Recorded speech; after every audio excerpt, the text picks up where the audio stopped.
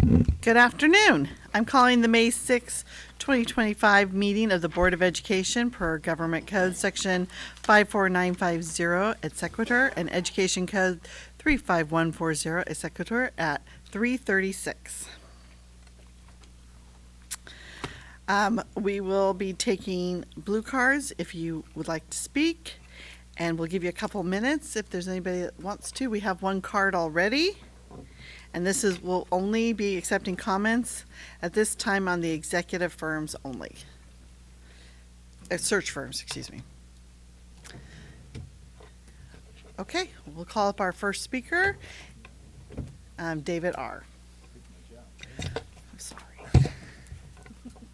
You'll have 3 minutes.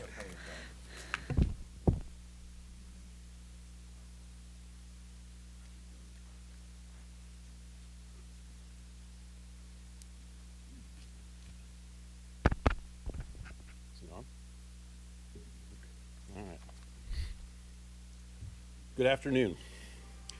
3 days is hardly enough time to form an opinion about which search firm on the agenda best suits our district's needs. Suffice it to say, I hope this body will use the lessons learned from the prior search to find someone to lead this district that the entire community can get behind. Proper vetting is critical. Ultimately, I don't know if the prior choice would have been different if the candidates were properly vetted, but I suspect it would not have been unanimous. A non-unanimous choice, like the ones our neighbors to the north just made, is a recipe for disaster. There is no reason why we can't find a candidate that the entire board can get behind if we focus on the true mission of our public school system. It will be difficult, given the current environment, but that should not deter this entire board from committing to make a unified decision. The last 4 years has seen our district get bogged down with culture war issues that fall outside the scope of our mission. We are never going to resolve these distracting issues to the satisfaction of our entire diverse community. Our attempts to do so will only lead to one side or the other abandoning hope. Let's find a leader who will bridge gaps, not broaden them. Let's find a leader who is willing to truly listen to all sides instead of seeking political allies. We are at a tipping point. Next year, there will be 2 independent charter schools operating our district, drawing scarce ADA resources from the public school system. We can't afford to endlessly fight these culture war issues. We need to get back to the basics that once made the PYL-USD a destination district. Our future is largely in your hands. Please take care to protect us all. Thank you for your time. Thank you. Okay, now we will commence with our interviews, and the first one up will be Ray and Associates, and Steve Chestnut. Yes.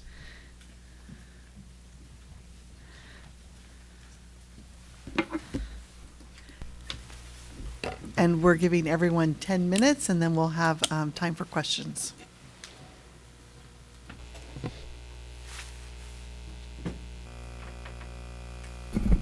Good afternoon, President Anderson, members of the board. It's a pleasure to be here with you this afternoon and talk about superintendent search for your school district. And I'd like to start by introducing the team that is not with me today, but I'm here. My name is Dr. Steve Chestnut. I am a full-time resident in Scottsdale, Arizona. I retired there in 2020 from Scottsdale Unified School District, where I served as an executive director and associate superintendent. Prior to that, I was superintendent for 6 years in Arizona in the suburbs, and prior to that I was a superintendent in Washington State for 21 years.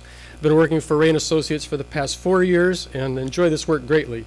Been able to do a number of searches on the West Coast, and looking forward to the possibility of working with your school district. I have a wonderful team that I work with, and the next person on the list there is Dr. James Hammond, who you may know. He is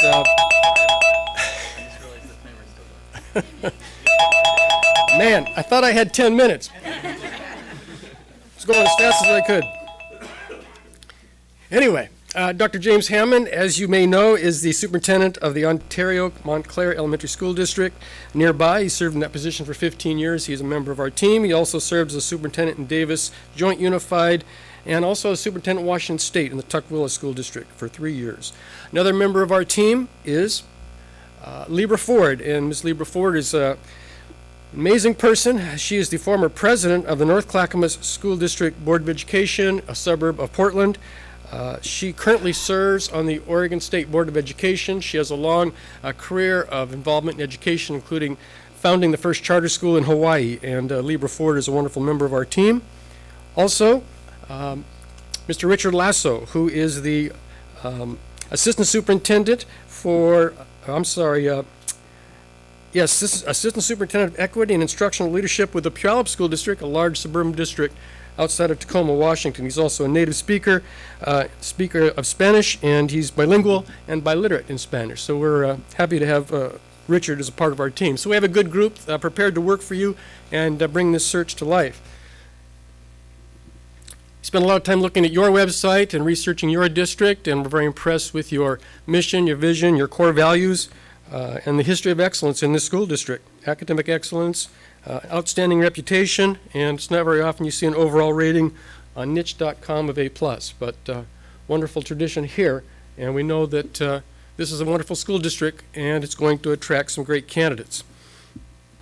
Our strengths, probably the main strength, and I'm not going to go through a lot of them there, but the main strength is we're committed to bring you the best candidates to meet the needs of your district and your community. We realize that school districts are a community enterprise, and that engagement with the community, involving them in this process, is crucial. Involving your staff, involving your parents, involving your students, getting them involved in this decision is important, and you want their feedback and you want their input as you make these decisions through the process, and I'll talk a little bit more about that. But we are committed to an inclusive process that ensures a diverse candidate pool. We are currently wrapping up the search for the North Shore School District, suburb of Seattle, and district very much like this one. High academic achievement school district, about the same size, and we have it's a wonderfully diverse community as well, and we had a very excellent diverse pool of candidates as we brought the first slate to the board. And we ended up with 32 completed applications, and about half of them historically marginalized candidates, racial ethnic minorities, women. We had a good diverse pool, and the board's very pleased. They still have a few steps to go before they get their final decision made, but we're making good progress there. That's just one example of the work that we're doing on a regular basis. Our process is pretty straightforward. We just have 5 stages, and if you have your RFQ response, it's on page 8, and there's a 1-page summary of the timeline there, which I think is very helpful to look at. But we have proposed a timeline of 4 months to get through these 5 stages, and I'll talk a little bit more about that. But that will include 5 meetings with the board, because obviously to keep the board involved in the process is very crucial. And those meetings can be in person, they can be virtual, they can be both, but there are important milestone meetings that we have along the way, and those are listed there. But really, we just go through 5 stages, and the first stage we call the board input stage, and that includes first establishing the official timeline. We've just put a suggested timeline in there of approximately 4 months. We can make it longer, we can make it shorter. We have to work around your fall breaks or your vacations, those kinds of things, and we would finalize that with you, of course. And then we will start the process to develop the profile of the ideal candidate. And we'll never find the perfect candidate, but we want to know what that perfect person might look like if we could find him or her. And so that is a part of our process, is to work on that profile, which I'll talk more about in a moment. We do board one-on-one interviews just for the sake of the consulting team, so we can know where you're coming from. It's confidential, it's only for our information, but that helps us get an understanding of what you are looking for in your next superintendent. And we also make sure that we nail down candidate compensation, what that's going to look like, so because we want to be able to advertise that when we first go out with the search. But all in all, it is your search, and we understand that. It's not our search. We're here to be your partners in this search, and we'll work with you to make it your search and make it work for you. Stage 2, we call that the district profile development. So there's really 2 main things that go into that. We recommend stakeholder meetings to involve your community in this important decision. And so you come up with the stakeholders you want us to meet with. We've met with as many as 25 different groups, some small, some large. We can do those virtually or in person. We can do town hall size meetings. We can do small focus group types. It's up to you and what you think your needs are. But we gather that information, that feedback on what the stakeholders in the community, in the school district, what staff, parents, students, business leaders, PTAs, what the broad spectrum of the community is looking for, and we summarize that information for you to look at to say, hey, this is what the stakeholders are looking for in the new superintendent. So that's part of the process. The other part is our 31 qualities assessment, which is a survey which would go on your website, and we ask people to participate in that survey. And then we keep that open for 2, 3, 4 weeks. It's listed in the timeline there. Once that survey is closed, then we present that information to the board, and it's disaggregated by group, so you can see what parents think, what teachers think, what classified staff think, what administrators think, students, parents, etc. And you get a good view of what the stakeholders are interested in as far as characteristics of the ideal candidate. We combine that information together, and the board makes the final decisions on the profile of the ideal candidate. And then, of course, we use that profile when we're recruiting, screening, and then you'll use it as you make your final selection. So that's a very important part of our process. Next up, stage 3 is the recruitment stage.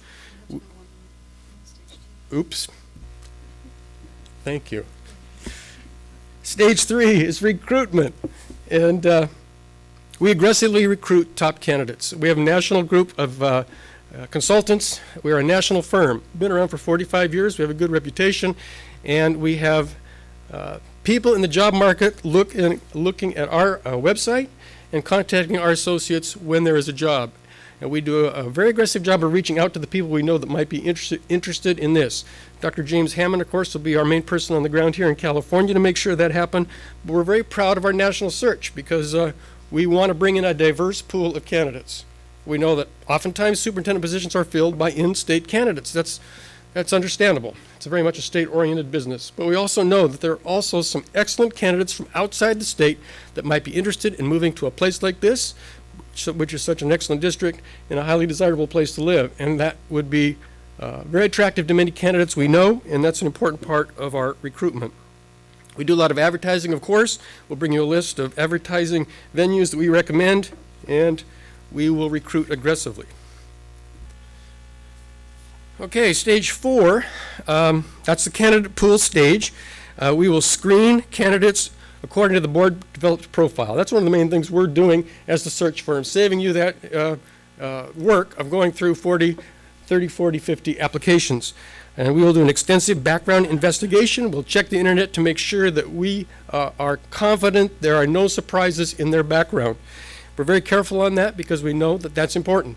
We have to make sure there's nothing hidden, nothing that we don't know about. An important part of that also is reference checks. We will get permission to contact people that are not on their reference list and go back as far as we have to make sure we understand the total profile of this candidate. So it's very important to us. We don't want any surprises to come up during this process, and we want you to be confident in the candidates we bring to you. And then for the selected finalists, we engage a professional organization to conduct a complete criminal, civil litigation, social security, sex offender, motor vehicle record check, verification of ed degrees, and that's part of our standard fee. So you get a deep dive into your finalists to double and triple check the things that we've been looking at. And then finally, stage 5, board selection of candidates. We recommend 2 rounds of interviews. We recommend generally that the first round be virtual, the second round be in person. But that is the process that we recommend, and you have to make the final decision on that. Before you choose your candidates for that first round of interviews, you will have seen all of their application materials. You'll see a comprehensive report on each candidate. You will see a one-way video that they have conducted, lasts about 10 minutes long, answering 3 or 4 questions, so you can get an idea of their personality and how they can answer those questions with, I think they get 2 or 3 takes. Once they start the process, they can't research the questions. It's really extemporaneous. That's very helpful. So you'll decide who to interview in that first round. Then you'll complete that first round of interviews, and then we will assist you in making the selection for final interviews. And then finally, of course, you'll select your new superintendent at the end of the process. Any questions?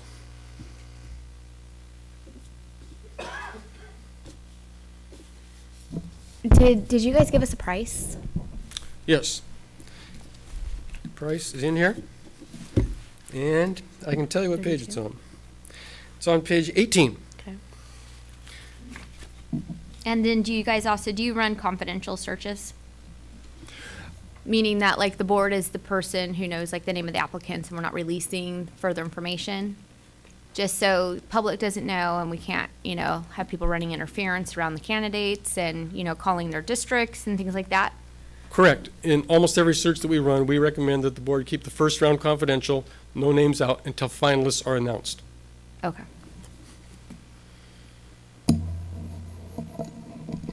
Finalists are announced at what point? After the first round of interviews, ideally the next day, because there's a lot of interest in who the Okay, so it's- finalists are. Yeah. Second round. The second round, I'm sorry. Yeah. Could you possibly not even announce the finalists until we just, If that is the board's direction, absolutely. I'm just reflecting on what our normal model is, yes. okay.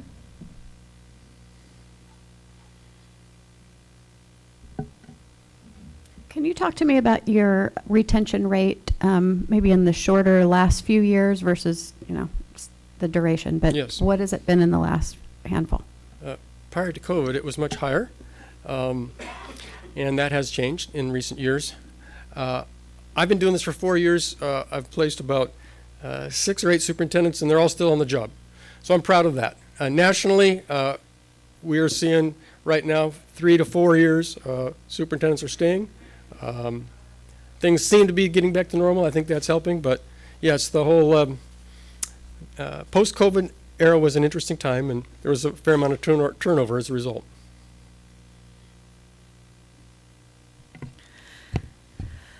I have a couple questions. The first one is regarding your timeline. In here, you state that we won't be beginning till August. Is there a way to move that up to start Yes, absolutely. immediately? We are able to start immediately, yes. That was just a suggested timeline, just to give you a rough idea of beginning to end.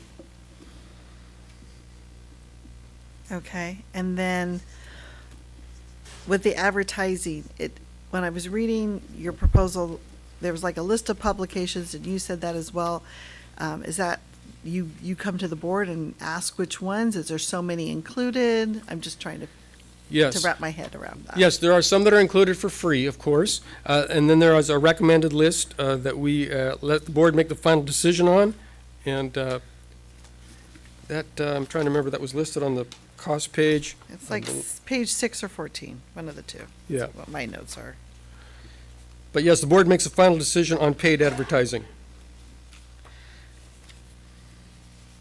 Which ones are included? Of course, our website is included, and we get a lot of That's hits shock. every month. Education Week, newspaper of record, Uh-huh. is included.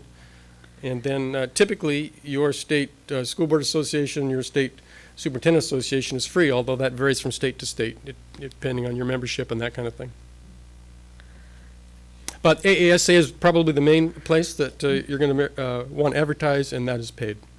Okay, is that a standalone article just for our district, or is that like a group advertisement? It would be, in AASA, Uh-huh. for example, it would be standalone, but there are a couple different options of packages that you can apply for AASA, some a little bit more. This was on the agenda, printed?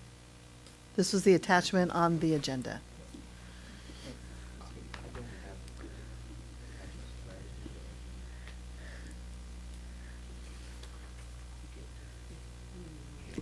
Just a quick question. What is the percentage of outside, like national placements outside the state have you placed? Or is that something that happens commonly, or? It varies. For example, North Shore School District, we're just in the first round, interviewing 6 people in the first round this week, in fact. Out of 32 applicants, about half were from out of state. The other half were not. So I don't know where we'll end up, but that gives you an example, I think, of the candidate pool. Does that answer the question? Yes, I'm just wondering how common it is to go state to state. Sure.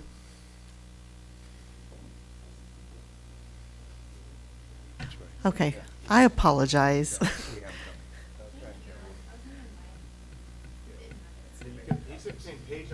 We have hard copies of the others and not this one, so. Oh, I'm sorry. And those are the presentations.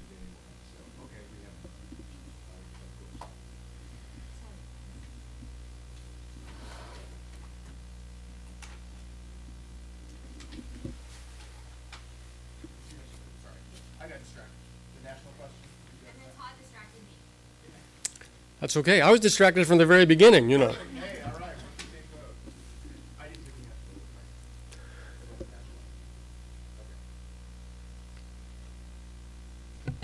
Okay, also, you talk about focus groups, and I think you said that in your presentation that you've met like with 23, is that correct? And we get to choose those groups and how many, or is there like a certain amount of days that it's capped or things like that? No, that's totally up to you. It can take 2, 3, 4 days to get through all those groups, and they can be large and small. It's up to you. You can structure however you want, and sometimes some are virtual, some are in person, but we'll just negotiate that and figure it out, and it's all part of our proposal. Okay, thank you. And as far as the surveys, I know you probably have a base questions that you ask. We're able to tailor it to what we need as well. We have a standard survey, but yes, we can make changes. Do you find that feedback from in-person versus virtual varies greatly? Well, I mean, I was- obviously, virtual are more efficient, so, Yes. but I'd like to know if there's more value in person, they're harder to get, longer time frame. Just curious. Right, in person is always better, but also if you're talking about evening time, you want to engage parents. I don't know your community really well. People are much more accustomed to going virtual than they used to be. I've seen hybrid situations work where you have some in the room and the ability to participate virtually. So there's a variety of ways you can do it, but generally speaking, I prefer doing the in-person stakeholder groups myself in person. Does that extend time, like as far as to get the search, to get past that phase? Well, we can generally come up with even though we've had as many as 25 groups, and that did include some virtual ones, and 3 or 4 of us working at the same time. But generally, we try to get it done in 2 to 3 days. You could even take a 4th day, but try and get it done the same week, get them all done, and yeah, it's doable.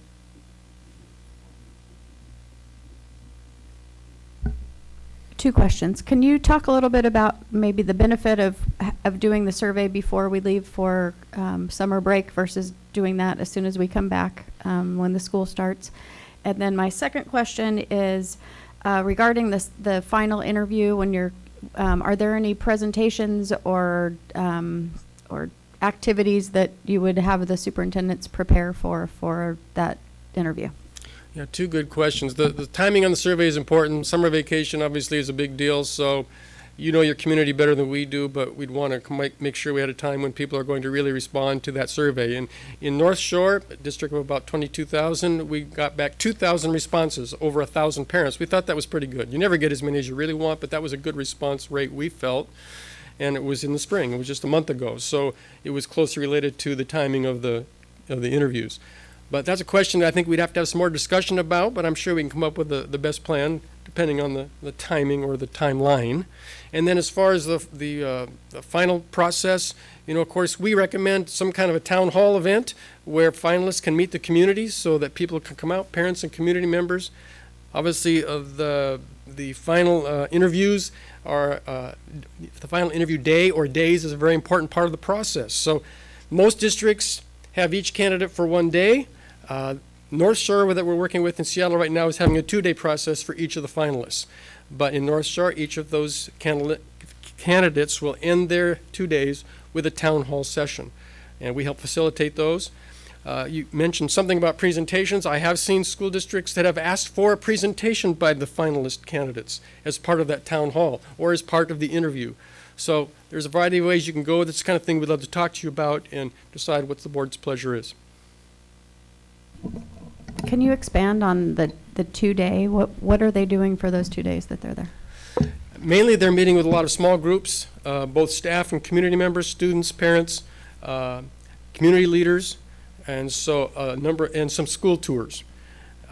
Board interview, of course, and then the town hall. So yeah, it's a it's a fairly ambitious schedule for 2 days, but they want to make sure they know the candidates, and they invite the spouses to come and make sure that they're aware of what they may be getting themselves into, and they're very excited about that 2-day process. It's the first 2-day process I've worked with, but I think it has good chance of success. Typically, it's one day for a candidate.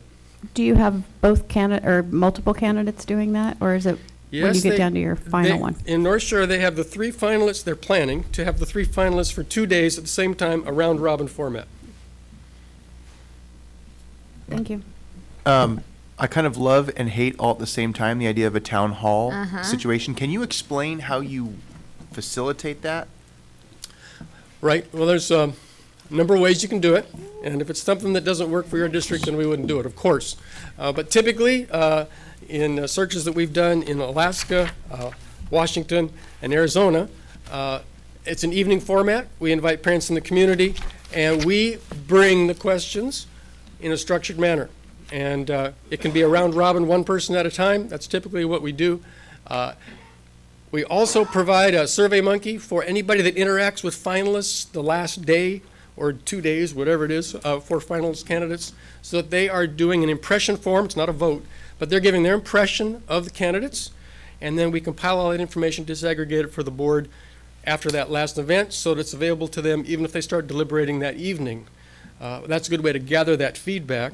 But anyway, back to the town hall format, yes, we just ask the questions so that they're the same questions for all 3 or 4 finalists, and then we report that information back to the board, who's typically not in the audience. Okay. Oh, the board does not attend. In the states we've been working, they haven't been, no, but you could structure it so that they could, I'm sure, if you had convened a meeting. I've seen that Yeah. happen. So the questions are canned questions. It's not a town hall in the sense that the audience is interacting with them. It's more of they're there as an audience to hear the responses. That's the typical model, Okay. although in North Shore, what they are doing right now is they have a survey out to the community right now submitting questions, That's great. and then they're getting those ahead of time and pre-screening them, but the questions are coming from community members. That's interesting. Variety of ways to do it.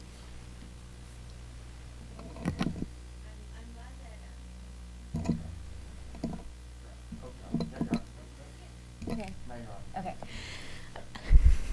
I'm glad that Carrie asked that question about the presentations, because the last search that we had, I did like the fact that the finalists, we had 4 finalists, and they all came in and they presented a 20-minute presentation about, the pros and the cons, the improvements or the needs to improve, all of that thing, which it really made the candidates study the district. You couldn't just come in with your answers, simple answers. You really had to study it. So it kind of really showed that they did want the job and they had invested some time in that. So I was glad that could be an option, because it was kind of a cool way to, to kind of start the interview off. And then, it was easy for us to be able to ask questions based off of the presentation. Sure.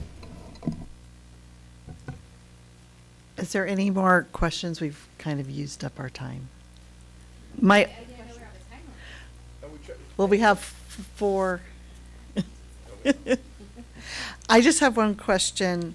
Talk to me about the transition phase. Once one is hired, do you continue to support the superintendent and the board? What does that look like? Right, we do a survey of board members and then share those results with the board immediately after hiring, and I believe several months later, how that works. We're also connected with our parent company called the Center for Effective School Operations, and there's a page in the RFQ response that talks about the different services that we provide as far as mentoring or strategic planning or board training and that kind of thing. So we have a suite of packages, a suite of services that we can provide, but they're not included in the base fee. Okay, thank you. One more thing, and this is, I think it should be quick. Realistically, if you look at the process and you say we're starting the interviews today, when do you anticipate would be the earliest and the latest that we could expect to be finished and hired with a new superintendent? I would say 4 months is a good estimate. We've done them faster. 4 months is a nice pace. It's not too fast, because you don't want to be rushed in this process. So you start the clock, and we start interviewing today, it'd be 4 months from today. That'd be my recommendation.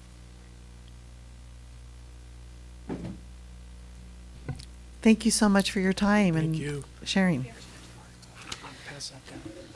Thank you very much.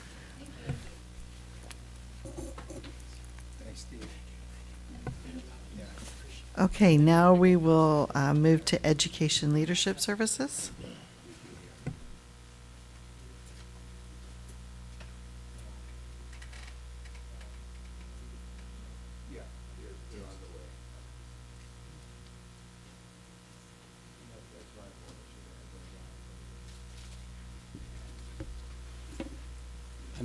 I know we changed the order, so.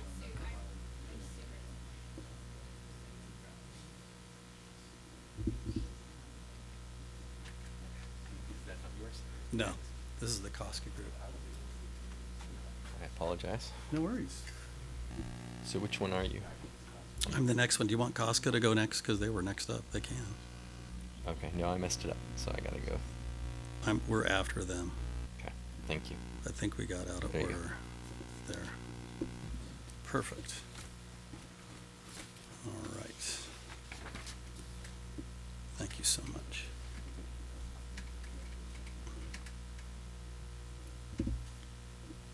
You're all set?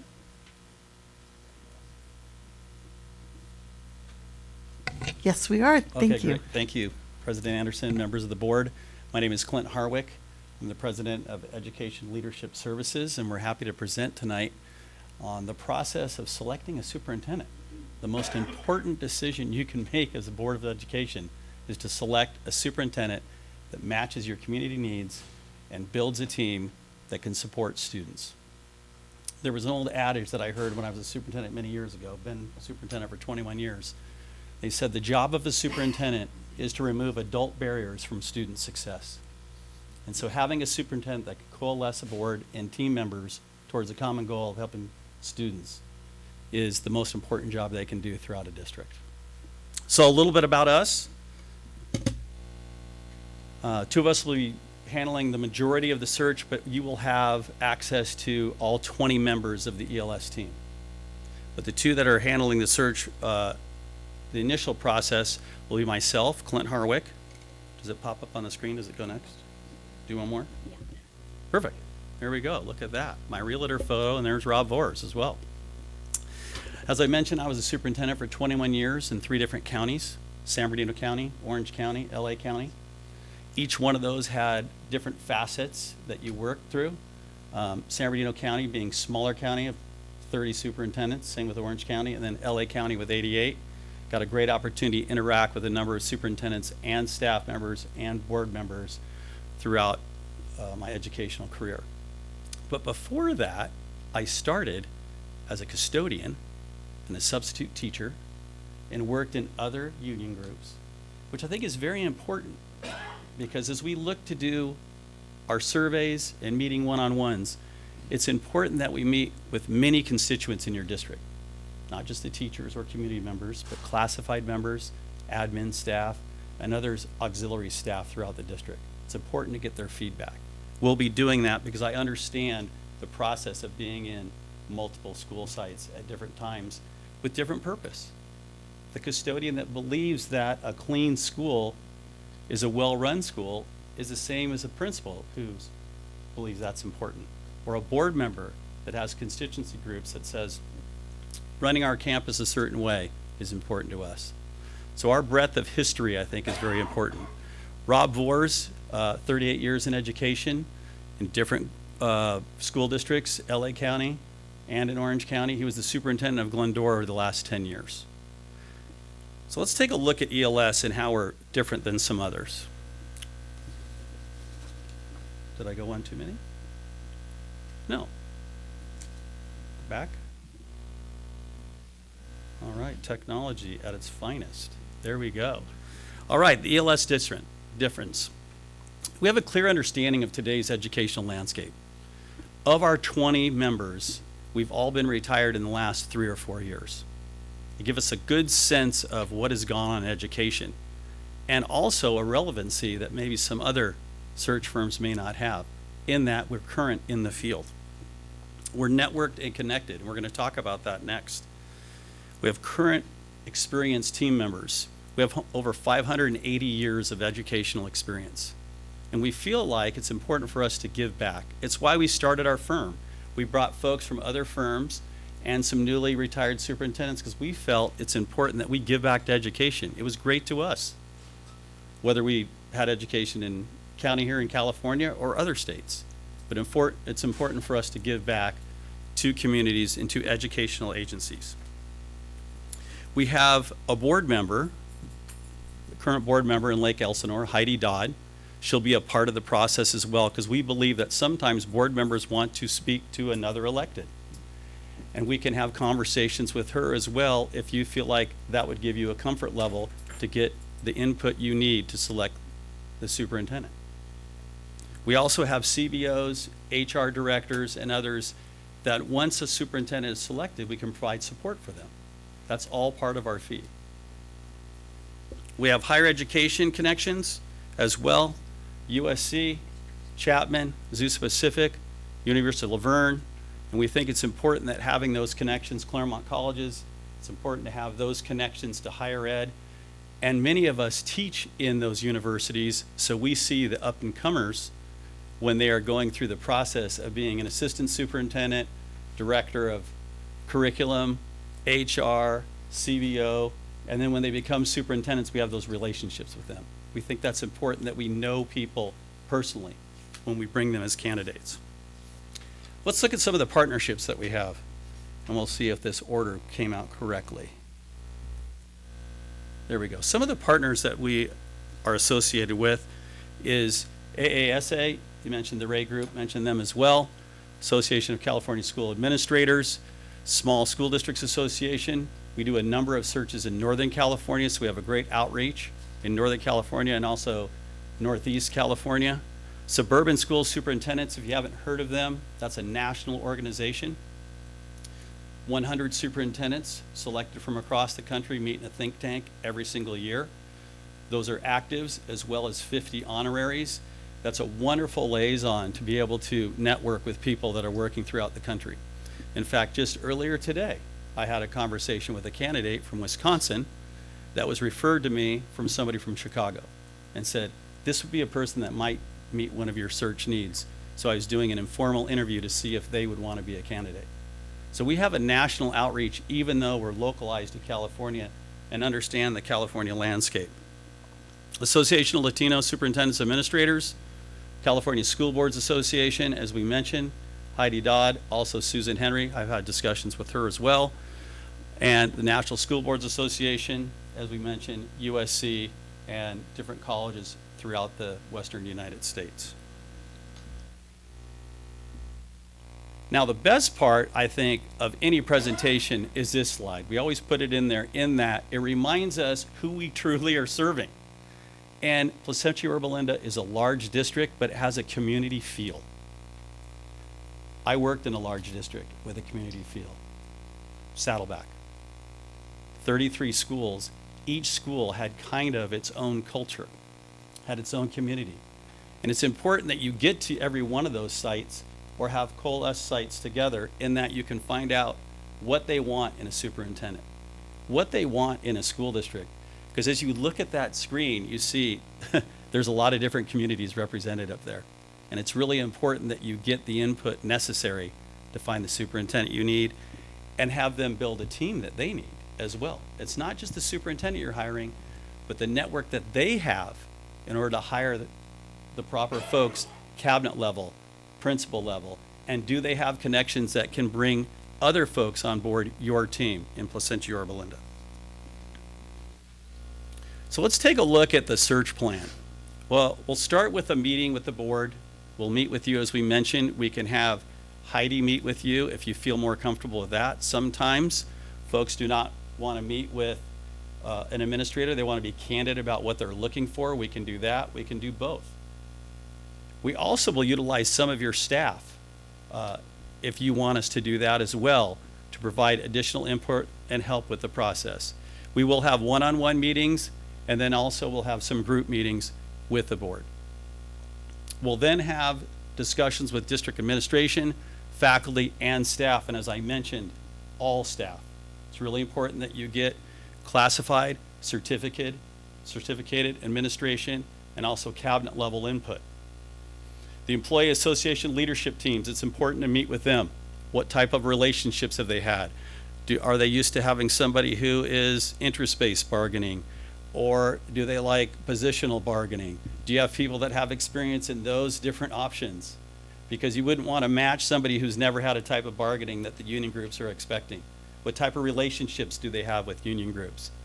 I think it's important that they give the input on some of the folks that they've worked with in the past. Why did it work? Why didn't it? That goes into the characteristic sheet. Students. If we don't get a student voice, we've missed the entire part of this process that's the most important. Students are candid. They know what they want. They know what they want in a leader, and they know if a leader cares about them. And that's the most important thing. We're going to try to find a professional person for you that also has compassion for students. Without compassion for students, then it's just a job. But we want somebody that being a superintendent is a mission because they care about kids. We'll meet with parents, community members, and other agencies, and that's where we need to do those in person. And we'll talk about a timeline, and we threw a timeline in here. We'll talk about it shortly, but it's important that we meet with as many groups as possible, and we'll keep meeting with them until you feel like we've exhausted that opportunity. And that might mean we stretch the timeline. And then we will develop a superintendent characteristics pamphlet for you. You'll look at that and then we'll decide, is there any tweaks or anything we need? And then we'll move on from there. Once we have that document in place for the characteristics that we're looking for, then we will begin the advertising. There are many firms that start the process early. They get it in EdCal or EdJoin, but how do you know what you're looking for? Let's make sure that we know what we're looking for before we advertise, before we go recruiting. As we mentioned, we have an extensive network throughout the state. Our 20 members go from Wairika to San Diego. They know folks up and down the state of California, and as we saw in the agencies that we belong to, they have networks there as well.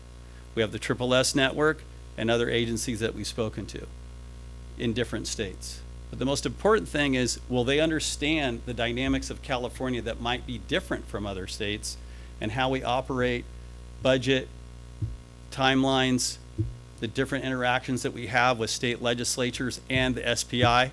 So we want somebody who understands all those pieces. You might get somebody who was in California at some point, went out of state and wants to come back. And then you also have out-of-state folks that they only want to be in certain areas of California. The beauty of this search is people are going to want to live in Placentia-Yorba, Linda, and the surrounding area. So it's a destination district. They'll want to come here to do that. So we'll be recruiting multiple candidates at different times with our 20 folks. Like I mentioned, Rob and I will be handling the surveys, the input, and others, but our entire firm recruits for the jobs that we post. And we think that's really important. We will bring you highly qualified candidates, and the board will see every application. There are some firms that screen folks out. We don't think that's how you should do it. We believe that you should see every single candidate that applies, even if they're not qualified. You should be able to see that and know that's somebody who applied for your district. We'll then put them in tiers for you, and then we'll have a discussion about how many you want to interview and when. That's part of the interview process. We'll sit down with you and have an interview workshop and discuss how many candidates you'd like, how many steps you would like in that process, and then we will host the interviews. We'll then debrief and decide, and slightly different than the other firm that spoke tonight, we will have a final candidate that you will go and visit their district. And that's where you get to meet folks in their district in small cohort groups and see if they are who they said they were. If you do more than one candidate in a visit, what you've done is told candidates that they will be exposed for applying, and you won't get as many candidates to apply. In California, it's very interesting. People don't want to be at risk of saying, I applied as a superintendent for that job. If you're an assistant superintendent, that's fine. People understand that you're applying to get a job. that's maybe better than the one you currently have. But when superintendents are applying for other superintendencies, you will lose folks in the pool if you say, you will be a finalist and we will check out your district and then we'll decide after that. Because essentially what you've done is put that candidate in no man's land. Because if you think about it, if a superintendent were to apply for a job and they were your superintendent, you'd feel like, why are you trying to leave us? It's a great district, even though there's circumstances that create that to happen from time to time. So our process would be slightly different. Also, we support and mentor the superintendent the first year. It's part of our fee. We think it's very important that they're successful in their first year. Not just superintendent mentorship, but if you need mentorship in CBO, HR, MOT, we have folks that we will bring in because we believe that the superintendent and their team is an important team to be successful in that first year. And how they become successful in that first year is a 100-day plan. They'll start their processes here in Placentia-Yorba, Linda, first 100 days, meeting constituent groups that you feel is important that they meet. That might be key students, principals, community members, folks in other agencies in the community, Rotary, Kiwanis, service firms, whatever you feel is important, and then they will branch out from there. As they talk to those folks, they'll say, who else should I talk to that knows about the district? That visibility is very important. They also need to visit all the school sites. It's difficult to do. I used to do it in Saddleback. 33 schools, you visit them twice, that's 66 days. However, it's very important that staffs get to see a person on their campus, seeing what their campus is about, what their community is about, what the layout of the school is, what area it's from, what neighborhood it covers. It's very important that in the first 100 days, our folks are highly visible. So let's look at a proposed timeline. This was very aggressive because we were not sure if you wanted to have somebody seated by July 1st.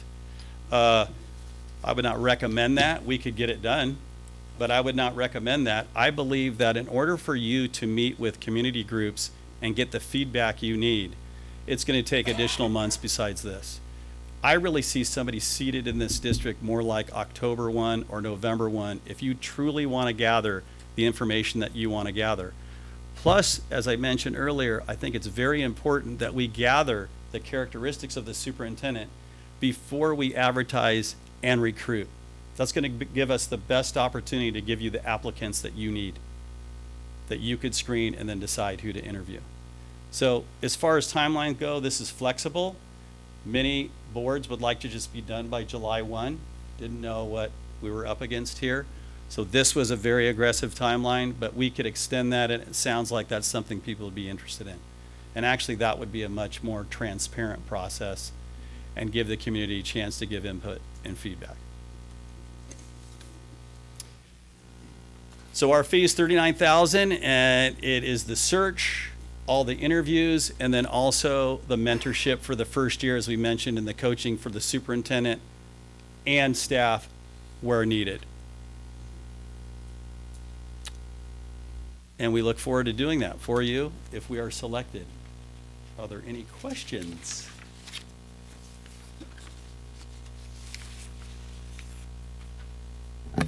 I'm glad you addressed the timeline because that is like lightning. I almost totally turned me off, honestly. Oh, So I'm okay. glad you addressed it. Thank you. Sure, sure. The summer's like the worst time to try and get parents involved. And I think that's the biggest concern, obviously, is that we're going into summer. So I'm glad you addressed it. Thank you. I mean, we would start right away, and then we'd see how far we get. And then also, there might be some groups in the summer that are around, booster clubs and others, that it's a really nice time for them. They might not be as engaged in their activity and or work, and so you might be able to get some folks that way, roll that into the fall, and then follow through there. That's why I'm thinking really October 1, November 1 is probably a better timeline to get the type of candidates that you want to be put in front of you so you could interview them and put them in place. That feels much better.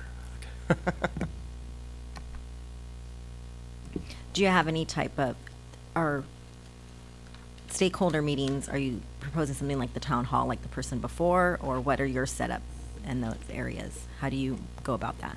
Typically, we like to go to school sites where people are comfortable, and then you would meet there, both teaching staff teams, but also community teams. So you might say, an elementary school, you'd go there, or maybe some that are near one another, and you could speak to the staff, open it up to them throughout the day, and then after school, have any community members that are in the area as people are dropping off their students or others in times that they can connect with you. Like I mentioned, we'll have more than just the two of us doing those input gatherings, because we think it's important. The more we do, the better it is for getting the characteristics. But as much as we can do it on sites or near sites, the better. People are comfortable when they're home, just like all of us. We wish we could interview in our own homes, right? Then we'd be comfortable and see who we really are. We want to try to do that so we can find out what they think. And quite frankly, if they're surrounded by people that they know as well, that also helps the engagement level too. They're not in a big room with people they don't know and they might be afraid to speak up. So I was happy to hear that you do keep it confidential till the end, because I think you had my concern, as we had in the past, about if you have a sitting superintendent and then they're going to go and it gets put out there that if they don't get the job, not only can it affect their current school district. My concern too do you have some of your staff working as interim or acting superintendents, presently? Currently, no. Okay, because I did have a concern. There was a Doug Kimberly on there who was trying to be the he was actually sitting in the boardroom when the whole thing came down, and he was telling people it's going to be the acting. Well, I So- appreciate you bringing that up. Before we even submitted this proposal, we understood that was a level of concern with this group, and he actually volunteered and said, I'm going to recuse myself from the entire process. One, he was in this city for a number of years, so he has his own thoughts of how the city goes, as any of us would be if we were in our own city. And I grew up in Glendora, for instance. Right. Spent my entire year there. My teachers were parents there. I would have my own ideas of what the superintendent would be. However, that's not the job of this firm. The job of this firm is to gather the input of your community members and what you want in a person. And so we already had the discussion that he won't be involved in the process at all. I mean, he'll be involved in other processes. He's been in interim other places and done very well. It's just this is too close to home for him, and so he won't be involved. Can you talk about your firm's experience with what is their retention rate, and when you get to that final interview stage, what type of presentation or activity do you have the superintendent do for the board? Well, typically, first of all, we've done about 12 searches with our current configuration of our company. However, we've had folks that have done searches for other companies, some even presenting. So they've had access to doing searches as well, but currently all our searches, the superintendents are in place and happy to be there. So it's 100%, but 100% of a dozen is not like, 100% of 90. But then again, I'm not 90, so haven't done as many. Regarding any kind of presentation, any direction you give the superintendents, We would the tailor- applicants? We would tailor that with the board. We have done different exercises. One of the exercises that we've done is we've given them a crisis question. So the board's already kind of decided, hey, we're going to have these finalists, and they'd say, this is the crisis. I want you to write a newsletter to the community and also to your staff of how you're going to manage this current crisis. Now, that was interesting in that we'd have to make those up, but we all have had crisis here recently with COVID and other things. So folks are getting a little better at that than maybe they had in the past. That's one opportunity where you could see somebody in real time. You give them a timeline for that. We find that to be something, can somebody handle the pressure and work under the pressure and write something? Because you want somebody who's a good communicator as far as in writing and also verbally. And in both settings, you might say, give us what you would put to the community, and if you were going to stand up in front of a room of people and tell us how we're going to address this, how would you do that? We like it being more spontaneous because you really see how people manage themselves on their feet, because that's what a superintendent is. Every single day you wake up and you're going to get emails or opportunities for growth. I call those OFGs. That's how I got a lot of gray hair. And as you manage those OFGs, you get better at them, of thinking on your feet and also understanding who you're representing at the time. Every time you're in front of a group, it might be a different audience. You might be representing the students at that time, or the budget at that time, or the curriculum at that time. And understanding how you navigate that, we could come up with a process that would let you see that person in real time. But if you would like a presentation on a certain topic, like something that you're doing in the district or an initiative that you want to work on, we could give that to them ahead of time and they could do that as well.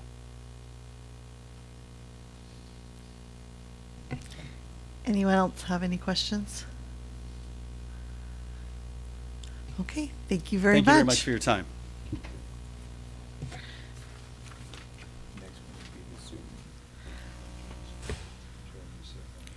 Okay. Ben, this is a quick mic check. Can you hear me?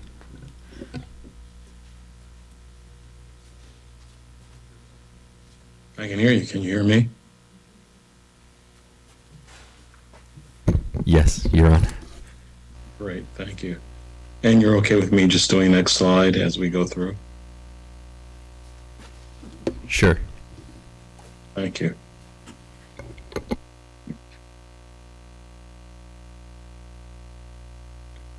Good evening, board. My name is Ben Johnson with McPherson and Jacobson. Can you hear me okay? Yes, sir. Yes, we Yes. can. And my apologies for not being there in person. I don't live too far from the district. I actually live in Riverside. Even though our firm is a national firm based in Omaha, I'm, like you, a long-term school board member. I was a board member in a K-12 district in Riverside for 21 years and thought I was done. And then one of our former county board members was a board member of the county in Riverside and asked me to run in his place. So I've been on that board for 2 years. And like some firms now, we have board members and superintendents on our firm, and we'll be working the search because it just provides you a different lens. This would be the only session, unless otherwise requested, that would be virtual. I'm actually just up in Northern California, and again, could not get down back for the meeting. Can we go to the next slide, please? Well, you know who you are, so thank you for your service. And as we go through this process, we'll keep your motto, right? It's putting kids first. And so very similar to our motto as an organization and being a nationwide search firm, but the consultants that would be working your firm are California consultants. But the unique thing about what we can offer you is not only the California perspective, but also a nationwide perspective. And yes, California is different, but as you develop your criteria and the things that you're looking for, you can find great leaders that have and meet that criteria across the country. And so I always suggest to boards, and as we go through this, to keep your funnel open like this as you're bringing candidates in. Have an open mind about not where they are located, but what are the outcomes you want to achieve from your next leader, and building a criteria based on those outcomes you want to have happen. And there's a ton of great things that are happening in your district, but what do you want to leverage from that next leader to carry it to the next level? Next slide, please. So, like you, we believe every student is not only deserves, but we have to be intentional to make sure that every student's needs as much as possible are met, and that high quality education is important. And so leadership matters, and it's not the board and the superintendent, it's the governance team and how that governance team works together to deliver a great quality education. Because if the board is doing their role, right, and setting vision and using policy to leverage those outcomes, and they're giving the superintendent the autonomy to implement that vision, great things happen in the classrooms, and you have a great responsibility, as you know, and everyone says this is the most important thing that you do as a board, but it truly is, and it makes a difference. And if those things aren't done, our students are the ones that suffer. Next slide, please. So I mentioned we're a nationwide search firm. We have over 120 consultants across the country. I think it's important, and as we go through, we'll talk with this, and I don't want to spend a lot of time on slides. I really want to get to your questions, but we don't have a cadre of candidates that we move from one district to another. We are very focused on the front end and making sure that the criteria is a match. There are a lot of people that are qualified to be superintendent, but there are very few that align to what you're looking for in your next leader. And making sure that alignment also helps with sustainability. It ensures at a higher level that there's going to be good collaboration with the governance team. If those things don't happen, you'll be sitting here 2 or 3 years from now doing the same process over again, and no one wants that. And again, it hurts students, right? Because it takes years to have that long-term impact that you want to have, and you want to have those kind of outcomes. We'll go to the next slide, please. So this is our search team. And yes, I always do wear a bow tie. But that's our team, and both Dr. Vitale and Aida are both superintendents, very successful superintendents with California experience, and I gave you my background as well. Next slide, please.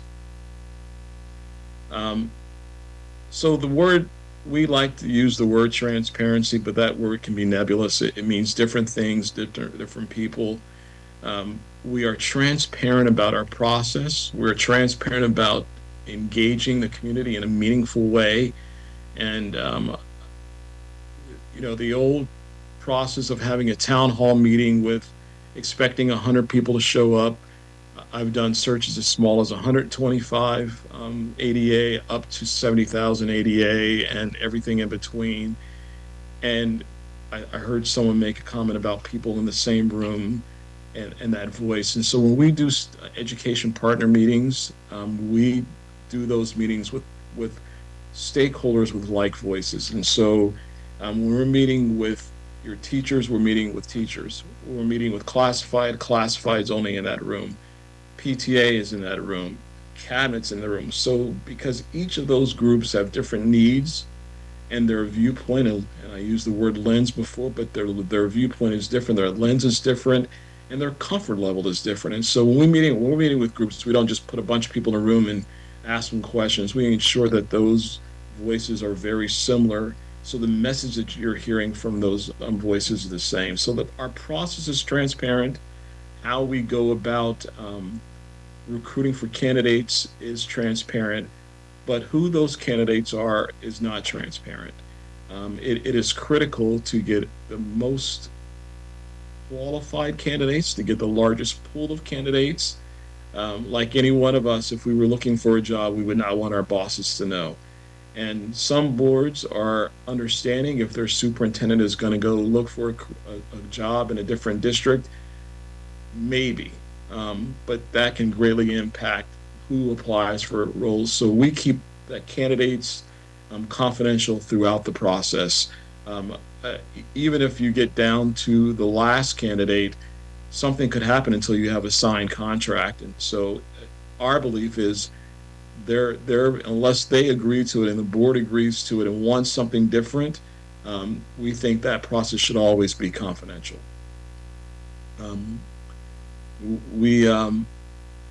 We advertise like everybody else does. That doesn't get you anything, right? You could put an ad in the newspaper on EdJoint or EdCal. Once you determine your criteria with our database and all online sources and on your website, but we start making phone calls to people that we know and candidates that we know that may meet your criteria. And I will say this is important, but we don't just go to people that we placed somewhere else 2 or 3 years ago and try to get them to move your district, because we won't do that to you, and it's not fair to the district that we placed someone previously. Next slide, please. Let's skip over this. I want to really get into kind of what our process looks like so you have an understanding, because I know there's a critical point of timeline, but we'll stay here for a second. As mentioned, we've placed over 1,000 superintendents in 45 states. Sustainability, as we talked about, is important, and our organizations, sustainability of candidates, of those that are still in place after 5 years, is 80%. I will boast for a moment, mine is 98%. And I think that's important because I will be leading the search with our team. 60% are still in place at 10 years, and 40% are at 15 years. And to kind of talk about how is that relevant, I've done over 23 searches, and all of those in California. And most actually are closer to the size of your district. As I said, I've done smaller and larger, but most are between 15 and 25,000 students. Next slide, please. We don't hire anyone. That is the board's job. We think that how we go about it and our connections with every single organization, whether it's Access, CSBA. I've been a delegate with CSBA and served on a variety of committees. So we have a broad network, not only myself, but my colleagues, and all of them are members of the major associations as well, and so is our team. And so even though the three of us would be working, for lack of better words, on your search, our entire network would help supporting that effort, as we do with each other, to ensure that our searches are as successful as possible. And the other piece is when we do reference checks, and we start doing those when we identify candidates before you even see anyone, is that we don't just check references of people that they tell us to check, right? We check those references, but we go 3 deep to ensure that there's no surprises for the board. And so once someone becomes someone that the board is going to interview, they're not technically a finalist, but they are getting moved to a deeper place in the process. We've already done reference checks and reference checks on those candidates, because the last thing you want to do is go through a process and then find out something that anybody could Google or search on the internet, and you're finding out after you have that person already go through the interview process. Next slide, please. So I know your initial timeline is short. I would suggest being aggressive, but not so aggressive that you cheat yourself. There's nothing worse than a bad hire. And rushing a process to hit July, I don't think anybody would recommend that. I think it would be important to say what is the best period, and if you want stakeholder input, the summer is going to be challenging. But if we were to get your search, I would say, okay, we're going to do if the board's available Saturday, let's do a criteria meeting Saturday. If we can complete that process and put a timeline in place and be aggressive with that initial timeline, if we don't get the quality of pool of candidates that you want, let's say you want the person to start, I'm just throwing dates out there, early September, you can always extend it. But giving enough time just in practice between that 8 to 12 week timeline, so you can get enough candidates. And then, as I mentioned, I think we could still be aggressive with putting together stakeholder meetings with a week or 2 notice. Next slide, please. So I'll keep this up here, just the high level, kind of what our process is about. And in phase 1, most of that timeline is really kind of helping identify the criteria. What do you want in your next leader? But once you would determine that, we begin recruiting right away. And yes, we do post the position immediately because there's a calendar in place. And so even if candidates themselves may not be unsure if they meet what you're looking for in criteria, at least gets those that at some point would, to start locking down dates, especially the dates for interviews with the board. The other piece that I think we talked about doing reference checks and all. So we would do an open kind of, here's all the candidates apply. So when we meet with the board, we have, let's say you get 30 people that apply for the position. We show the board everyone that's applied for that position and why we think this second group that we would talk to, which we call our short list, is who the board should interview. In our opinion, it's not our job to rank candidates because that gives you an opinion of those candidates. We want the board to make that decision. So here's the criteria, right? Here's the large group of people that apply. If you say, for example, you believe that someone should have cabinet level experience, that person doesn't meet your qualifications. So screening that candidate so the board can focus their time, their energy, and effort on those that meet their criteria is part of what we believe our role is. But we will still show you everyone that's applied for the job, why we did or did not bring that person forward. So someone could meet that criteria, for example, and be a superintendent in title, but maybe as a superintendent in a district of only 200 students and has done that job for a year. Yeah, technically they meet your criteria, but if there's other candidates that have more experience, we would say to you, probably better off seeing someone that's been in a district of maybe 10,000 students that's done that job for 4 years, better aligns to not only your qualifications, but your criteria. We bring that short list to the board. The board has a discussion about who they want to interview. We set up a day or two, depending on the number of candidates that the board wants to interview.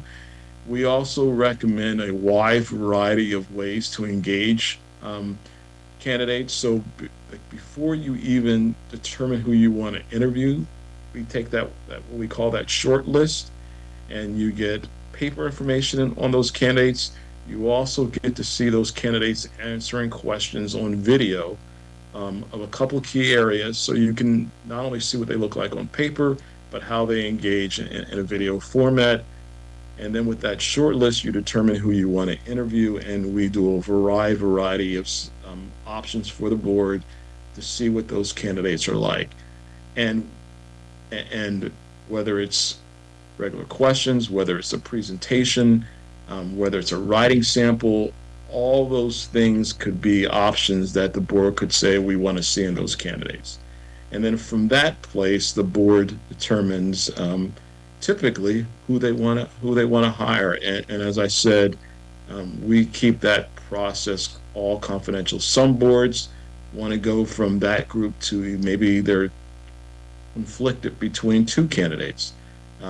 We would go to that next level.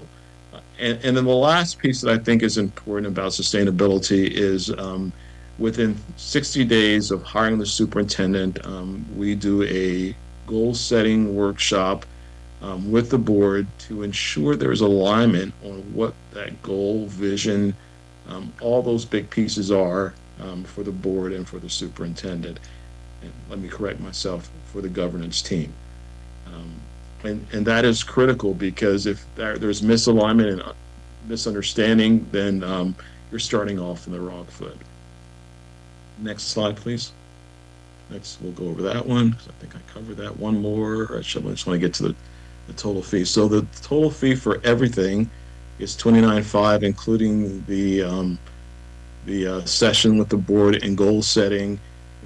Like everybody else, we have other things that we can do as far as mentoring and support, but those are additional. But all of those things I mentioned are included in the price.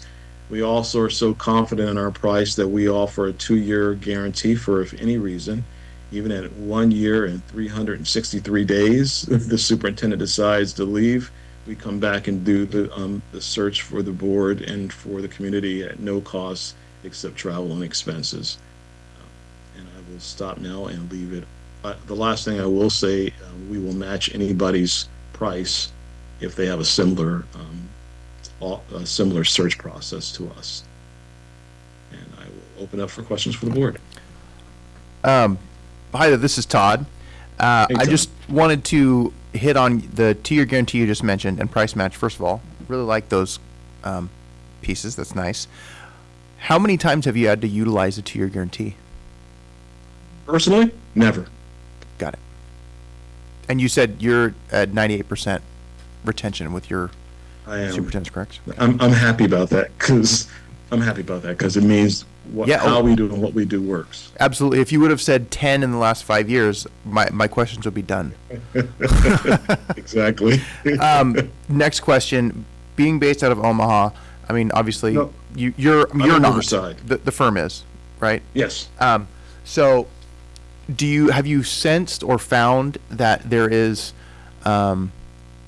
a lot of apprehension about people coming into the state in general in these kind of searches, or is that something that typically it's mostly California superintendent, or what's been your experience with out of state? That's a great question. And I think there are people that have left California that want to come back, but California is very attractive to candidates. I will say in the last 5 searches, we've had exceptional candidates from out of state that have had long-term success in other districts, and there's equal interest. But part of that too is most boards are comfortable with, for whatever reason, right, suit candidates that have had experience in California. Did I answer your question? Yes, no, that was great. Do you have any, I mean, I don't know how many times you've placed someone in California from out of state. How often if you've done that, how often have they not had California experience versus having California experience prior? The ones that I'm thinking of, 2 have not were placed and did not have California experience. But the majority of candidates that I've placed have been California superintendents, if that makes sense. Got it. Would you be able to say what areas of California those 2 out-of-staters have come into? Northern California. Okay.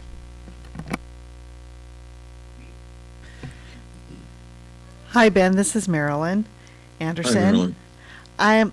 I have a question. On page 23 of the proposal, it talks about to promote the school district and community to the candidates, and to form an impression with each candidate, which will share with the board. The board will identify chair people for each of the educational groups.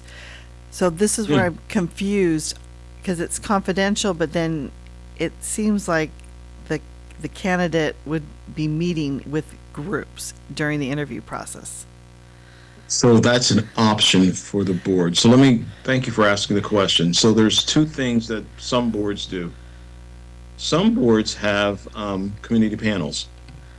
So for example, the last search I did, the board said they wanted to have a community panel made up of representation of, and I'll tell you exactly what the makeup was. Each board member selected a person. They had representation from their bargaining units, and then they picked 2 people that were well thought of in the community. So they had this panel that was an advisory panel to us.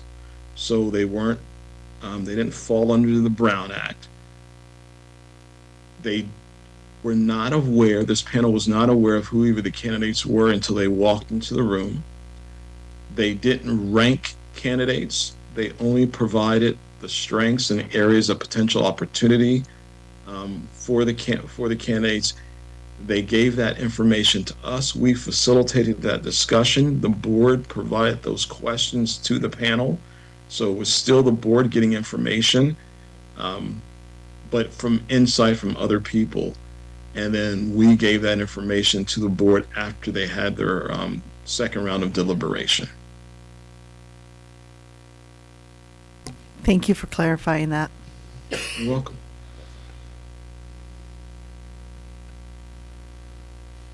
Are there any other questions? Okay, thank you, Ben. Travel safe home. Thank you so much. Yes, Have a thank you, wonderful sir. Thank you. process. Dr. Racino, nice seeing you, sir. Thank you.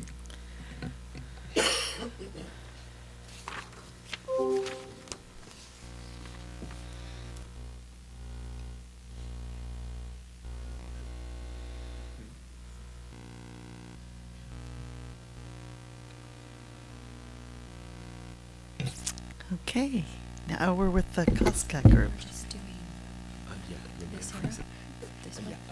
This is forward. Okay. Those 2 are forward, those 2 are backwards. Thank you. Okay, thank you so much. We good? All right, fantastic. Good evening, President Anderson, Board of Trustees, Dr. Musarino, and Cabinet. It's great to be here tonight to present to you our proposal from the Koska Group for what will be the biggest decision you'll make, is the hiring of your next superintendent. My name is Debbie French, and this is my partner Kirk, and we'll begin with the first slide, which is the Koska Group represents trust, commitment, and guidance. First of all, from trust, that is that our searches that we conduct are 100% confidential. I know we've heard a lot about that this evening, so I can certainly elaborate on that if there are any additional questions.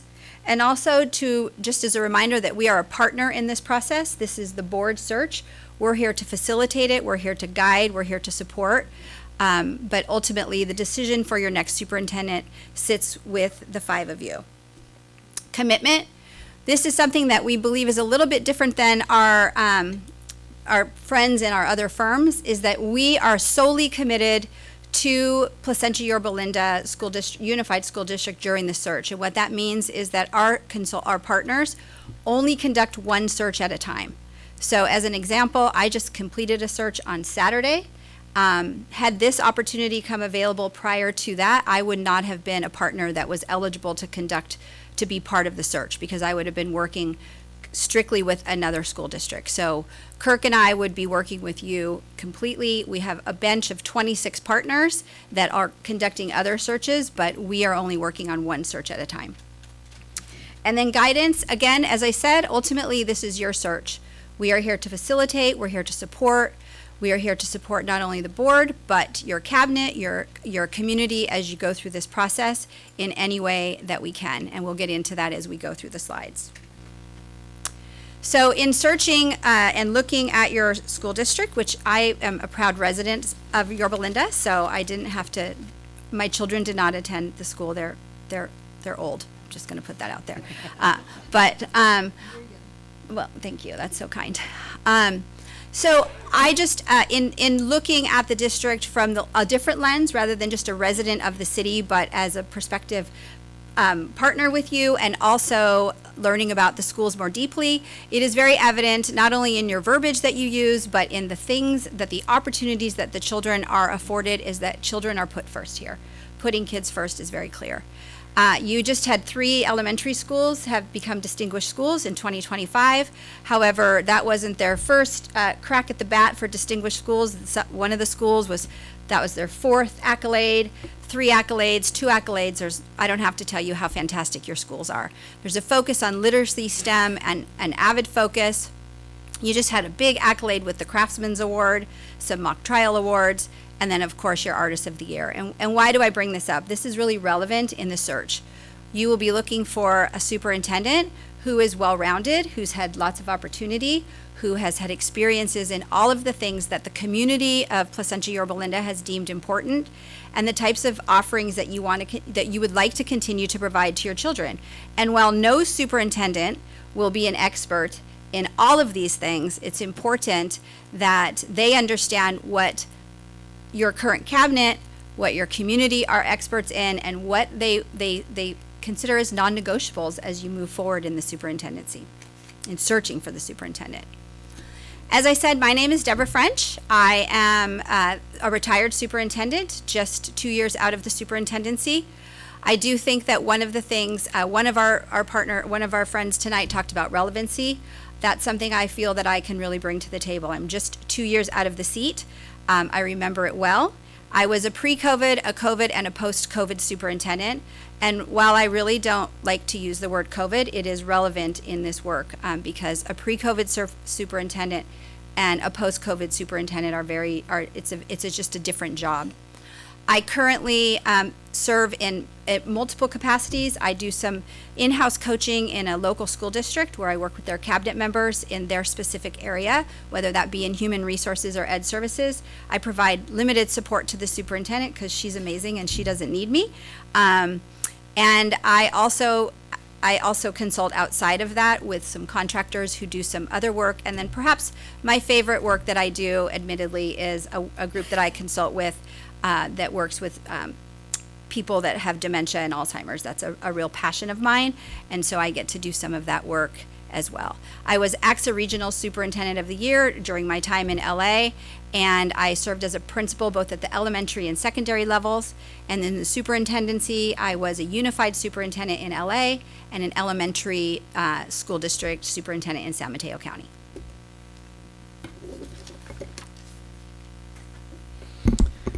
Good evening. And you have all my information in front of you. You've seen things that I've done throughout my career. What I wanted to tell you is I just retired in June. My entire career was spent in Newport Mesa Unified School District, which is similar in size to Placentia-Yorba, has the same number of schools and very similar demographics. Also, I had 2 nieces who graduated from Valencia High School, so I'm well acquainted with the quality of your schools and the products that you put out, and feel very comfortable with your district.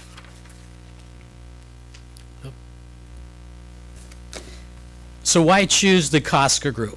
So I want you to focus on that number. Oh, did I go on? 95%. That's the percentage of Costco Group superintendents who've served 5 or more years in their position. We believe and we're very proud of that number. And so why? Why that high number? Well, we're selective in the districts that we pursue. We don't go after all districts. We choose stable districts and stable boards to work with. When you have a stable district and a stable board, then it's all about the right fit, finding the right candidate for that district. So, how do we find that right candidate?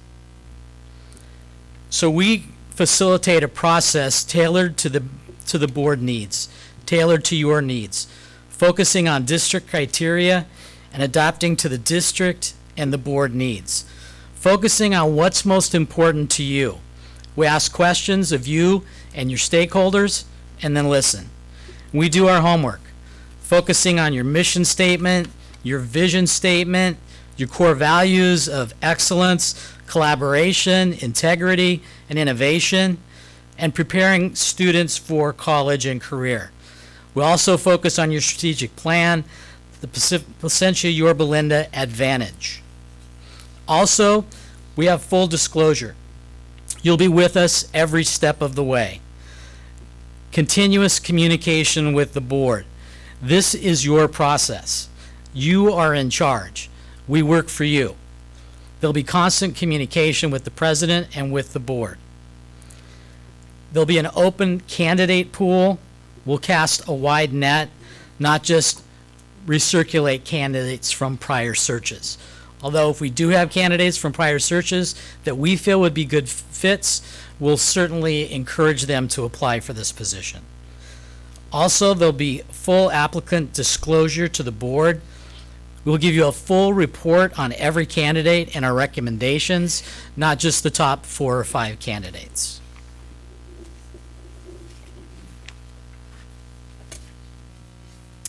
So let's talk a little bit about the phases, and really the phases that you've heard tonight, ours are not very different, but where we do have some uniqueness, I will elaborate on those. So our first phase, and I would like to say that the timeline is incorporated in here. However, I took a shot at 2 options, but certainly that would be up to the board holistically to make a decision on that. So we do have a customized process, detail, and timeline. We work with the board on an initial needs assessment. That we consider to be one of the most important meetings of the entire process. We would meet with you and determine, we ask 3 questions. We then tailor that. We go out and work with the stakeholders based upon what the board has set. We complete our stakeholder meetings and our online survey. We prefer to do our stakeholder meetings in person, depending upon the timeline. We do think it's important to be with the stakeholders in the same room. I will tell you that the search I referred to just a minute ago, it was a very condensed timeline. We earned the search in early March, and we concluded it Saturday. So you can see they were a very aggressive board, and I liked your response. And they had a very succinct timeline. We were very candid about that would be difficult in gathering a robust amount of information, but I want to tell you we did it. We met with 17 stakeholder groups, all of which were identified by the board. We did all of them with the exception of one in person, and that was because it was the pleasure of the stakeholder group. It was a parent stakeholder group for their special needs families, and they preferred evening on Zoom. So we can run that any way the board sees fit. We would do them in person, we can do them in a hybrid way, or we can do them on Zoom. But again, I will say, we do prefer in person so that we can work as closely as possible with your stakeholders and your community partners. The one thing that we try to do that I haven't heard spoken about tonight, but I'm sure that it applies in other firms as well, is we try to make sure that the questions that we ask the same question in every stakeholder group. So we have a series of 3 questions, and we provide that feedback to the board very authentically. We don't give you the name of the person who said the thing, but if we're meeting with CSEA union representation, we let you know what their belief is. Your certificated staff, your community partners. We will do executive cabinet. Typically, we do one-on-one interviews with executive cabinet. We do a holistic interview with extended cabinet. So again, that is formed as we do that initial assessment with you. And as Kirk spoke about, we don't come after every search. So we really look at your unique criteria and what the board is looking for, and we make sure that we engage that conversation with each of the stakeholders. What do our services include? They include, you've heard a lot about this evening, so we do the brochures that go out. We can publicize just about anywhere. Our firm has, as I said, we have 26 partners. We work up and down the state of California. As we have partners in the northern part of the state and partners here in the southern part of the state, but we can certainly recruit nationally. The last search I just concluded, we did have 3 applicants who were from outside of the state, but we primarily are from the state of California. And we publicize just about anywhere, depending upon the board's pleasure. And we handle all applicant communication. So we don't rely on your executive assistant to the superintendent, other than potentially helping us with setting up stakeholder meetings because they may know the best location, that type of thing. We also, although we do have an associate in the partnership that helps us with some technical things, we handle everything personally. So if I'm speaking with the board president, I'm speaking with the board president, or I'm speaking with the board individually. So we do all of that as the leads on the search. Phase 3, we look at all of the applicants. We have an open process. So let me just give an example. The last search that I did, we had 27 applicants. We do present them to you as recommended, for consideration, and not recommended.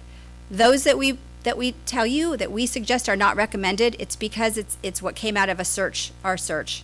Our searches are very in-depth. Oftentimes, I don't speak to the people who they've listed as references. We speak to people who are not listed as references. And as you know, education is a very small world. We know people who know people who know people, and so do you. And so that's how we reference that.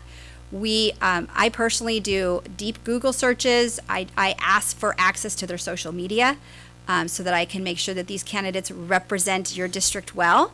And then, of course, if there are any flags that come up, we research those flags. So that's how we present them to the board. We give you access to all of the applications, and if you so choose to interview one that we don't recommend, we certainly would interview that person. Ultimately, that's your decision.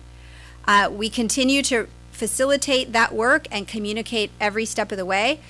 The last search, I provided a weekly update, if that was the board's pleasure, to know what was happening in our stakeholder meetings and who we were meeting with.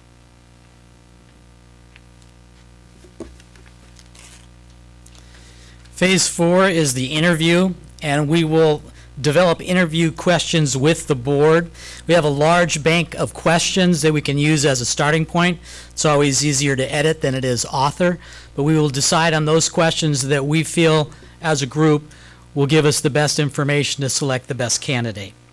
We'll schedule and coordinate interviews. We'll be involved in the interviews if you want us to, and not if you don't want us to be. And also prepare all the materials for the interviews as well. We'll present a compensation study to the board, looking at similar districts to put together a competitive salary to attract the best candidates. We'll assist the board in selection of a finalist, and again, give as much or as little input as you want from us. And finally, provide an in-depth background review. Again, as Deborah said, we have 26 partners who have connections throughout the state, and this is where our partners will be involved to help us with that review. Phase 5 is the appointment of the superintendent, and we will arrange a finalist site visit to their home district if that's something that you want. Not all boards want to do that, but we will certainly set up that meeting for you at their home district to ask questions to people if that's your pleasure. We'll notify all candidates of the decision as well, making it a professional process, and assist in negotiations of employment contracts if desired. Again, we have many superintendents in our group that have gone through contract negotiations, and we've done contract negotiations with districts as well. So we have experience with our partners in that area. And then finally, assist in the final announcement and arrangements of the superintendent.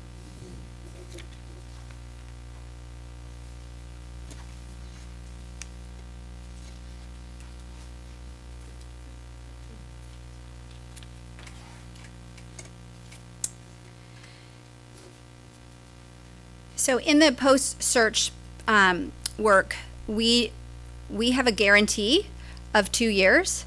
So if for some reason your superintendent made a decision to leave Placentia-Yorba Linda before those 2 years were over, we will conduct your search again at no cost. We also provide 2 years of coaching that's inclusive of our fee. And that coaching is for the superintendent. We can run board governance workshops. We can work with cabinet members. Again, we do have folks within our firm who are experts in all areas. And so while we would primarily, one of us would primarily take that lead, if you wanted something very specified, we'd be able to go to our partners to be able to support in those 2 years. I really do think that's important. I will say this. Coming from the superintendency, whether you're a first-year superintendent or a 10th-year superintendent, no one is above coaching and access to people and their experience, and so we really want to be able to support that. This Placentia-Yorba Linda is not only a destination, they're not only destination cities, this is a destination district. I believe that you will recruit sitting superintendents. And so really the mentorship and the guidance is not just about the superintendency, it's about assisting in the building of relationships, working with the board, all things that are important for the success of a superintendent. On our interviews, please note that we certainly will work with the board. We can do a writing task. We think it's important that superintendents, as was mentioned earlier this evening, a lot of our work is spontaneous. It's right then. You need to be on your feet. So a writing task without the candidate knowing before they get there can be an important way to see how they prioritize, how they handle a crisis, how they would introduce themselves. And then we also work with the board to make a determination if you would like to do an activity. If we do an activity, oftentimes it's something like bring in a 100-day plan and present that to the board. And I haven't personally in the past done anything where we have other stakeholders in the interviews only because of the confidentiality. As a superintendent who left one superintendency on really good, happy terms, but wanted to explore a different part of the state, I wouldn't have wanted my sitting board to know that I was looking for another job. Again, probably a little different for an assistant sup or a director, but so that is our process for that. We work directly with you. So let's talk a little bit about the timeline. Again, this is option one. It's completely an option and just a proposal. And really, it's just based on, I looked at your board meeting dates and thought, I can't imagine they want a superintendent by July 1, but maybe you did. And so we could certainly speed this up. I thought maybe August or September, or maybe even a little later. So this can be extended. I would say that every phase is equally as important in its own. I can't say that one phase is more important than the other because they each have their own variables and they each keep us very, very busy, and they keep the board very busy. Recruitment, although we wouldn't publicize the recruitment before we know your input, we are constantly contacting. I mean, I can tell you right now, I have the benefit of coming off of a search where 4 really, really highly qualified, fantastic, amazing candidates did not get the position, but they were qualified. Just so happened that the person who did had the edge. So being able to tap into our bench of 26 to be able to be out there recruiting, talking with our other colleagues and friends. So that would take us to an August 5th, potentially an appointment, which before that would be a weekend normally of interviewing. And again, that would be completely up to the board. If you want to do 1 day of interviewing, if you want to do 2 days of interviewing, if you'd like to go and do a site visit for your finalist, do know that that does sort of alleviate the confidentiality if we do a site visit and then you make a different decision. So that is, again, we would facilitate that if that's the board's wishes. And then option 2 takes you to September 9th. But as I said, this can be expedited and it can be extended based on your desires as far as when you are looking to have your next superintendent in place. We consider ourselves to be pretty cost effective with a grand total that you saw in the proposal of just a little over $27,000. We have an all-inclusive fee. So that fee is everything. That includes the publications, that includes the 2-year guarantee, that includes our mentorship of your superintendent, the compensation study, the governance workshop. There are no additional fees. You have unlimited consultant time, and that pertains to the board as we're going through the process, and of course the superintendent once the superintendent is hired. Unlimited meetings with the board and stakeholders. Clearly, we try to be efficient in our time and being able to meet, but most importantly, we're meeting the needs of the stakeholders and when they'd like to meet. We'd like to meet with students, and so obviously we do that during the day at school sites. And then I've already talked about in the commitment area, our search is our sole consultant. We are working only directly with you during this search time. We do not take on another search. And I talked about our 2-year guarantee and our free search if the candidate doesn't pass that 2-year mark. The other thing that is really important is we don't poach our superintendents. If we place somebody here and we see a search that's just like, oh my gosh, they're an ideal candidate, we don't come back to them and say, hey, we've got a better option for you across town. So we once we place a superintendent, all hands off. We talked about the all-inclusive fee. I don't need to go over that. If there are any questions, we can certainly handle that in the question time. That includes our online survey as well. And we talked about all of these components of our search. We have some guarantees. The board makes every decision. Again, back to the very beginning, we are your partners in this. We're here to guide and support, but ultimately the decision on every step of the way belongs with the 5 of you. We have full disclosure of all applicants that we spoke about, even those that maybe had bad referencing that we aren't recommending. You determine the interviews. We talked a little bit about, we do have interview questions. We have very deep bank of questions, but ultimately we would work with you on that. You make the final decision. And the other items we've talked about. And we understand the magnitude of this work. We understand the magnitude of this decision. And we're committed to you and to you only during this time. And we would be honored to work with your district. And that's it. Any questions for us?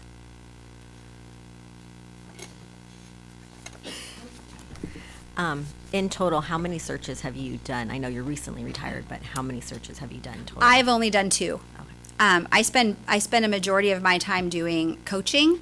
And I honestly, after leaving the superintendency, I didn't think this would be work that I would be interested in, but I've come to really, I surprised myself. It's really good work. Nothing better than watching a superintendent and a board come together. And then one more question, sorry. And how long has the group been together as a whole? The company? Well, a little story. Frank Koska, who has passed away, unfortunately, he started the group about 20 years ago, I believe. When I was a teacher, he was my very first superintendent when I didn't even know what a superintendent was. So Frank has been around for a long time. It's been a little bit over 20 years, I believe. Yes. Yes. Of course. Anyone else have any questions?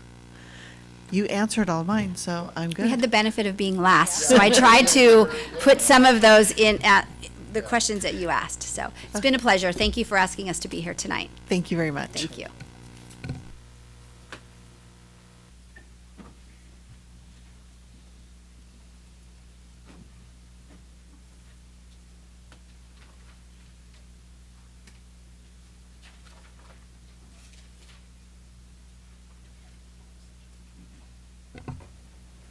Okay, we will now be adjourning to closed session for the purpose of discussing the following matters.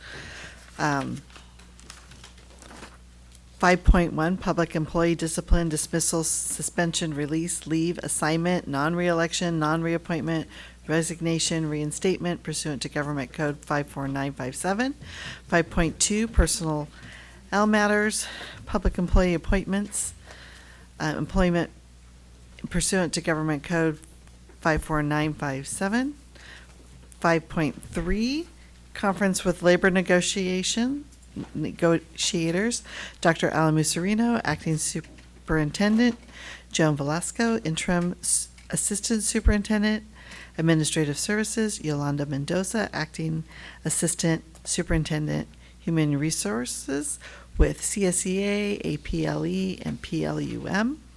5.4, conference with legal counsel, existing litigation pursuant to Government Code, Section 54956.9, Section D, number 1, Magnolia Science Academy, Orange County versus Placentia-Yorba Unified School District, case number 652560. And also 5.5, claims, special education settlement agreement for students, identification number 1755 for $85,000, and a general liability claim number 652915. Are there any blue cards? Anyone want to make a comment?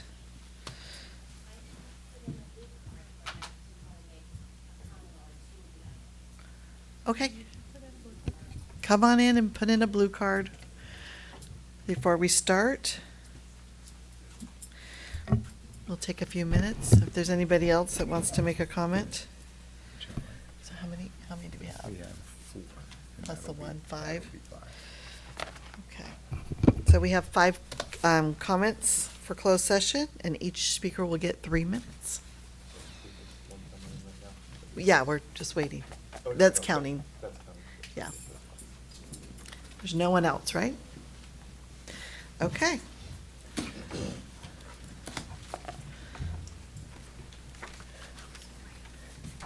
You want to call them up?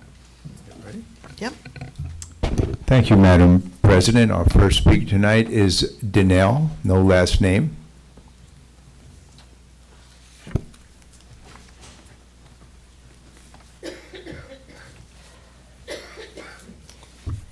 As you head into closed session this afternoon to discuss, among other things, confidential personnel matters, other legal issues including existing litigation and union negotiations, please understand that this community will not be bullied by the unhinged rants of Trustee Blades, nor her seemingly endless supply of divisive rumors. You have an obligation to be honest with this community and not intentionally or negligently mislead the community about closed session matters. Tonight, we want to draw attention and focus on 3 matters. First, Travis Ranch. Trustee Blades has repeatedly expressed concern over rumors and emails that they were trying to tear down the walls at Travis Ranch. If she did in fact receive such communication, she should ask herself how such a rumor got started. That, of course, is a rhetorical question because it was Trustee Blades who started the rumor. It needs to relate to the closed session items that were discussed. Are we not discussing parts of this in our, I guess for us, our thought was that this would be leading into appropriate behaviors from board members. And honesty and not stopping the misinformation as you go back and talk about this stuff. This would specifically address closed session items, but you certainly are welcome during the open session to share items on or not on the agenda. Okay. Thank you. This will all come together. This relates to things that we want discussed in closed session. So, and they are. Is it on the agenda tonight? They are implicitly always on the agenda. Ooh, that's not on the agenda. Excuse me? That's implicit. It's not on the agenda. Exactly. Board behavior and consequences for their actions is always appropriate to discuss in closed session. Whether or not it's on the agenda, maybe you're not gonna take action, but you can certainly discuss it. And that's really what we want. That's what we're looking to have done here. There's too much coming out of the closed session that's confidential. This is a comment. That's confidential. I'm just listening so I can understand the full route. We need to put an end to it. But I think it's not on the agenda tonight, and I think it would be more appropriate for open session. I'm sorry.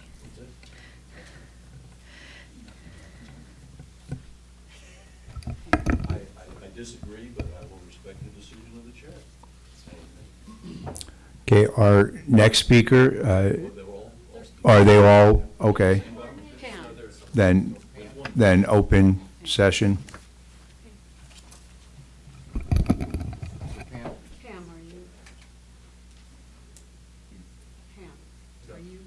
We do have one card that is speaking to an item on the closed session. Pam, no last name.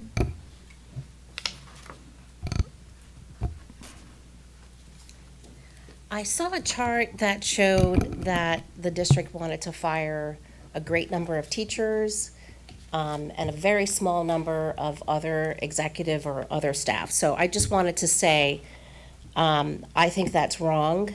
I think good teachers hide a lot of the dysfunction that happens in these two buildings within the school district. You make a lot of decisions. They're not always the best decisions. You pay and require professional development that isn't always helpful or needed. So I think when you're looking at your budget, try to keep as many teachers as possible. That's what makes the district run. When parents go to private schools, what's the one thing they always brag about? The smaller class size. We have a huge class sizes in public school. That is one thing that I think the CTA has really failed all of us on. In 2009, they made a deal with the government that class sizes will go up. They got a salary increase, and they haven't done anything since then. We've had budget surpluses, and the CTA has not gone back to the government and said, our teachers and our students are struggling. We need smaller class sizes. So I think you're just playing at the margins if you don't keep good teachers. That's what keeps parents and their students here in the district. Okay, I'll move on to the second one. Do I get more time? 3 minutes each? Okay, so the search firm, I wasn't here for all of it. I had no idea it was open to the public, otherwise I probably would have come earlier. But just make sure you choose someone that's independent, is not affiliated and financially affiliated with any of the law firms. We've had issues in the past where you seem to hire superintendents and other staff, and then you can brag about how it's cheaper because the law firm gave you a deal on the search firm because you were paying them for legal services. Can you just make sure you use a search firm that is independent and it's going to hire a superintendent that is loyal to the students and not to the search firm that hired them? Thank you. Thank you, Pam, and that concludes our comments on closed session items. Okay, we will now adjourn to closed session at 5:30.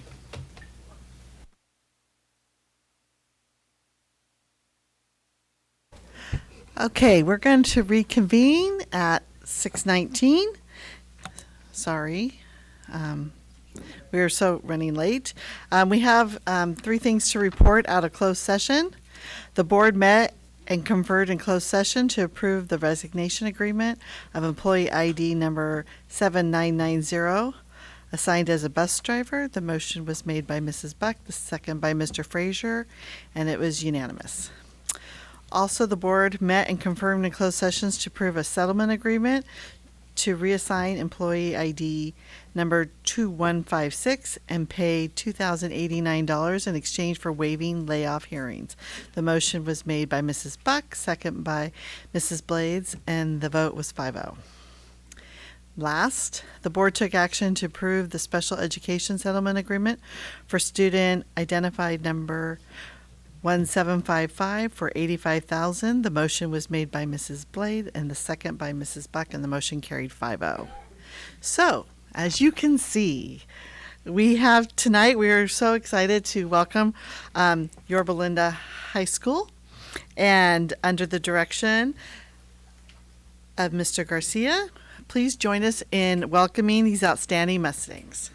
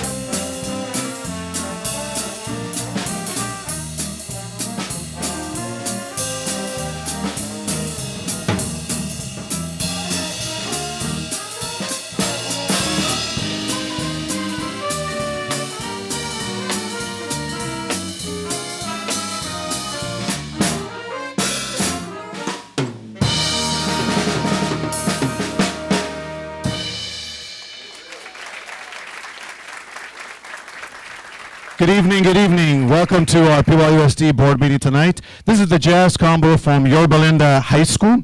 The rest of our jazz ensemble is back at home studying for AP season. So, a big round of applause for our students for taking a break from APs to come and perform for you. Our students have been doing a wonderful job first semester, second semester, performing in festivals at the Aztec Jazz Festival, the Irvine Jazz Festival, as well as the Fullerton College Jazz Festival. Our first piece was Monsters, Inc., and we'd like to invite all of you on May 21st at 6:30 p.m. at the Performing Arts Center. We're going to feature our Wild Jazz Jam with Yorba Linda High School, Travis Ranch, and our guest artist will be the New Jet Set, and they're going to be playing all kinds of Disney tunes. So we hope to see you there. Our next tune is going to slow it down a little bit. It's a great tune that you've probably heard in many different languages, and it's going to feature Camellia Adams on the trumpet, who's also our YHS valedictorian. Everybody round of applause for Camellia Adams. And this is the girl from Ipanema.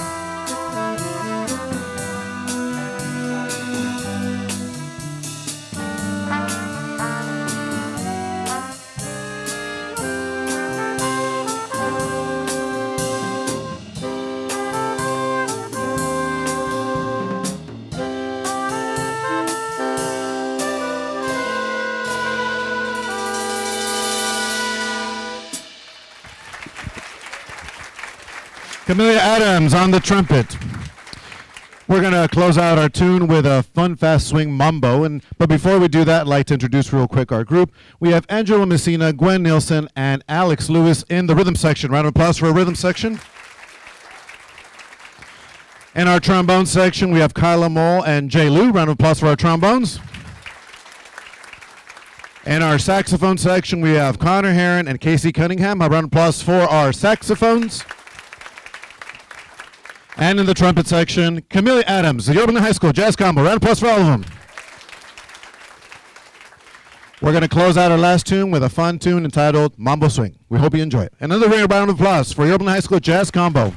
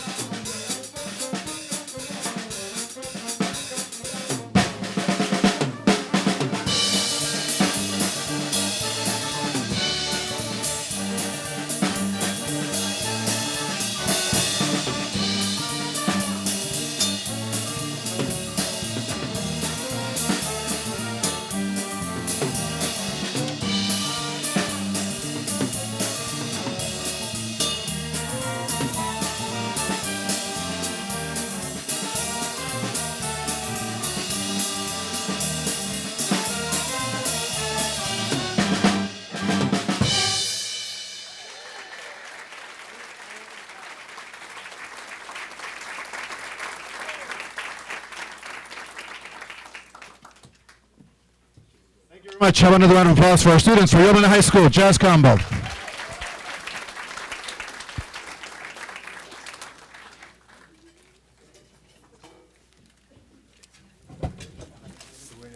Want to just stand up behind you? Yeah, we'd like to do a photo. Yeah, we'd love to get a photo. You guys can back up, right? Yeah, that was great, dude. This is outstanding. Good choice there. I know. Thank you, San Antonio. Very. Joe Beam, the little bossa nova. Love it. Oh, my gosh.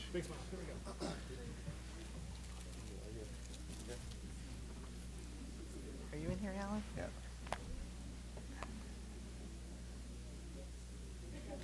Okay, thank you all so much, students. That was outstanding. Since they're packing up, do you want Yeah. You want to do that? to go down there? Yeah, go down there.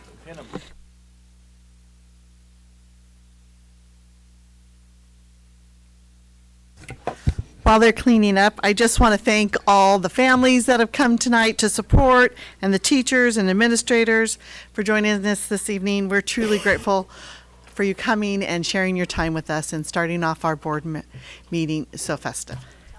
And we have pens for you when we're following you, we're stalking you.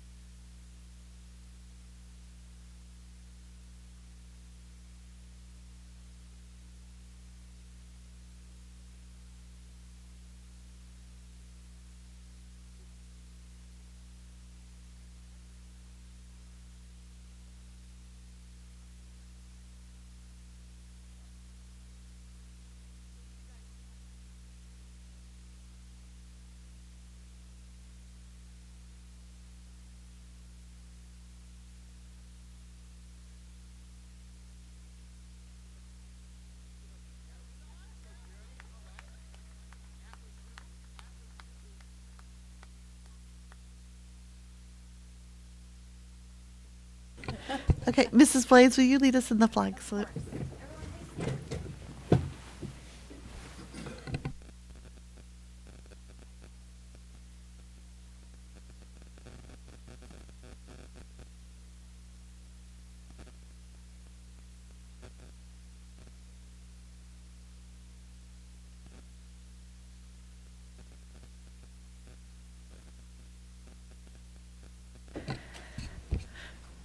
Okay, let the record show that all board members are present tonight.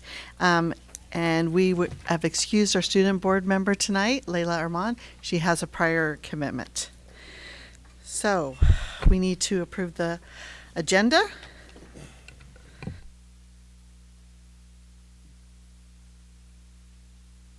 I'll make a motion to approve the May 6, 2025 Board of Education agenda as presented. Second. I have a motion by Mrs. Blades, a second by Mrs. Quintero. Any comments? Okay. All in favor? Aye. Motion's carries 5-0.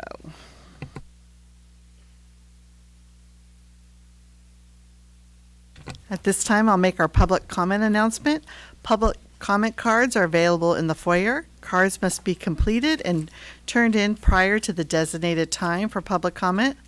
Provide a maximum of 3 minutes per person. If translation is needed, an additional 3 minutes will be given. Please let us know. If we know ahead of time, we can be ensured to be prepared. Civility Policy, Education Code 220 prohibits discrimination on the basis of disability, gender, gender identity, gender expression, nationality, race and ethnicity, religion, sexual orientation, or any other characteristic that is contained in the definition of hate crime set forth in Section 422.55 of the Penal Code, including immigration status. Additionally, if there are any disruptions or interferences in the board's ability to conduct its meeting, the disruptive parties will be given one warning.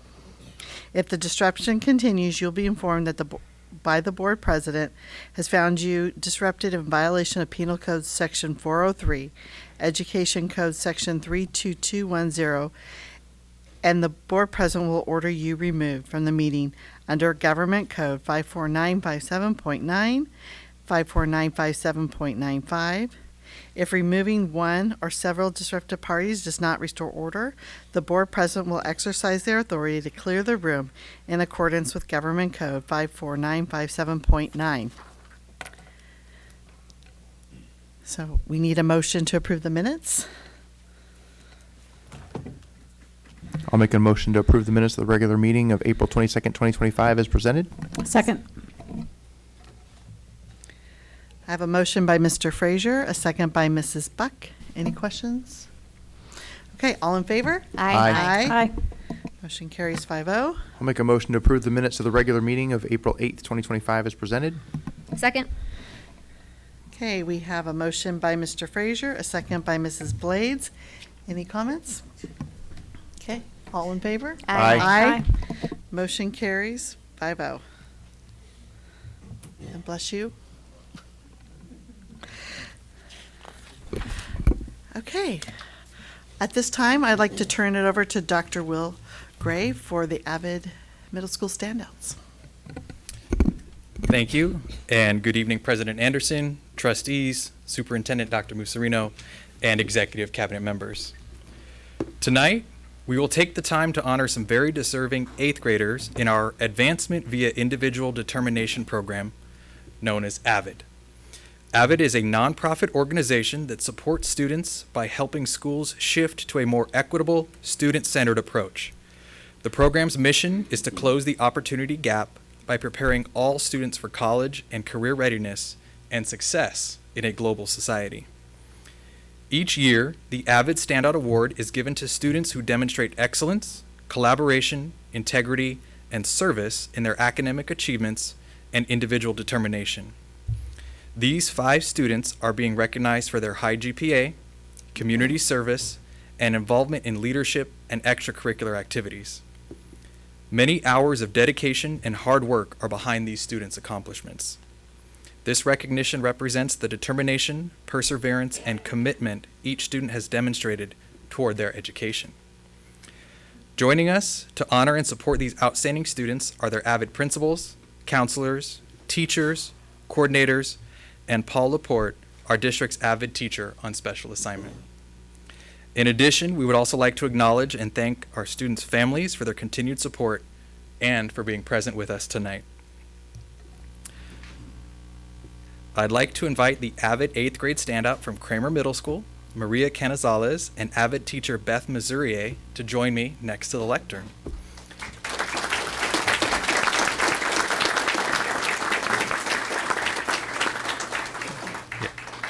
Also in the audience to support Maria tonight are Principal Matt Calloway, Assistant Principal Chad Holo, and AVID Coordinator Jessica Rosette.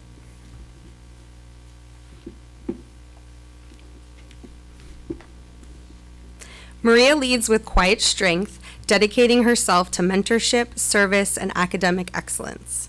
As a peer leader and church volunteer, she supports younger students, assists with events, and provides tutoring. The first in her family to attend college, Maria aspires to study at UCLA or Virginia Commonwealth University and pursue a career in the medical field. Her dedication, hard work, and leadership make her a true AVID standout. Let's give her a round of applause.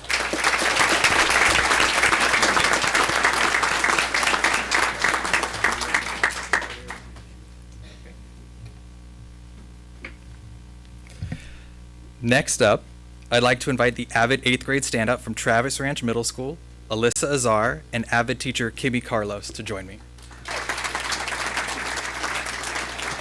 Travis Ranch Principal Kristen Petrovachki is also here with us tonight.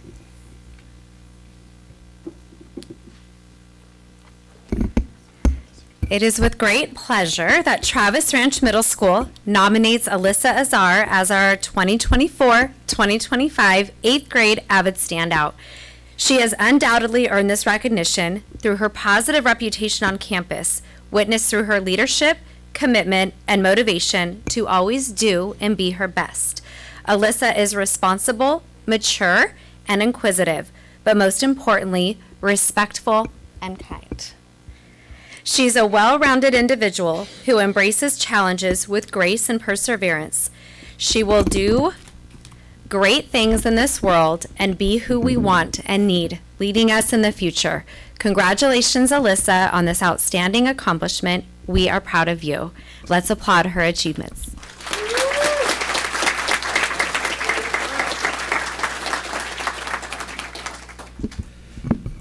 Next up, we'd like to recognize the avid 8th grade standout from Tuffrey Middle School, Kylie Dang, and avid teacher Darshell Lapworth to join me.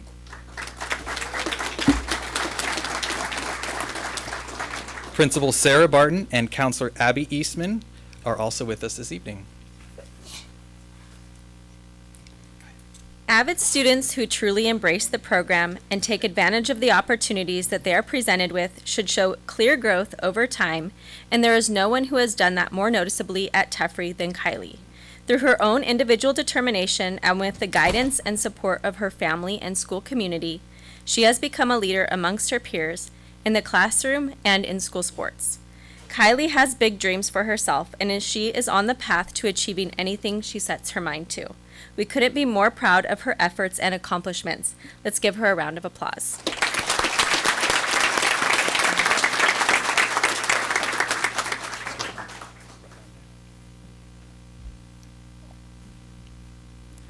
Next up, I'd like to invite the avid 8th grade standout from Valadez Middle School Academy, Edward Soval, and avid teacher Jennifer Garcia to join me.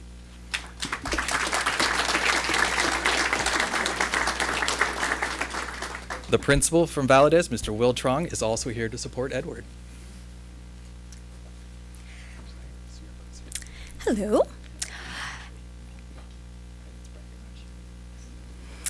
Edward demonstrates every quality of the avid model student. He is driven, focused, eager, kind, and strives for excellence in everything he does.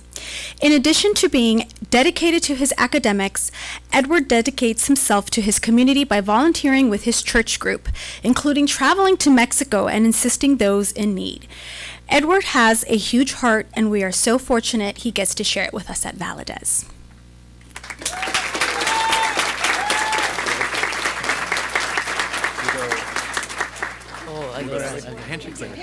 They'll do a picture. He knows. He's watched the board meetings before. All right. Lastly, I'd like to invite the avid 8th grade standout from Yorba Linda Middle School, Grayson Smith, and avid teacher Lena Howard to join me.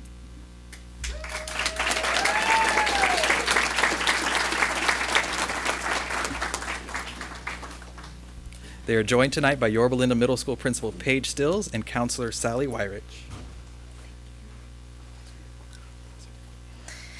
Grayson is the true definition of an avid standout, dedicated, kind, and driven by individual determination. As a leader at Yorba Linda Middle School, he is deeply committed to service and making a positive impact. He plays a key role in our BCTV announcements, serves on the principal's advisory and school safety committees, and chooses to be a part of our unified PE program supporting students with disabilities. Outside of school, Grayson dedicates a significant amount of time to his extracurricular activities, including multiple sports, while also maintaining straight A's. Respected by peers and teachers for his integrity, dependability, and heart, there is no doubt that he will accomplish incredible things, and I look forward to seeing all that he achieves. Let's give a round of applause to Grayson.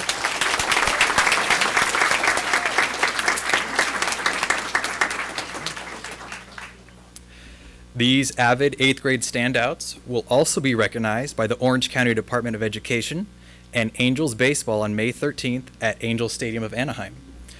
All of our standouts will receive a certificate, a medal, and possibly a Chromebook from the Angels. As a small token of our admiration for these bright young students, we have presented them with a custom PYLUSD Avid Challenge coin. You can see them holding that, and the certificate. Let's congratulate all of our 2025 Avid standouts.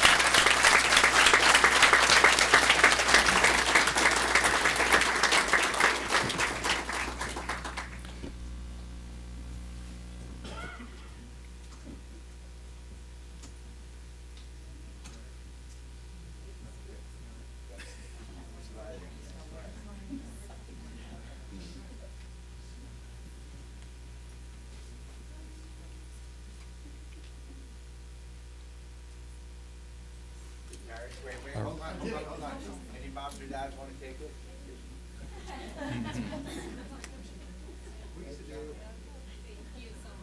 One more. Wait, come on, Dad.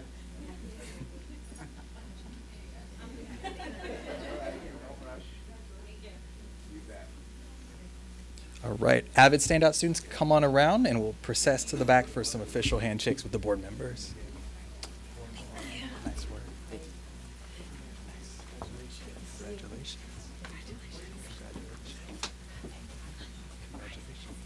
Good job starting us off. Nice job.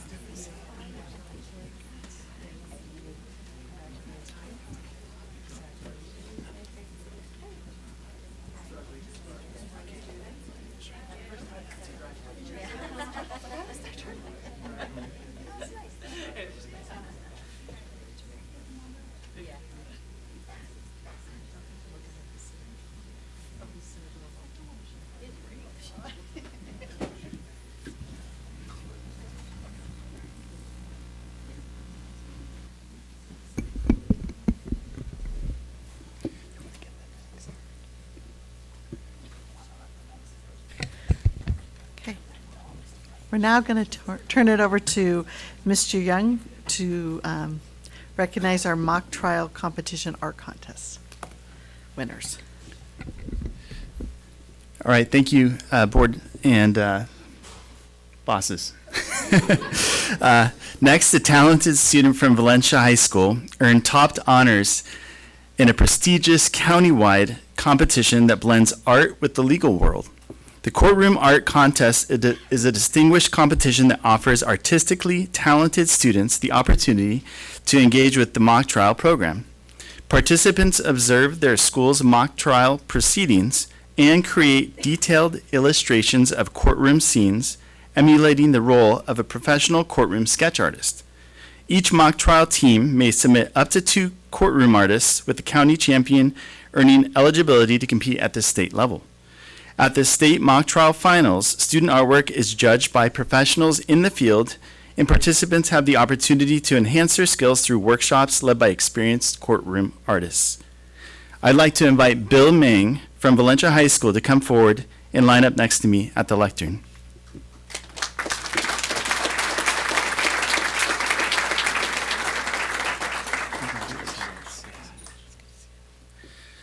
All right, Valencia High School senior Bill Mang was named the Orange County champion, while El Dorado High School freshman Selah Bay earned the distinction of Orange County runner-up in the annual Courtroom Art Contest.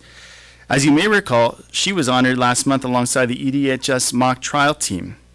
As the top 2 finishers, both students qualified to compete at the state championships, where they had a unique opportunity to refine their craft under the mentorship of a professional courtroom artist. At the state finals, which drew the most competitive field in the 44-year-old history of the California mock trial, Bill Mang achieved an extraordinary milestone, earning 2nd place in the entire state of California.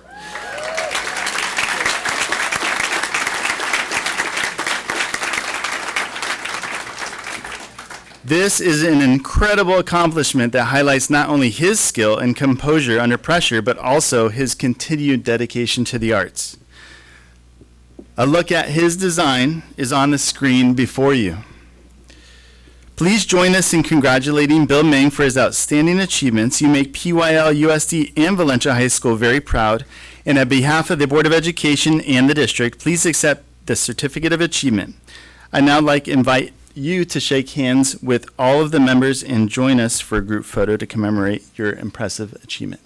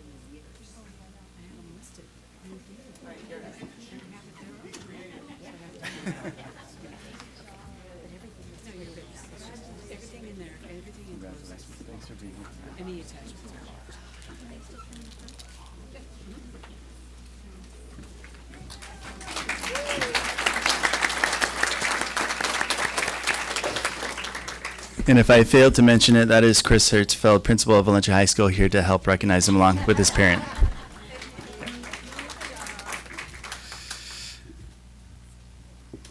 All right, for our final student recognition of the evening, we are proud to honor the remarkable achievements of Yorba Linda High School students Chase Kim and Eunice Kim, who advanced to the state level of competition in speech and debate. Unfortunately, Eunice is unable to join us this evening as she's preparing for AP tests, but I'd like to invite Chase Kim to come forward and join me at the lectern.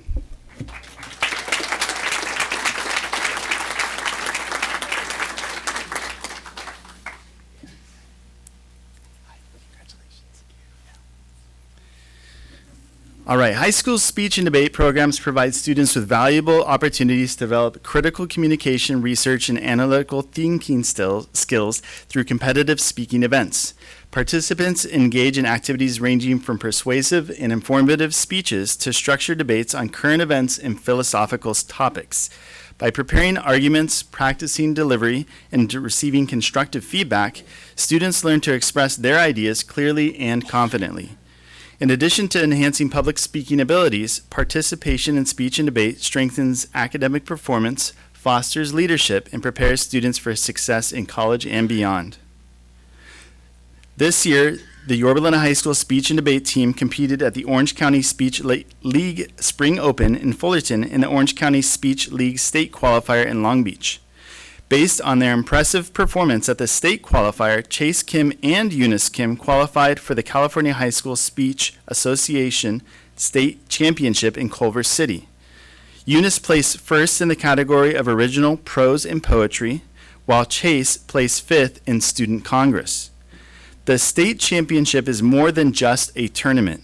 It represents the transformative power of speech and debate to empower students today to become the leaders and advocates of tomorrow. Both Chase and Eunice have dedicated countless hours to perfecting their work, and they are incredibly deserving of this prestigious honor. Please join us in congratulating Chase and Eunice for their outstanding accomplishment. Eunice, if you're watching this, we're wishing you all the best on your AP exams.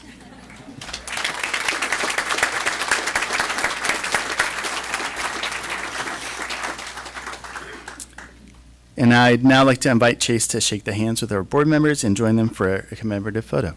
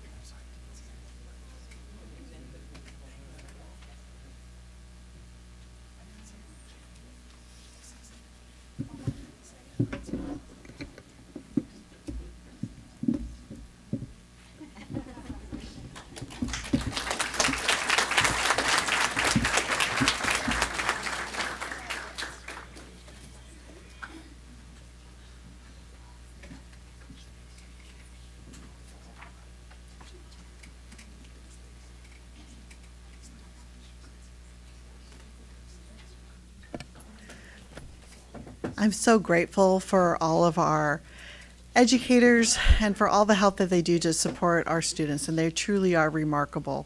Can we give them all one last?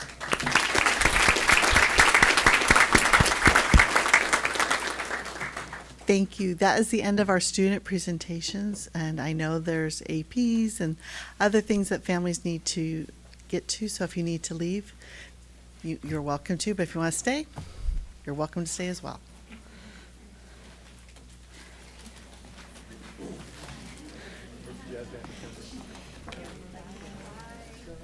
Play 'em out.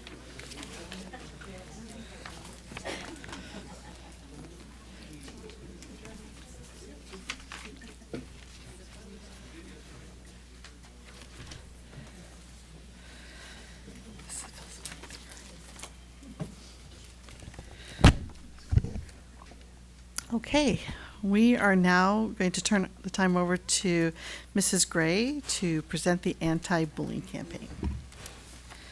Thank you very much. Good evening, President Anderson, members of the board, and Acting Superintendent Dr. Musarino. Tonight, I'm honored to introduce a presentation from our Directors of Student Services on a powerful new district-wide anti-bullying initiative, Advancing Better Choices. Our campaign to prevent bullying and ensure every student feels safe, seen, and supported at school. Before we begin, I want to set the stage with a short video featuring a group of 5th grade students showing how they can stand up to bullying to the song Human by Christina Perri. This video captures, the heart of why this work matters. It reminds us that our students are doing their best to navigate a complex world, and they are at their core only human. They're vulnerable. Our students, some of them are unique and deeply impacted by the environment that we as adults create for them. So as you watch and listen, I invite you to consider the inner experiences of our students, their fears, their hopes, and their need for connection. And most importantly, the critical role we as adults play in shaping a culture where bullying is not tolerated and every child can thrive.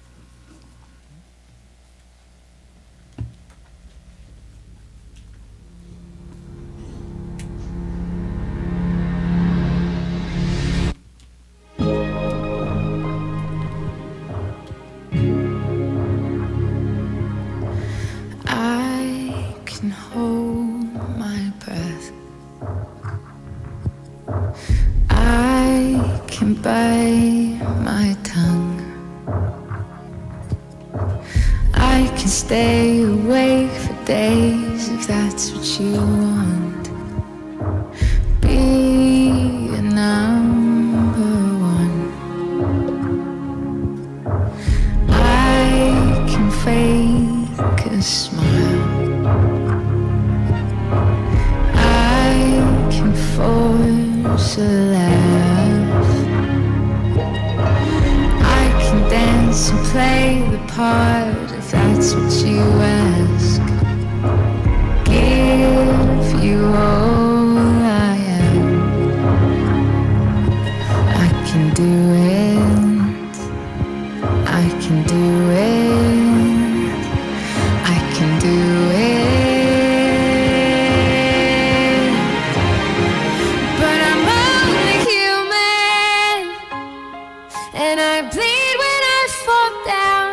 I'm only human, and I crash and I break down. Your words in my head, knives in my heart. You build me up and then I fall apart, 'cause I'm only human.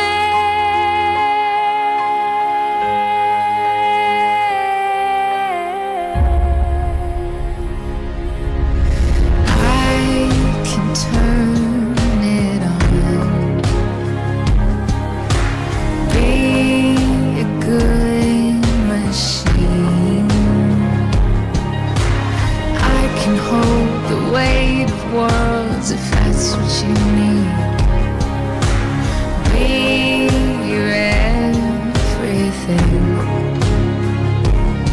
I can do it. I can do it. I'll get through it. But I'm only human, and I bleed.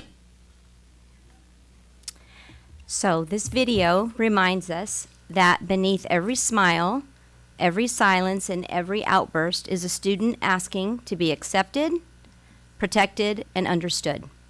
Our commitment to advancing better choices isn't just a campaign, it's a promise. a promise to lead with courage, to educate with compassion, and to respond with clarity whenever bullying tries to take root and show its ugly head. Tonight, Dr. Baldwin Pedraza and Ms. Tanya Gordillo of Student Services will walk you through what that promise looks like in action, how we define bullying, the data we're seeing, and the bold steps we're taking through our new district-wide initiative. So, Dr. Pedraza. Thank you, Ms. Gray. Good evening, President Anderson, trustees, Superintendent Dr. Musarino, and our executive cabinet members, and members of our PYL-USD community. I'm appreciative of the opportunity to share an important and timely initiative aimed at protecting the well-being of our students and promoting a culture of empathy, respect, and safety across all of our schools. Tonight we will walk through a conversation on the topic of bullying that, while not new, has emerged as an essential topic where we have been working to take intentional steps in the area of prevention and intervention.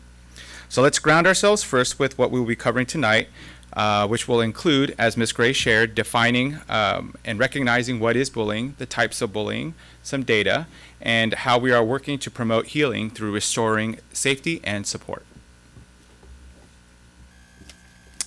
So why now? Well, we have both a legal and an ethical obligation for ensuring our schools are safe and supportive learning environments. Assembly Bill 2291, which became effective in 2019, requires that all LEAs adopt procedures for preventing acts of bullying, including cyberbullying. In fact, at our last board meeting, we did acknowledge through our mental health resolution that bullying can be seen as a significant contributor to mental health challenges amongst our students. It's important to recognize the profound impact bullying has on students. Academic performance, school attendance, and mental health, all areas that are central to student success. A climate of fear and distrust can be created for students who have witnessed or experienced bullying. And the research is clear: school connectedness, feelings of being safe, supported, and valued is one of the strongest predictors of student success. If bullying isn't addressed, it can escalate into long-term trauma and affect children well beyond their school years. The good news is that early intervention works. It can help reduce harm and reshape behavior. And when we empower students to be upstanders, not bystanders, we shift our school culture from passive tolerance to empowered support. An upstander is someone who takes action when they witness bullying, mistreatment, or injustice, rather than just standing by and doing nothing. So let's start with a clear understanding of what bullying is. So bullying is any unwanted, severe physical or verbal act, including through electronic communications, that involve an observed or perceived power imbalance and is repeated multiple times. It's important to recognize that bullying is not just kids being kids, a public health issue that can have serious, long-lasting impacts on everyone involved. Not just the person bullying, but also bystanders who witness bullying and those who bully. Bullying takes many forms as we take a look at the types of bullying, and understanding these is a key to addressing it effectively in our schools. The four primary types of bullying, as you can see outlined here: physical bullying, verbal bullying, social or relational bullying, and cyberbullying. To go further, according to recent data from National Center of Education Statistics and CDC's Youth Risk Behavior Survey, cyberbullying is now the most rapidly increasing form of bullying, particularly among middle and high school students. In fact, over 1 in 5 students report experiencing bullying online, and the numbers are higher for female students. So with the shift towards this digital harassment, bullying can now follow students home, beyond school grounds, making it even more critical for all of us as educators, our families, and our students to understand and how to recognize it. Over the next several slides, I want to share some data with you. We'll take a look first from a macro perspective and then down to a micro level, reviewing some national data, more localized data in Orange County, and then some localized PYL-USD figures. It's definitely important to consider different data as part of our efforts to support safe and supportive learning environments. Some of the national figures here show some interesting information as to the most common forms, locations, prevalence, and pervasiveness of bullying. So what's interesting to point out is the location of the classroom as the most common location for bullying on campus, which signals some focus on our prevention efforts to include promoting a positive classroom culture and a classroom climate. And as we can see with multiple national studies across a number of countries, bullying is not just a localized issue. It's a widespread challenge affecting student well-being and student climate on a global scale. Looking at some data from Orange County outlined through the California Healthy Kids Survey. As quick background, the California Healthy Kids Survey, or CHICS, is a tool designed to give us deep insight into students' experiences, needs, and well-being. And its core assesses school, climate, student engagement, and barriers to learning, such as mental health, feelings of safety, and school connectedness. We do not currently participate in administering the CHICS, but we are looking to the administration of this survey for next year, which typically takes place for students in grades 5, 7, 9, and 11. We're hoping that by administering the CHICS, we can gain some actionable data directly from students, helping us gain comparable data to other districts in the county and the state. What's an interesting finding in a separate study, 28% of middle schools, 15% of high schools, and 10% of elementary schools reported the occurrence of bullying at schools at least once a week. What can be taken from this are high reports of bullying at the secondary level. And as you can see from this data, feelings of safety at school decreases as our students get older. So on our next slide, which focuses on a local indicator for PYL-USD through our stakeholder student survey, as you can see, the results are similar in regards to feelings of safety at school decreasing as students move into the middle school. This is a critical window where targeted bullying prevention can make a real difference. By identifying this shift, we can work to take more intentional efforts to build student connectedness, adult-student relationships, and community within our schools and within our classrooms. Okay. And for the next several slides, I'm going to have my esteemed colleague, Ms. Tanya Gordillo, come up. Thank you. So, advancing better choices.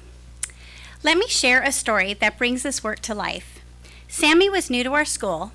Before he began, his parents met with me to share that he had experienced bullying at his previous school because he stuttered. Together, we made a plan not to hide his difference, but to educate his classmates about it. We talked with the class about what stuttering is, what causes it, and how it can feel to be misunderstood because of it. We also shared Sammy's story with his permission, and something incredible happened. The class didn't just become accepting, they became protective.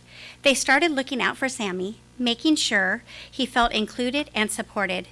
In class, when Sammy volunteered to read aloud, his peers were patient and respectful. No one rushed him, corrected him, or spoke for him. They gave him the time and space just to be Sammy. Through this process, we discovered that Sammy didn't stutter when speaking into a microphone. With that knowledge, he began volunteering more, reading, presenting, and grabbing the mic with confidence. His classmates cheered him on, and on the playground, they made sure he was always included in games and activities. That's what the ABC campaign is all about. It's about education, teaching students, staff, and families to understand and embrace differences. It's about working together to ensure that every student is seen, valued, and accepted for exactly who they are. When we educate, we empower, and when we empower, we change lives. So what is ABC, Advancing Better Choices? Advancing Better Choices is our district's proactive campaign to prevent and address bullying through a strengths-based approach. At its core, ABC focuses on three foundational components: education, identification, and intervention. These pillars guide our work to build awareness, respond effectively, and support all students involved. To bring this vision to life, ABC is anchored in 6 key actions that reflect our commitment to proactive, compassionate, and consistent practices that promote safety, respect, and responsibility across schools. Through ABC, we will teach students and staff how to recognize, respond to, and stop bullying before it escalates. We will empower students to speak up and report bullying safely and confidently. We will preserve each student's dignity by addressing harmful behavior in a constructive and respectful manner. Rather than relying solely on consequences, we will change behavior by focusing on accountability and personal growth. We will strengthen school culture by reinforcing clear expectations, connection, and respect. And we will document incidents thoroughly to ensure we have accurate data to identify patterns, address root causes, and improve prevention efforts over time. When we approach prevention, we begin by educating adults on the signs, precursors, and impacts of bullying, as well as the critical role of adult modeling. We have to remember that our students are watching us, and it's our responsibility to lead by example.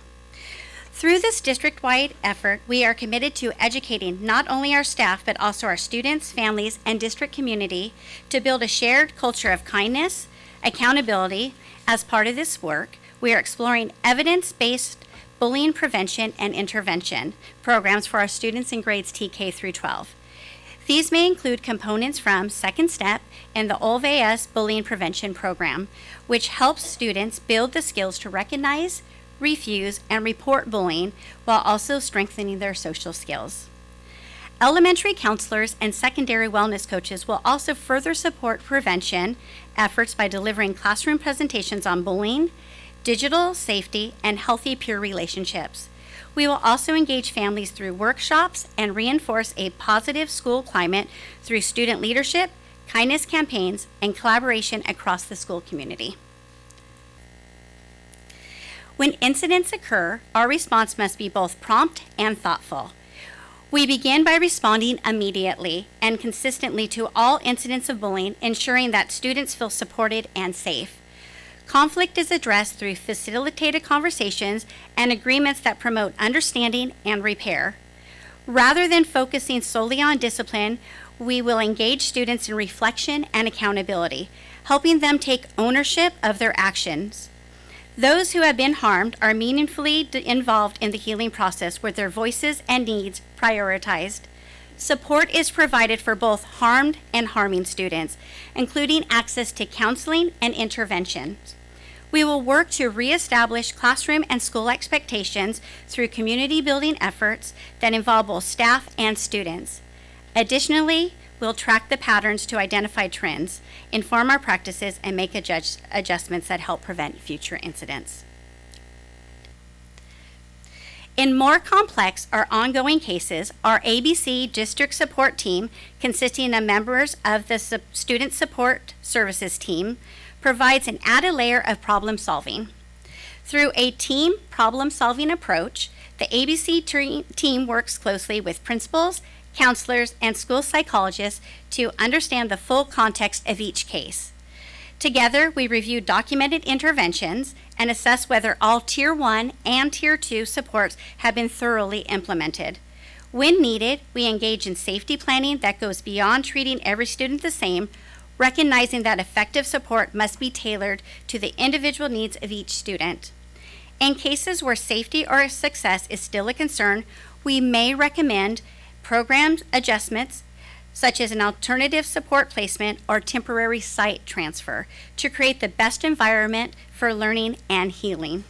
Finally, we are committed to monitoring and following up, ensuring that every plan includes accountability, ongoing communication, and continued support for all students involved. At the heart of our work is a commitment to believing in all students. We understand that educators' expectations can either open doors or place limits, and we are intentional about setting high, supportive expectations that help every student thrive. This also means providing students with what they need, not simply treating everyone the same, but making sure each student has access to the support and resources that best help them succeed.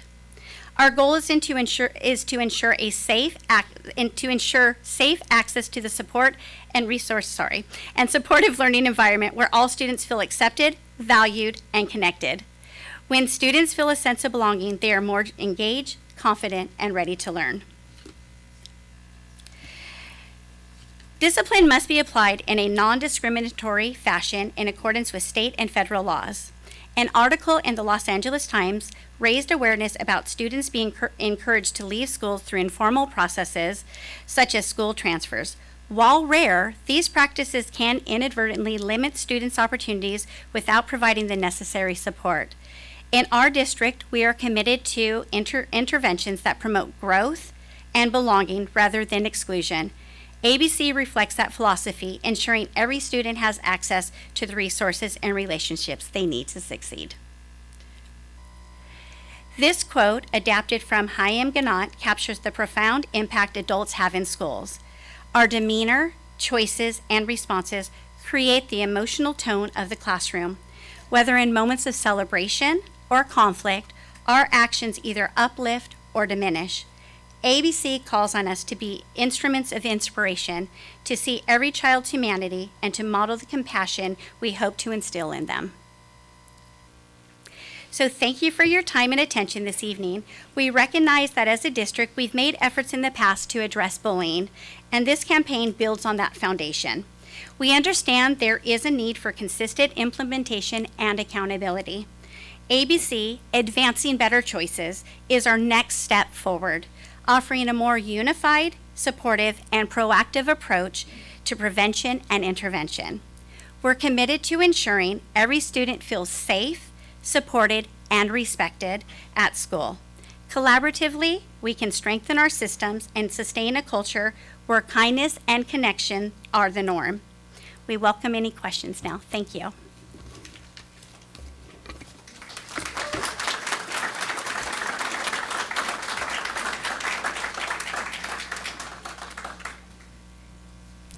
You had mentioned that second step was going to be used. Is that just as an intervention, or is that something going to be rolled out across all classes? Many of our classrooms are already using second step, so it's really looking at more of the bullying component that goes along with it. TKK, we do have it in most of the elementary sites, and so just looking at that bullying prevention piece. Yeah, and we're also taking inventory right now of what we have in place, and then looking to see if anything needs to be updated as well. As second Right, step 'cause is it's gone updated. digital as Yeah, well, it's right? gone Yes. digital.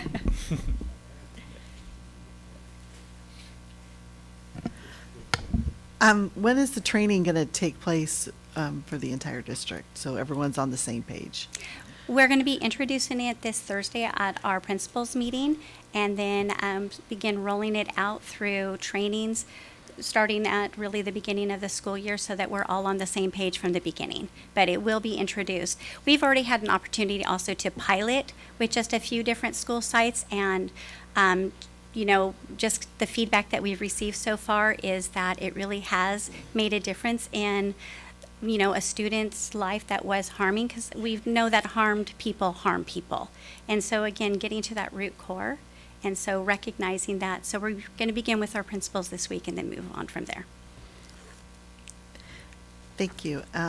One more thing. Can you guys come back next year and report about how this has worked? Yes. And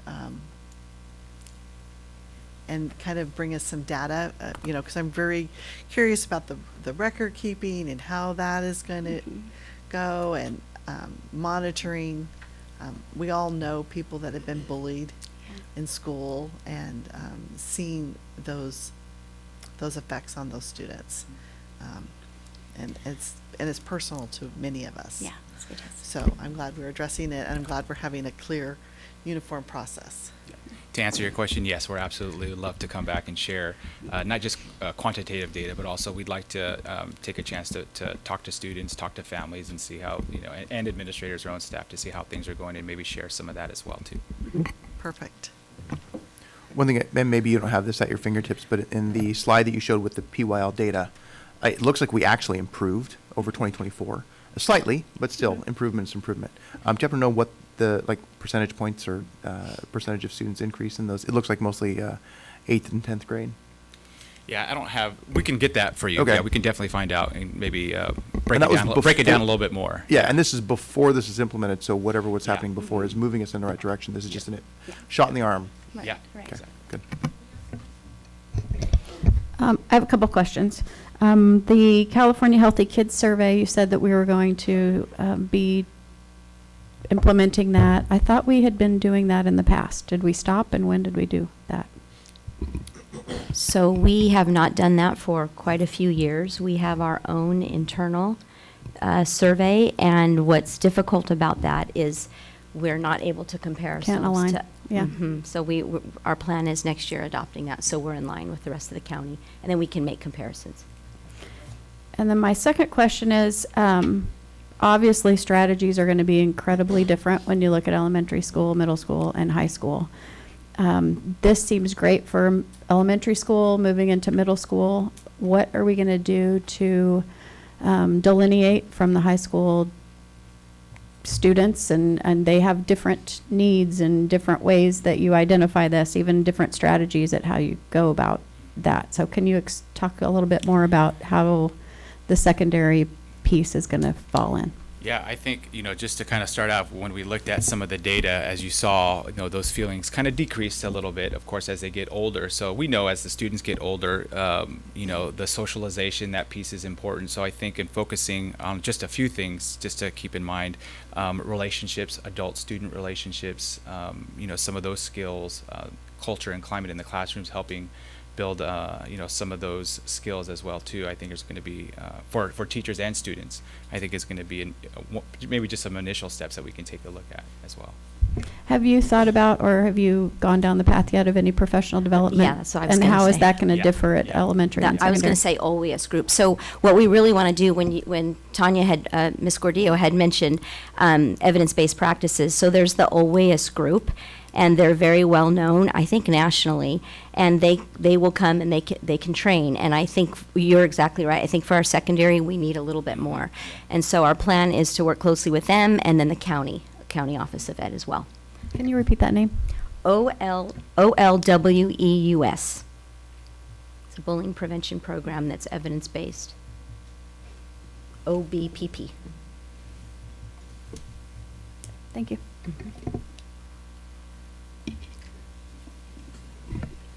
Any other questions? Thank you guys so much, and we're excited about this. And I know this has been a lot of work and a long time coming, so thank you, of course, for bringing it. Thank you.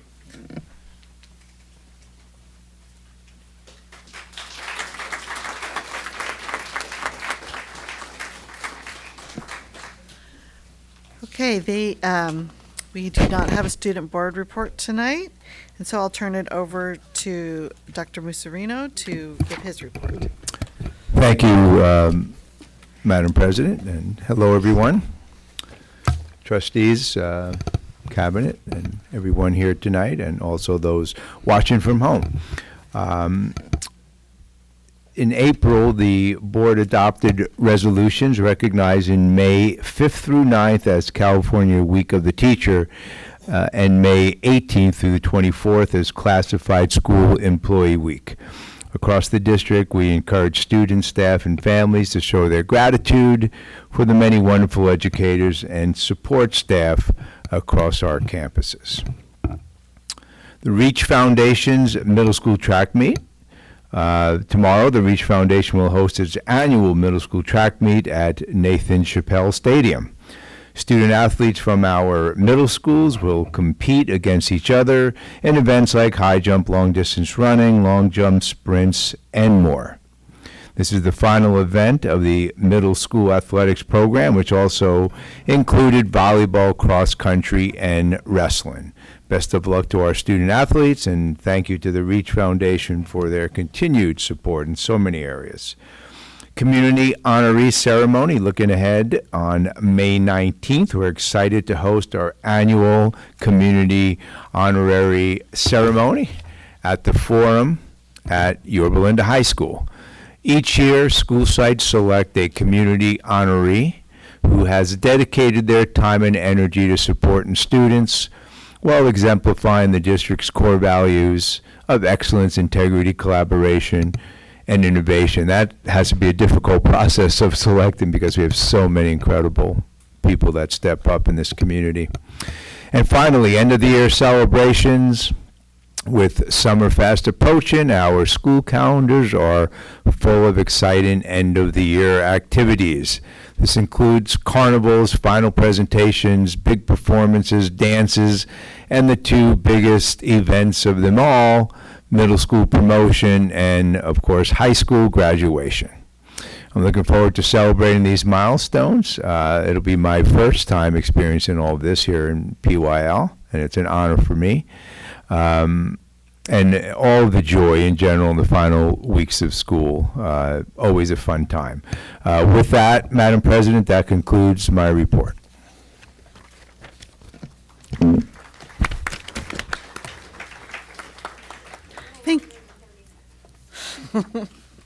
Thank you.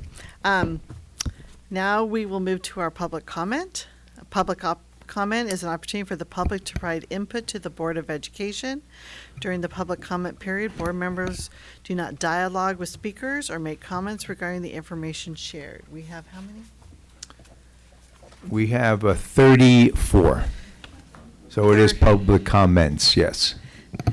34 speakers, so each speaker will be given 1 minute.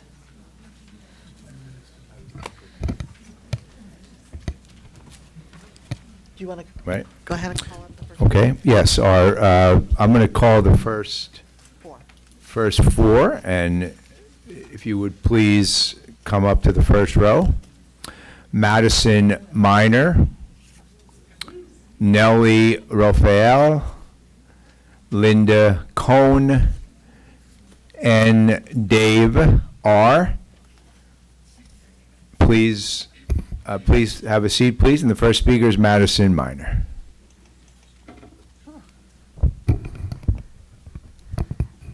Good evening. My name is Madison Miner. Thank you for having me tonight. I am here representing Protect Our Kids, an organization that's local.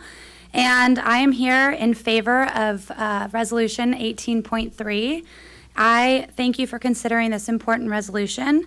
It's more than a policy. It's a statement about values, fairness, safety, and equal opportunity for girls in sports. Title IX was passed to ensure that female athletes could compete on a level playing field, and that promise is worth protecting. This resolution affirms that vision. It ensures biological girls can compete safely and fairly, not to exclude, but to preserve opportunities generations of women fought for. Protecting our kids stands with young athletes, their families, and the women who came before them. And to Board Member Marilyn, I know that you know what's at stake. You're a mom, you have kids of your own. Please, please, I beg of you, stand for this resolution. Thank you. Thank you, Ms. Miner. Nellie Raphael, welcome. I'm in favor of 18.3. I am gravely concerned about the recent trend of allowing males to compete in girls' sports. This decision not only undermines the principles of fairness and equality, but also puts our daughters at a significant disadvantage. It is a matter of protecting the rights and opportunities of our girls to compete on a level playing field and to pursue their athletic dreams without facing unfair competition. By allowing males to compete in girls' sports, we are jeopardizing the safety, well-being, and future of our female athletes. The physical advantages that males possess, such as greater strength and speed, can pose a serious risk of injury to our daughters when they are forced to compete against male athletes. This only puts our girls at a disadvantage, but also raises concerns about their physical and emotional well-being on the field of competition. I urge all parents, coaches, and community members to join me in standing up for our daughters and protecting girls' sports from males competing. Let us come together, advocate for policies and regulations that uphold the integrity and fairness of girls' sports. Thank you, Ms. Raphael. Linda Cohn. My support of this same resolution makes me, in the eyes of some, a hateful bigot. It's no comfort that nearly 80% of my fellow Americans may share my point of view. All that matters to me is how my community feels, and far too many have been silent. Those who are silent because they are unaware can only be reached by you who are in the room or watching online. Some of you may be here for the very first time. I implore you to reach out to others, and when they say it's not happening here, you tell them it is. Those who fear being called a racist, hateful bigot are bullied into silence, and they're more difficult to reach.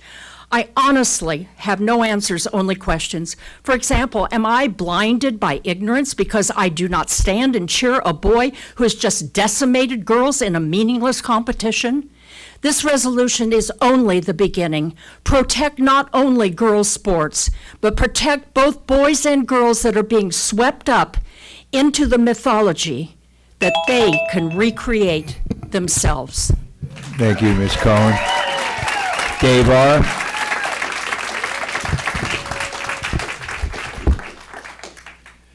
A month ago, it appears Trustee Blades leaked information about the investigative report being completed, along with a demand that action be taken, even going so far as to suggest the district attorney might inevitably get involved. Now we're hearing inquiries about when will the report be made public. And next, we're sure to hear accusations that the current board majority is not being transparent about its findings. Let's kill this rumor before she can fuel it any further. The public needs to understand that it will never see this report, and for good reason. This report was prepared as a tool for evaluating anticipated and existing litigation. Ultimately, it would be grossly negligent for this report to be disseminated to the public, which includes adversarial litigants in the individual cases. Trustee Blades, you know or should know better. Counsel for the district is present this evening, and I would encourage someone from the board to inquire directly in the presence of the public about the nature of this report and whether or not it's reasonable to expect a public release. Thank you. Thank you, Dave. Our next four speakers, please come to the front. Stephanie Camacho Van Dyke, Sam Mayovich, Evelyn Jones, and Denise May. And Stephanie, you may approach the podium.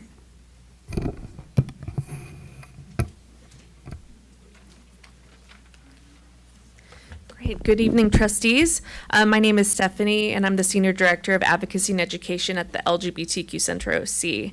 I'm speaking today in strong support of our trans students and their families within Placentia-Yorba Linda Unified School District.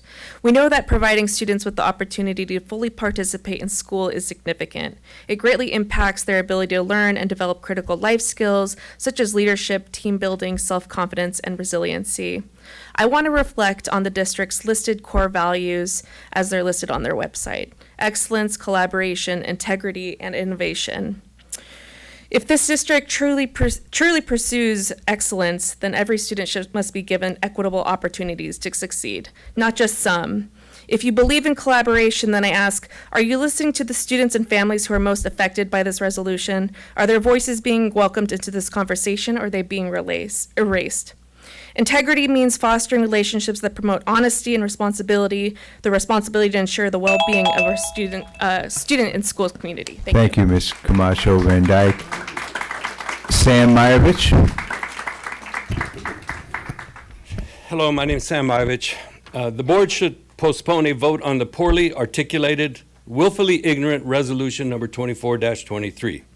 This resolution will violate the rights of transgender athletes encoded in state law and CIF rules. The board should provide, before voting on this, the board should provide at least an hour of public session time to hear from established experts in the fields of genetics and biochemistry of transgenderism so that we can become more precise in the language we use about this small and vulnerable community. I'm sorry? Can I start again, please? Reclaim my time. We heard it. Okay, we all need to be respectful. Thank you. And we reclaim his time. I think last time I saw it was like 25 seconds. So we'll give him 30. How about 30 seconds? These experts should address topics in the field of gender and sexuality that have been well documented in the refereed scientific literatures. These variations on gender identities and sexuality permeate all of nature. They are part of the marvelous complexity and beauty of the created order. Resolution 24-23 is designed to appeal to our base bigotries as both a political ploy and another way in which Trustee Blades can saddle the district with frivolous litigation. Thank you, Mr. Mayovich. Evelyn Jones. Advancing better choices. You just provided an anti-bullying campaign. I think that if you pass this resolution or you allow boys to play on girls' sports, you're going against what you both just presented. In addition to that, I have 3 children. 3 of them have ADD, ADHD, anxiety, because my mother suffered from depression. I can tell you that my son, who graduated in 2022, did not get the help that he needed. He suffered every time you guys put him on plexiglass. He couldn't wear a mask because he had anxiety. LGBTQ, when he would have Turning Points events, would put stickers all over his flyers. Nothing was done, nothing. And Mrs. Gordillo, you also prevented my son Richard Thank you, from Ms. playing. Jones. Remember, 4th grade? Wrong person to be doing this anti-bullying. Denise May, please approach the podium. Hi, I'm Denise May, and I'm speaking because I'm concerned about the possible resolution regarding girls' sports. The irony of presenting this resolution on the same night as an anti-bullying campaign is unfortunately lost on many here in this room. The anti-bullying campaign lists types of bullying, and the statement reads, purposefully excluding someone from activities. And yet we are presenting a resolution that specifically is created to do just that, exclude. I understand this is a difficult discussion, and I appreciate the opportunity to engage in thoughtful dialogue.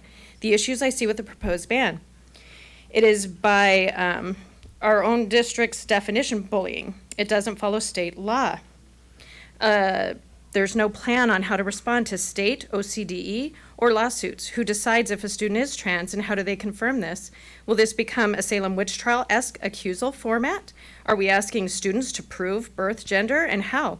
Why is this presented with 0 plans for response to these questions? Please, no matter where you stand on this issue, this proposal is not appropriate for our district. Thank you, Ms. May. Our next 4 speakers, please come to the front. Debbie Grant, Kelly Johnson, Rob Thorson, and Victoria Michaels. And Ms. Grant, you may approach the podium.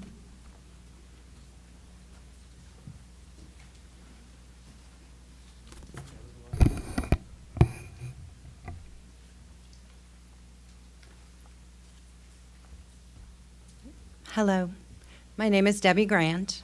I'm going to qualify myself as a 20-year resident of Placentia. My husband and I moved in seeking this particular school district. We knew that they had great schools. That's why we moved here. We have 2 sons who graduated from PYL-USD and are very successful in their chosen careers.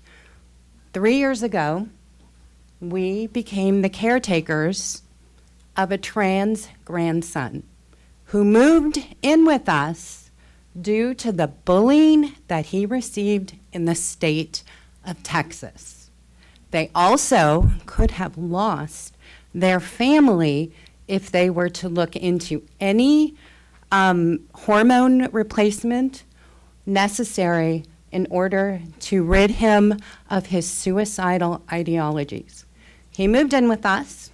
His first year, he spent, oh, that was fast. Thank you, Ms. Grant. Kelly Johnson.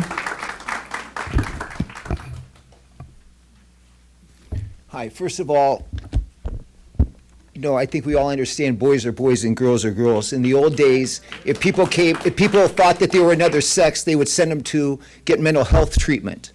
Okay, what happened to that? What happened to society? Society has changed. However, our moral standards should not be changing. Someone mentioned earlier about participating in school. Participating in school, that's an even playing field. Sports is not an even playing field. We're talking about fundamental fairness. I'm one of 5 kids. That's Iowa, Ohio, and Minnesota.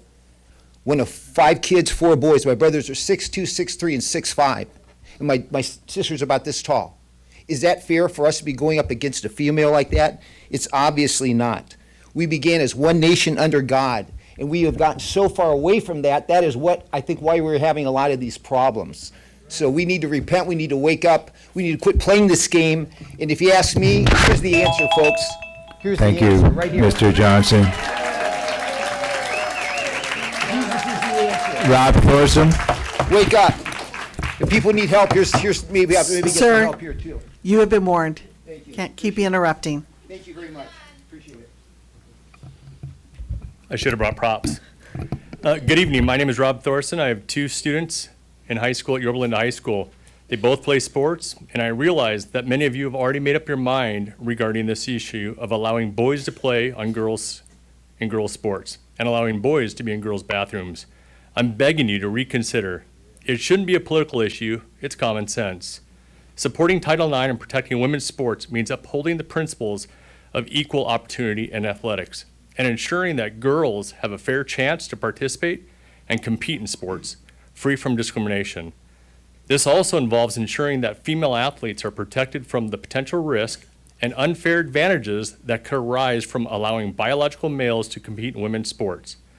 Boys on girls teams take away positions and opportunities for our girls. We have a legal and ethical responsibility to protect our girls. Please protect and keep boys out of locker rooms and our girls and out of our girls' sports and support Title IX. Thank you, Mr. Thorson. Victoria Michaels.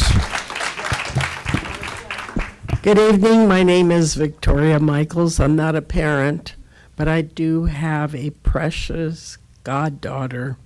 The thought of her playing soccer and having a boy knock her down sends shivers through my body. The idea that you should be protecting students and not supporting Title IX is totally shameful. Let girls be girls and boys be boys. Thank you, Ms. Michaels. The next four speakers, please approach the front. Sarah Phillips, Patricia Hanzo, Dr. David Romasinski, and Stephanie Wade. You're Sarah. Yes. I'm Sarah Phillips. I'm the librarian at Yorba Linda High School. Back in 2022, a resolution was passed on a 3-2 vote to ban CRT. At best, it was a confusing and contradictory resolution that didn't apply to all students. The result was a chilling effect on teachers and a loss of Cal State Fullerton student teachers. Please revisit that resolution and consider doing away with it. It has done nothing to improve the education of PYL students. On the resolution on the agenda tonight, everyone should vote no because it is not in a school board's purview to place bans on transgender girls in sports. Doing so is illegal by California law. It invites lawsuits and removal of girls' teams from CIF. What girls' sports need is equity in funding and access to space and resources. Focus there. Thank you, Ms. Phillips. Patricia Hanzo. Hello. There are so many other things we should be talking about, like the financial mismanagement during Leandro Blaze's term as president, and also spring of 2024, private jet taking Blades, Shurness, and Beth Fisher on a trip to Silicon Valley. Those are the things we should be investigating and looking into. But she doesn't want us talking about that. Today she is proposing a practice that may end up blocking many female students, all female students, from joining something. Kids just want to play. Let them play. When children play sports, their teammates may be taller, heavier, more muscular, experienced, unexperienced. It's diverse. It's part of being on a team. Attacking the most vulnerable is disgusting. We will not banish a student from any activity. Will a child's body be inspected by a district employee? Will a body be inspected by a coach? Will school teams forfeit games if the opposing team has a gay kid on it or a transgender player? Vote Thank no you, on Ms. this. It's Hanson. unnecessary. Dr. David Ramosinski, please. Good evening, Board. Dave Ramosinski, 42-year resident of Yorba Linda. Just a little background real quick. I do have a degree in biology from Cal State Fullerton. I've lived 72 years here in Southern California, and I have a doctorate from University of Southern California. And unlike one of our Supreme Court justices, I know what a definition of a woman is. And there's two biologies. There's male and there's female. And with all due respect to all the women playing in sports, please give them the respect. Do not let men compete against women.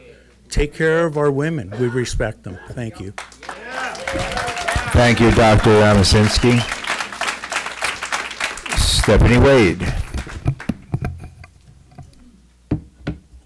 Good evening. My name is Stephanie Wade. I'm chair of the Lavender Democrats. I'm also a proud former Marine infantry officer and a very proud transgender woman. I came here to speak not for myself, but actually for a friend who's a lifelong resident of Placentia and went K through 12 here in Placentia-Yorba schools. She was afraid to come here and speak tonight. She's transgender. If she was afraid, she's 30 years old. Think of how terrified all the kids who are trans in this district, who aren't even trying to play sports. They're just transgender kids that are trying to go about their lives and live with decency. And there's a witch hunt going on right out here. This needs to stop. Thank you, Mr. Wade. The next four speakers, Samuel Penrod, Kathy Suchell, Carla Jones, and Sonia, I can't quite read that, I want to say Dalwal, I believe. I hope, and I apologize if I didn't get that right. Mr. Penrod? Hi, good evening. I'm Samuel Penrod. I'm a citizen of Orange County and a taxpayer. I appreciate the district's efforts to promote student well-being through the anti-bullying initiatives, ABC. I love that presentation. However, I find it ironic that on this very same agenda, there is a proposed policy to ban transgender students from participating in sports. Isn't that the same thing as bullying? This policy conflicts with Title IX. This policy conflicts with Title IX, California Education Code, and the district's own bylaws, all of which protect students from discrimination based on gender identity. Implementing such a policy would lead to costly legal battles. Chino Unified School District, for instance, had to pay $1.2 million. Isn't it enough? Thank you, Mr. Penrod. Kathy Suchell, please. Kathy, approach the podium. Welcome. Good evening. My name is Kathy Satchel. As of June, I'll be a 50-year resident of Yorba. I spoke last year at the end of the year, and boy, have things changed here in this district since that time. We now are talking about boys and women's sports. I don't know if many of you are aware that I have seen, and it's not fake news, if this district goes to women and men's sports together, you're going to lose your funding from Donald Trump, the new president of the United States. So I hope you have a lot of money in your reserve account. Thank you, Ms. Suchell. Carla Jones. Hi, I'm Carla Jones. I'm reading this letter on behalf of an 18-year speech language pathologist in PYL who has mentored numerous graduate interns. They are writing to share concern regarding the district's recent loss with university speech language pathology programs, such as USC, Chapman University, and Cal State Fullerton. Recently, they were informed by the director of USC's SLP program that the university has chosen not to renew its internship agreement with our district. This decision was influenced by concerns about the current political climate and perceived values of our school board and leadership. There is already an ongoing shortage of qualified SLPs in our district, which has necessitated the use of contracted personnel to meet student needs. Our past partnerships with these universities have been a vital pipeline for identifying and nurturing highly trained and committed professionals to serve our schools long term. USC interns have consistently demonstrated exceptional preparation. Please consider this. Thank you, Ms. Jones. Sonia Dalwal. You pronounced it correctly. Okay, good evening. As a parent of 2 children in the district and as a physician, I'm here to talk about the proposed transgender athlete ban. My concern with a blanket ban like this is that it leaves too much up to interpretation. As far as I'm aware, the details have not been made public as to how a female athlete's gender will be confirmed. Will it be the gender assigned at birth? That sounds simple enough, right? What about people who have genetic anomalies, whose genetic makeup does not match their phenotypic gender? One such condition is called Klinefelter syndrome, in which people are born with 2 X chromosomes and 1 Y chromosome. While they are generally considered male, some of them develop breasts and some of them don't develop testes. Would you define that person as a male or a female? Who is going to be the one to decide that, and what are their qualifications? Did you consult any physicians on this? My point is that there is a lot of nuance to this, and a blanket ban is not the answer. My other major concern is how this will empower members of the community to call out students who they think have male features, and I worry for all female athletes in that situation. Thank you, Dr. Delwall. Next 4 speakers, Phil M., Regan Rothery, Joan Herrick, and Shawnee Murray. Phil M., yes. Please approach the podium. I have a lot of empathy for the LGBT community. My son is gay, and Yorba Linda High School was not always easy because of that for him. Having said that, I also had 4 daughters who were athletes at Yorba Linda High School. In fact, one of them set and held for a number of years the triple jump and the long jump record at Yorba Linda High School and for her league. I don't envy you in the vote in front of you because there's no way to make everybody happy. And it seems to be a very emotionally charged issue on both sides, frankly.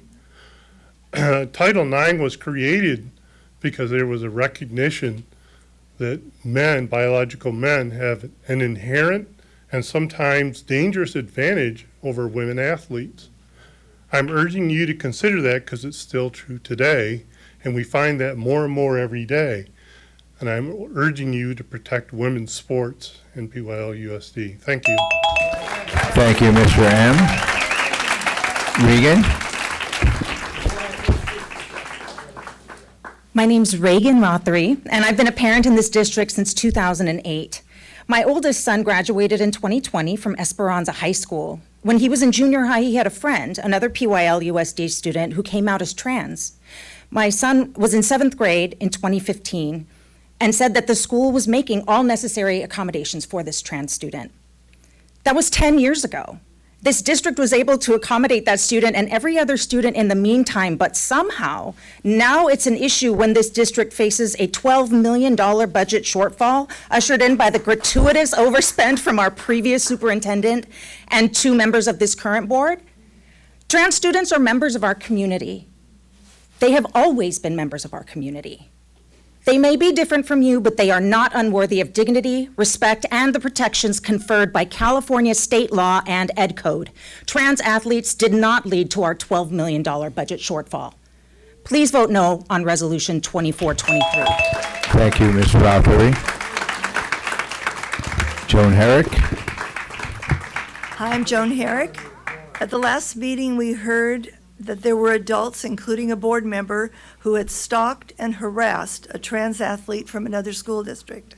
But I was touched when I heard from the mother and the athlete herself. Her team members love, support, and encourage her. They want to have her on the team. They assure her that she belongs. They feel safe. Above all, they are friends. So my message is about friendship. Friendships cross the line of race, nationality, religion, gender, age, sexual orientation, abilities or disabilities, economic and citizenship status. That is a life lesson that I've learned over my many years. I have come to value the diverse group of colleagues, neighbors, and friends who have greatly enriched my life. I hope that all who are here may be as richly blessed and find as much joy as I did in diverse relationships. Thank you, Ms. Herrick. Ms. Murray? Hi, Shani Murray, PYL mom. I'm concerned about the charter school coming in August and taking over buildings at Esperanza High School. What are we doing to protect district resources? Why are we wasting time on a culture war resolution that could lead to CIF disqualifications for the very students you aim to protect? The fact that the resolution doesn't even mention transgender girls proves that the logistics and implementation haven't been considered. This isn't a sincere attempt to address questions about fair competition. It's a culture war issue that's creating a toxic environment. We saw that in some of the public comments last month. A student from another district had to come here to defend herself against hateful and uninformed attacks. If you're serious about addressing bullying, start by ensuring the adults in the room model better behavior. Be informed, engaged, compassionate, and respectful. Stay focused on supporting academic success, building positive learning environments, and actually listening to students. Thank you. Thank you, Ms. Murray. Our next group, Steve Terran, Janice Chappelle, Faye, I believe, Owens, and Pam, no last name. Steve, please approach the podium. Thank you. Hello, my name is Coach Steve. I've been involved in competitive sports for over 50 years and have trained athletes for more than 35 years. There's a massive difference in competitive skill levels between biological males and females. This difference is consistent across every sport. If you go to ChatGPT and ask the question, what is the fastest 100-meter time run by a female, and where does it rank among males, you will find that it's 1,500th place among men, including high school boys. Also try the long jump, high jump, 400-meter, shot put, hurdles, etc. The same pattern appears across every track and field event. Top female athletes consistently fall over 1,000 places behind their male counterparts. Title IX allows schools to separate teams and categories based on sex and competitive skills. These are two qualifying standards. We've just established with real data and lived experience that the competitive skill level difference is overwhelming. So by Title IX's own definition, it's not only appropriate but necessary to maintain separate categories for biological females. Without this separation, girls lose scholarship, sponsorship, victories, records, and opportunities. Thank you, Mr. Terran. Ms. Chappelle? Thank you. I appreciate your time. I just want to say I'm a volunteer in the Yorba Linda High School District, and I have witnessed exactly what we're talking about today. At one of our regional events we just had, I was able to watch a biological boy compete against biological girls, and he jumped 11 feet more than most of the girls in that category. There were 19 girls competing, and this biological boy got the medal over the girls because he jumped 3 to 11 feet more than most of the girls in that category. Last year, he competed against the biological boys. He came in 15th place. This year, he won. So we will be holding an event where he'll be there again this week coming up. So I know we can't do anything about that, and I do have compassion for the LGBTQ families, but I understand too that we have to protect the girls and scholarships and things that are for them. I'm a grandparent out there working and helping in the school district, and I get to see this every day. Come out and watch the sports and you'll see the difference. Thank you, Ms. Chappelle. Faye Owens? Thank you for your time. I just wanted to let you know that back in the days when I was competing too, I wanted to join the male flag football in my junior high school, and I had to do a lot of, trying to let them allow me to play. And that was back years ago. And now I feel that the girls that are competing in sports, they need to compete with each other and not have to feel like they're intimidated by a male within their teammates. I just want you to consider the safety of our girls, the privacy of them in our locker rooms, and that just for them to feel safe. I thank you. Thank you, Ms. Owens. Pam? I wanted to address 18-1 and our next superintendent. So it's often said here, and I've heard many folks here on the dais say that we just simply don't have enough school-age children, and that's why our enrollment has gone down.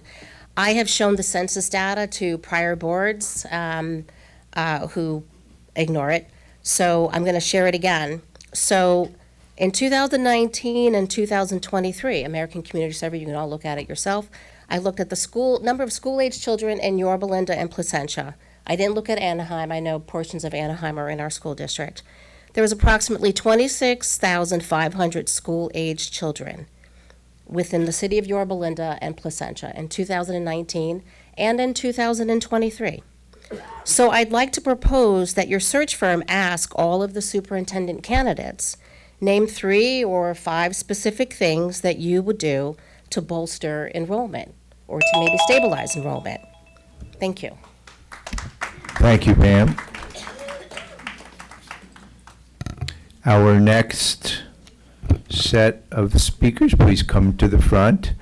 Gay DiPerio, Patty Kabadi, Ed, I believe it's Gum, sorry, I can't read it well, Gunn, okay, sorry about that, and Mrs. Winger.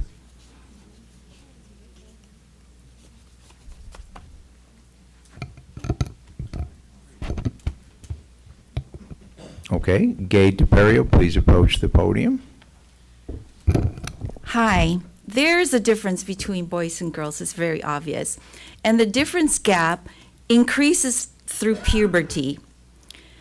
Males have 20 times more testosterone than females. They have more body mass, more strength, and more speed. Even when they are put on hormones to transition, the biological males still have a physiological advantage over the girls.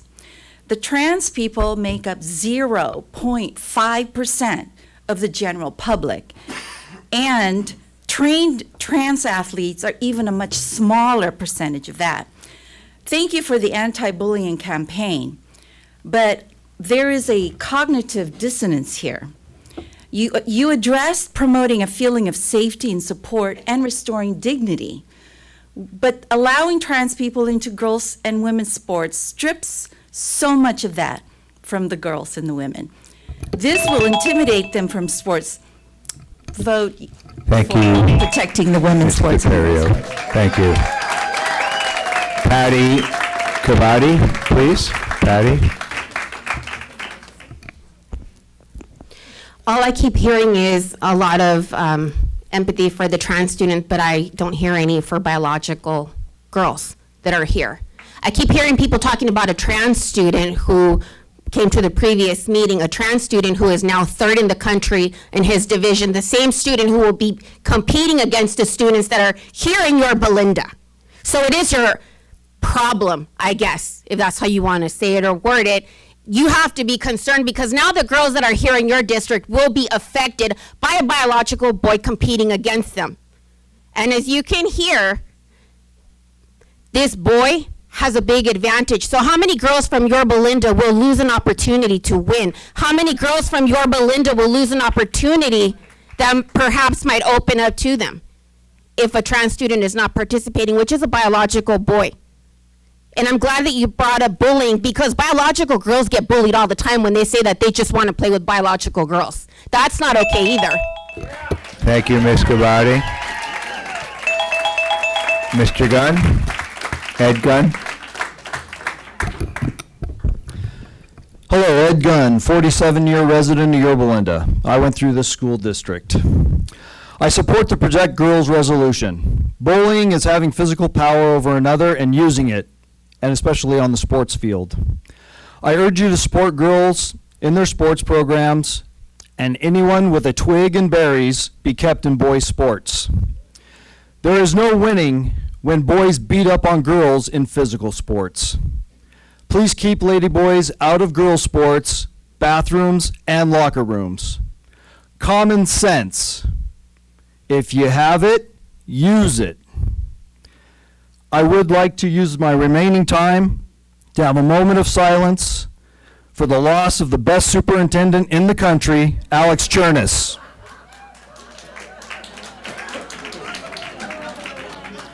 Thank you.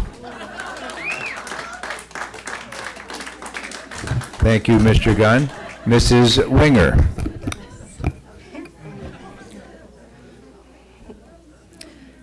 So many of us parents want action, and we want it tonight in favor of passing the resolution 2423. We want our girls safe in sports. We want them to experience the same joy that so many of us moms experienced as a scholar athlete as well. I urge you to vote in favor of this to keep the integrity of girls' sports.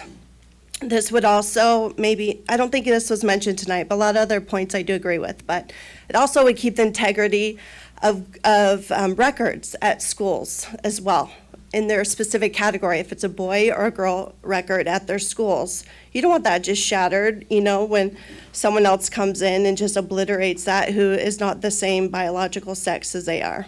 Respectfully and with civility, I say that there are most likely other resolutions and solutions that may be forthcoming as to opportunities for transgender athletes to compete where it's just as safe for them but doesn't infringe on Thank you, Ms. Winger. rights. Thank you. Jenny Bremer and Ben Stubbs.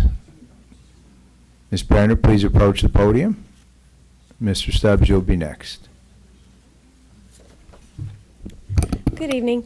Thank you for the presentation on our anti-bullying efforts. It's clear the district wants every student to feel safe and included. That's why I pose this resolution targeting trans girls in sports. It violates California law, risks banning all our athletes from CIF, and goes against the values we just discussed. Studies show that 68% of LGBTQ students already feel unsafe at school.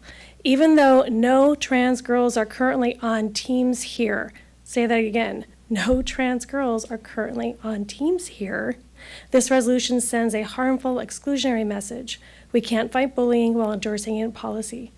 And looking at and hearing what's going on in this building today, I think that we really need to focus on this bullying as adults as well. Thank you. Thank you, Ms. Bremer. Ben Stubbs.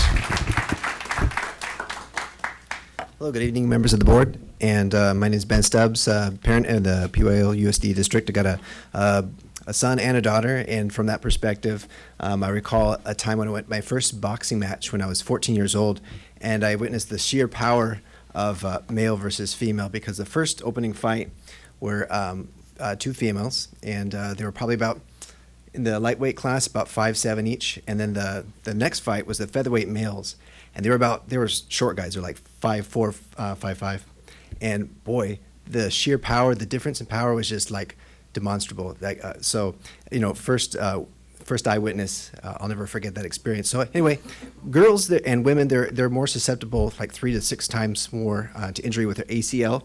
So they don't need that exacerbated risk competing with boys, because it's physics. They have to compete faster, move harder, and it's just going to lead to injuries. So this is just a common sense thing. Please vote yes on this resolution. Thank you.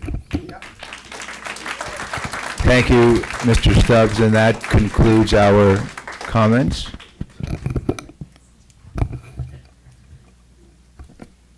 Okay, at this time, we are going to take a break for 10 minutes.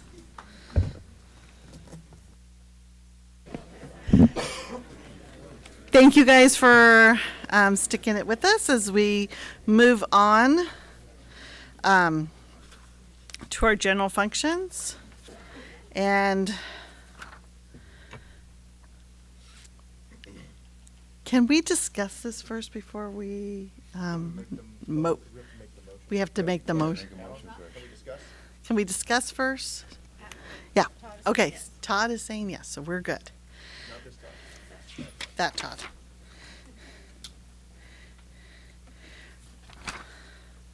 Okay.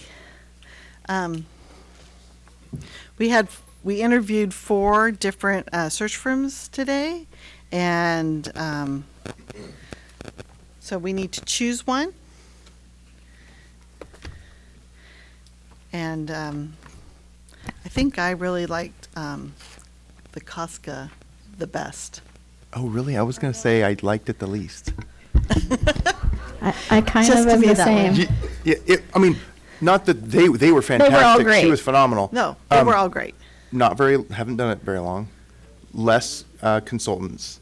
The reach was not as big as the others. I mean, McPherson had 130 consultants and Costco had 28. So like you're just talking about reach and net and potential connections. I think that the bigger net is better. I really like McPherson's 2-year guarantee, price match, and their high 98% retention rate, or at least the consultant we were discussing this with. So I also like the thing that they talked about, the proxy group interviews. Carrie, you and I were saying that's kind of an interesting concept. I'd like to know more about that. Personally, I would lean towards them, and price-wise, they're right there in the middle. Well, and they said price match, so that's pretty good. I kind of, I've narrowed it down to 2, and my 2 were Ray and Associates and McPherson. I like them both. I don't necessarily know. I think I would be happy with either one of them. I didn't have anything that stood out to me that would be, a non-starter. I really liked the uniqueness of the McPherson, where it's just more hands-on with the board interview process piece, and I like the Ray and Associates too, where there's a potential of having them come and talk and do that, like not necessarily the town hall in the way they were describing, but something that's a little different, where we can get some feedback outside of just the 5 of us. The only thing, and I said it when they were talking, I love and I hate that whole concept because it's kind of a cool idea. However, if you're going with like the confidentiality of the search, that blows it all out of the water. And it's scripted questions. Yes, they said they could pull some from the Survey Monkey thing, but I'm on the fence on whether that's a good idea or not. I don't know. But I really liked, if I had to lean towards one, the McPherson one seems, of those 2, because I agree with you. It's, for me, it was either Ray and Associates or McPherson, and then the 2-year guarantee, the price match, and the retention, and the reach, I think, made more sense. Both of them had the one-way interview video answering ahead of time, so that you get that first round of. I like that, too. I like that too, and both of them had it. I think too, if we went with Ray and Associates, I think if we just said what you're talking about with the town hall, like maybe what their idea of a town hall is different than what we think a town hall could be. So I think that if we didn't want it, we could say like, let's try something else. And then they said that they could go in the confidential route. And I think when we're talking about the confidential route, it's about if we have existing superintendents that are in a job and they're applying with us, what they do is they keep the names confidential. So like if they don't get the job, it doesn't upset their district or their board or the relationships that they have there, because they know that they, are trying for another job. So I do believe that that piece is important, just to protect their jobs that are in place. Like they said, assistant superintendents, directors, anybody that's going for other jobs, a lot of time there's no, that's kind of expected. But the fact that that is an option was good for me too. I think what worries me about McPherson was kind of their interview process, where they were like, we're going to, coordinate the interviews and visitations. We're going to tour the community. We're going to meet educational partners. It seems like it's confidential, and then it's not. And that's what worries me. What I liked about the COSCA group is the 2 years of support and helping us make plans and making sure our superintendent and the board is supported for 2 years. With governance, it's already included in the price. The mentor support. Also, they, go through a workbook with the board and the superintendent to find policies and expectations and build. So that part to me was really appealing, because I feel like we get a new superintendent and it's all good, and then we just never follow through with the governance and pulling through that part, and that is part of their price. I liked when Marilyn said she liked them. I did like them too, and I don't really ever subscribe to the whole thing that bigger is necessarily better, because you have so many more consultants. Like, can we have 2 people who are starting out, just it's become a passion of them, they could do a good job. I mean, with just the two of them. And I did like too that they're not running multiple searches at a time. They're just And I focused on think, us. yeah, and I looked them up earlier yesterday, and they had like, it sounds like one focus, and it sounds like that person was placed, and then now here we have, the focus. I thought she was very personable. I thought she was very sharp. She was great. She was great. I liked both of them. And I did like the whole fact that they do kind of follow you for 2 years, and so we don't have to go searching for another governance team or consultant or bring in something new. She's kind of following the whole process, and I think it not only holds us accountable, but it could also hold the future superintendent accountable as well. That's right. They have a 2-year guarantee as well, didn't they? Yes. I like that piece of it too, the 2-year follow-up and helping us kickstart that piece of it, like how we come together. I think that is incredibly important. No matter what we do, we should include that. But the fact that it's part of it and it's part of the price is beneficial. My main concern of anything really is having enough people to pull from. No. And making sure that we get the best candidate possible.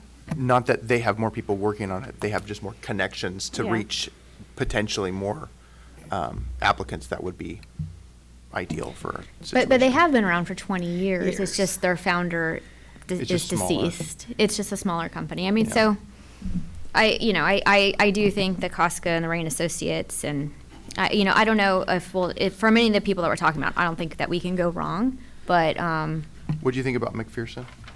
eh, Oh, really? Yeah. Really? Okay. a little bit. Just like, okay. I mean, but I'm open to any of them because I didn't like I sit thought there they and all I were didn't fine. sit there and go, oh my gosh, this is all like terrible. You know what I mean? Oh, yeah, no, I Like get it that. wasn't like that for me at all. But I just think, and maybe it was because they were last, and so I remember them last. But I just felt like they're- there was a lot of passion Mhm. because she's just starting, and I think sometimes when people have that passion. And like she said, I didn't really think I ever want to be in this, but now I have the passion for placing this. And so sometimes I think when you have that, like, even she's done a couple of churches, but like she's into it and like, you want to establish yourself and you're really passionate about it. Sometimes, And I like that she was just a superintendent 2 years ago. Yeah. And she has been all throughout, the state in different areas, so she's made a lot of connections. Yeah. I appreciate that. Tricia, what do you think? I was waiting to Jump right in. What do waiting you for a think? break. I actually liked educational leadership services. Of course. I just like that they stressed the student component on it as well. I liked that part, and the mentorship was there as well in the fee. The 100-day plan, I really liked as well, and I did like McPherson as well. Yeah, Costco, I'm just same thing. It's just not as. like them personally. Yes, the presentation was great. I'm just not 100% bought into like only have done 2 searches or something. You know what I mean? Like I think I learned a little bit more. No, I agree. Yeah, But she would be one of the consultants to be working with us. So that's my would only be the- the 2. But that's my only hesitation on that is just, I don't know. Right. But I do think that we're focusing on her too, but we have to remember too that Costco has been around for 20 years, and Yeah, so they they got- are known. And you did say, Dr. Adhesion. Misurino, that they are very well known, right? Okay. And they have other Yeah, people. they are, and I believe their packet has a number of recent placements as well. Okay. I don't, I think with, she just, her passion and her, stood out to me, and then the 2-year thing, because I think that's probably one of our issues is we need some policy, we need some governance work, we need some of these things, and so having someone to keep us accountable, and then, also keeping a superintendent accountable and making sure that there's follow through, I think is a good thing. But like you guys said too, a couple of the other ones offer it, so. Educational leadership services, they also have a variety of people on, like board member, superintendent, like there's a variety of different positions that they get input from in their team, so. My only downfall with education leadership, why I didn't choose them, is they're $10,000 more. Yeah, That they're is the true. highest That They're is the true. highest price. That is true. So I'm like, are they worth the 10,000?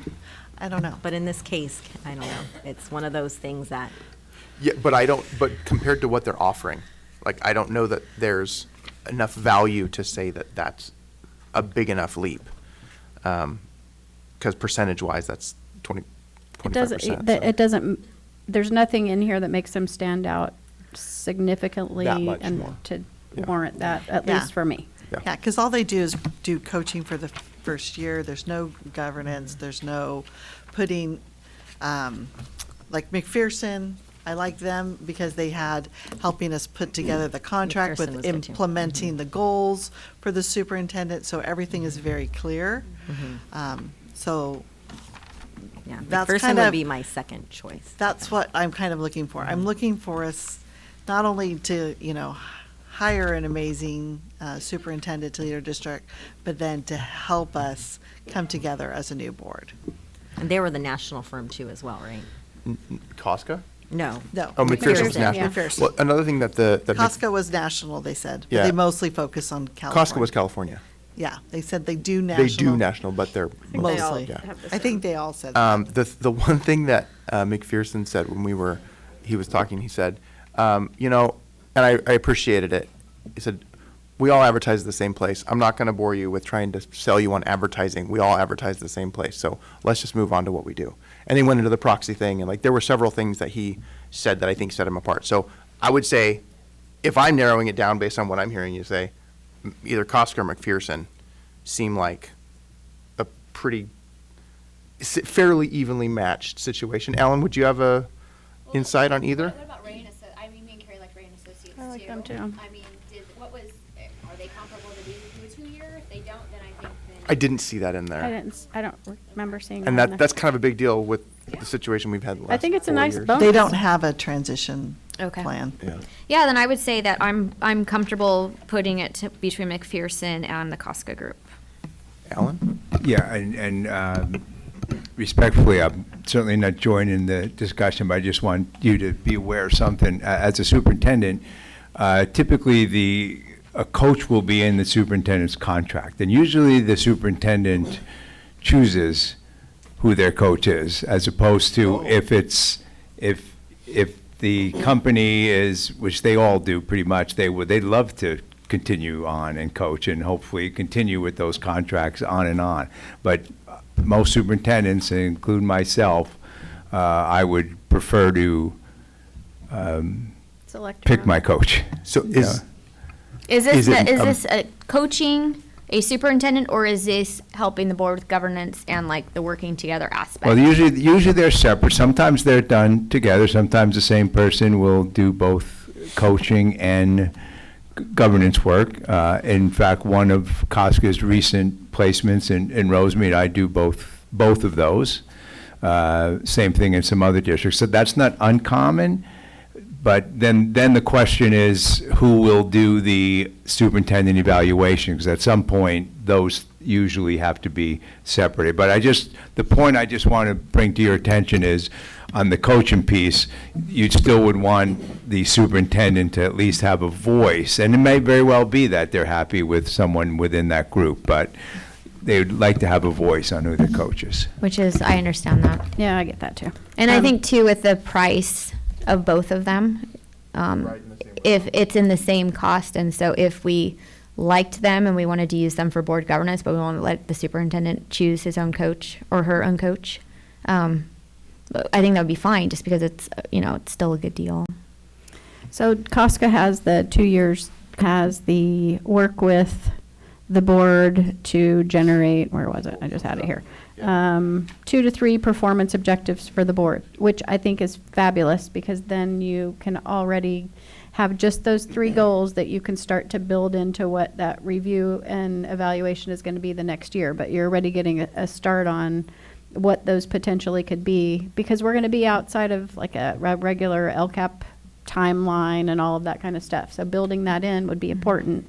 And those are hard for us to do as a team. It's also hard for a superintendent coming into that. I think having somebody guide us to those first 3 or 4 goals would be helpful.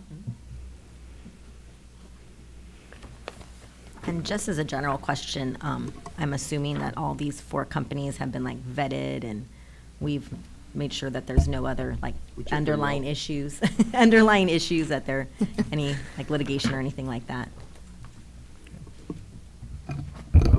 I don't know about being vetted. They are all well-established firms that do this business. So to my knowledge, none of them have any existing litigation that would potentially impact a search, but I can't speak definitively to that. Something else that I'm just reading as I'm going through the presentation again for Costco.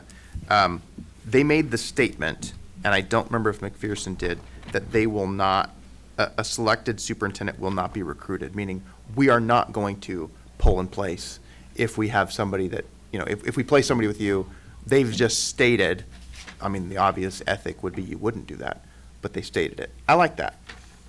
That's up I'm front. torn on that, because if we have somebody that we specifically would be interested in asking, and maybe not the first couple of years, but if they've been there for like 5-6 years, and we have a specific ask to like, will you please reach sure. out to them and see if they would be interested in applying, I would want them to do that. Mm. And then it would be on that other person, if it's a direct ask because of something specific, not generally. Yeah, but like they're they not would going to go- place them. No. Yeah. I think So, that's a so could we reasonable have a third distinction. part, could we have a third party pose that question? We can get around it. Remember also that you as a board could say how you want this to go. Right, no, it's up to So, yeah, No, absolutely. I really liked, like the weekly updates, what I appreciated about all these firms was it was, the board setting the standards, choosing the groups that we'd speak to, setting the timelines, and it was the entire board and the up to date. So I felt like, I don't think we could lose with either firm. Between Costco and McPherson? Yeah. Yeah, I would And then agree. in my notes, it says here that McPherson won't move people. Oh, Same, they he both. stated that too? Okay. all Yeah. right. Well, darn it. So I don't have that on my notes for. What about timelines between the two? They both were closely aligned. Yeah, and they both pretty much said that it was up to us, to our timeline. Yeah.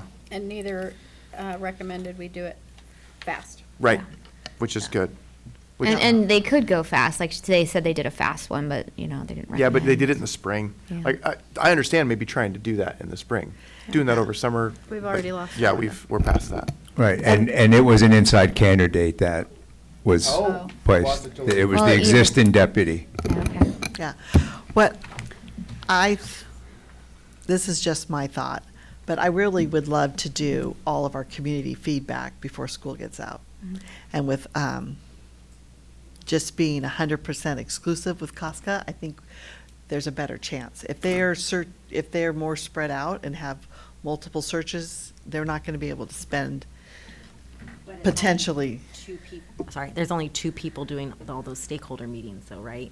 Where the other That's- ones were like it's 4 typically that way. people. It's Yeah, it's That's usually very just normal. two. We've Two, always maybe had two. 3. 'Cause I thought the other one said that they would McPherson has enlist 3. more people to help with the stakeholders. Yeah. I The think 2 that would do the was the search, but the first. 4, yeah, I think one of the other ones said they would.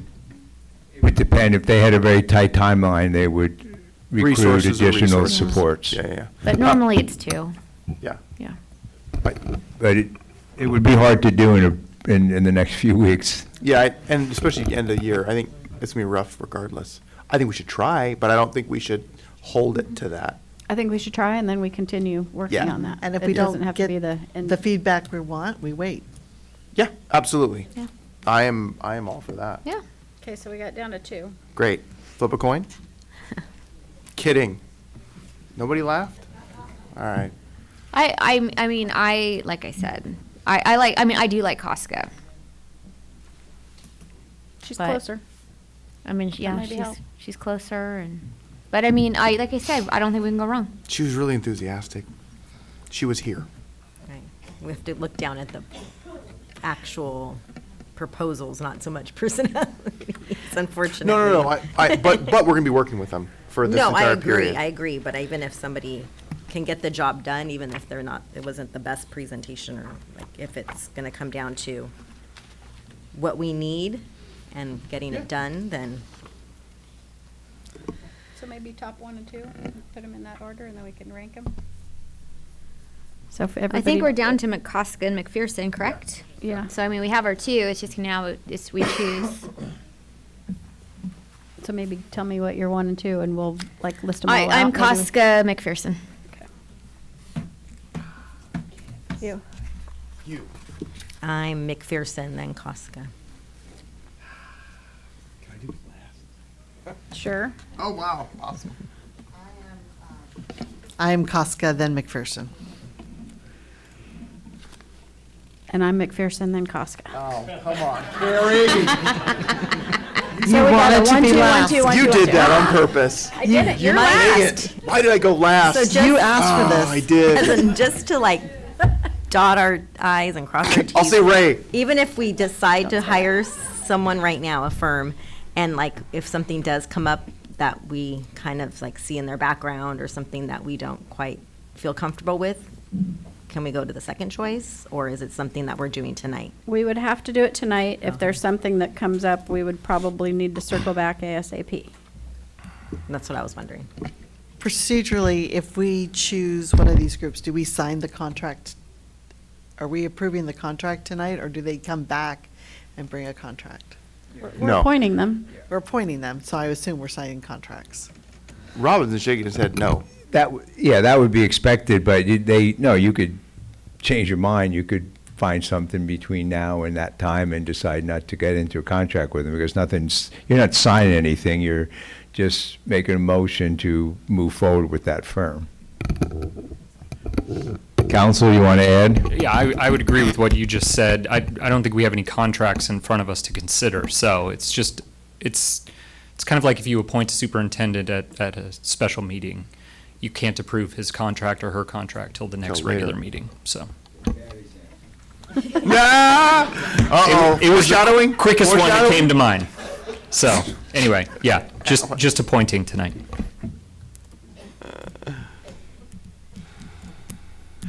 Oh, man. It's hard. I know. I'm torn, but I guess I would say Casca. If I was Casca McPherson. I could get behind that. And I could get behind the other, so I think. Todd, you got to make up your mind. Ray. There's 4 women up here. We're like, Dang you know, it. come Oh, and on. I'm saying Casca. Supposed to be the strong. Saying Casca. All right, I'm Then gonna I'll go make the Casca. decision now. I'll get Casca. All right, okay, fine, done. Okay, since you made the, Oh, do yes. you want to make the motion? Why I'll don't make you a make the motion to appoint the Casca group to conduct a superintendent search. And I'll second. Okay, we have a motion by Mr. Frazier, a second by Mrs. Blades. All in favor? Aye. Motion carries 5-0. Well, that was easier than I thought it would be. I thought we'd all want It's totally separate one. totally separate ones. Yeah. Good. Hey, something went fast.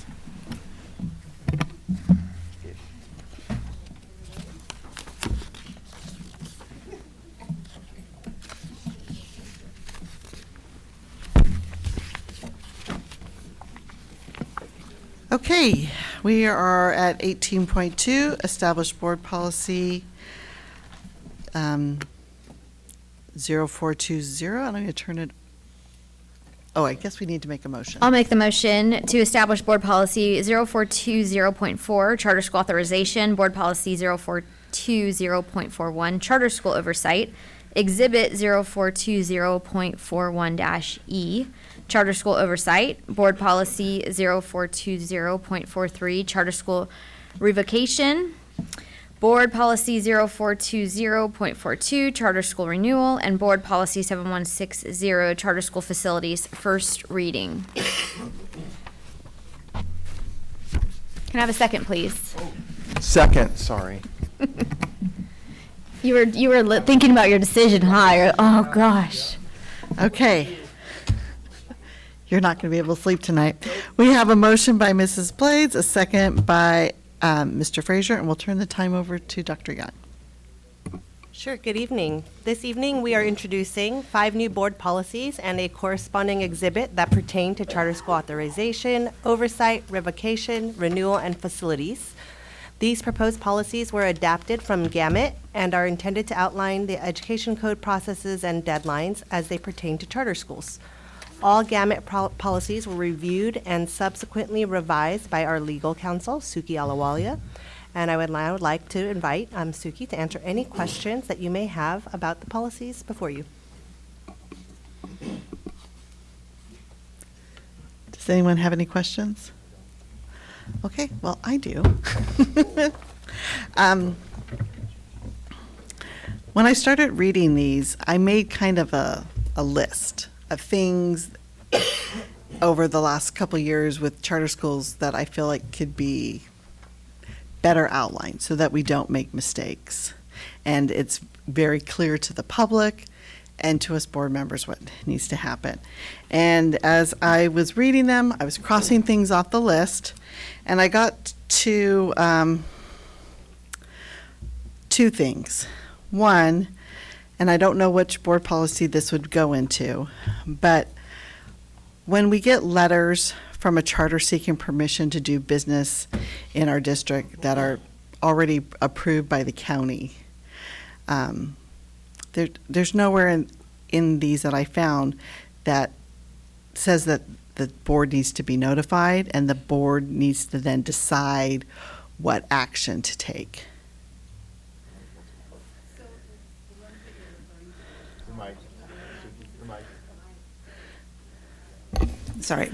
Sorry about that. The ones that you're referring to are the ones that are submitted directly to the Orange County Board of Education, and whereby the petitioners are seeking countywide status. In fact, we just received notification a couple of weeks ago that there's a new one called Navigator Schools that is going to be submitting a petition to the Orange County Board of Education.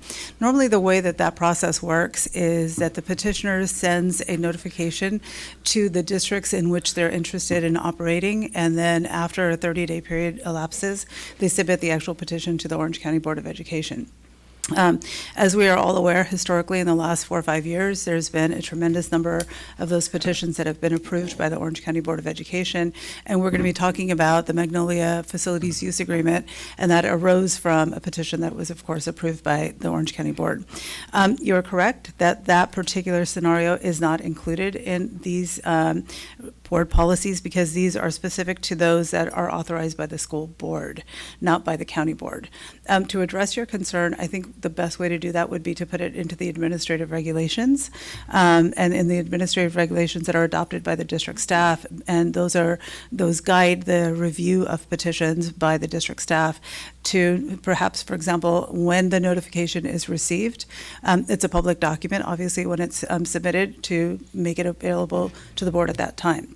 When the actual petition is submitted to the Orange County Board, we get a copy of it at that time. We also get notification from the county board at that time about the public hearings, and that also is public information that can be shared simultaneously with the board as it is with the district staff that are looking at that petition.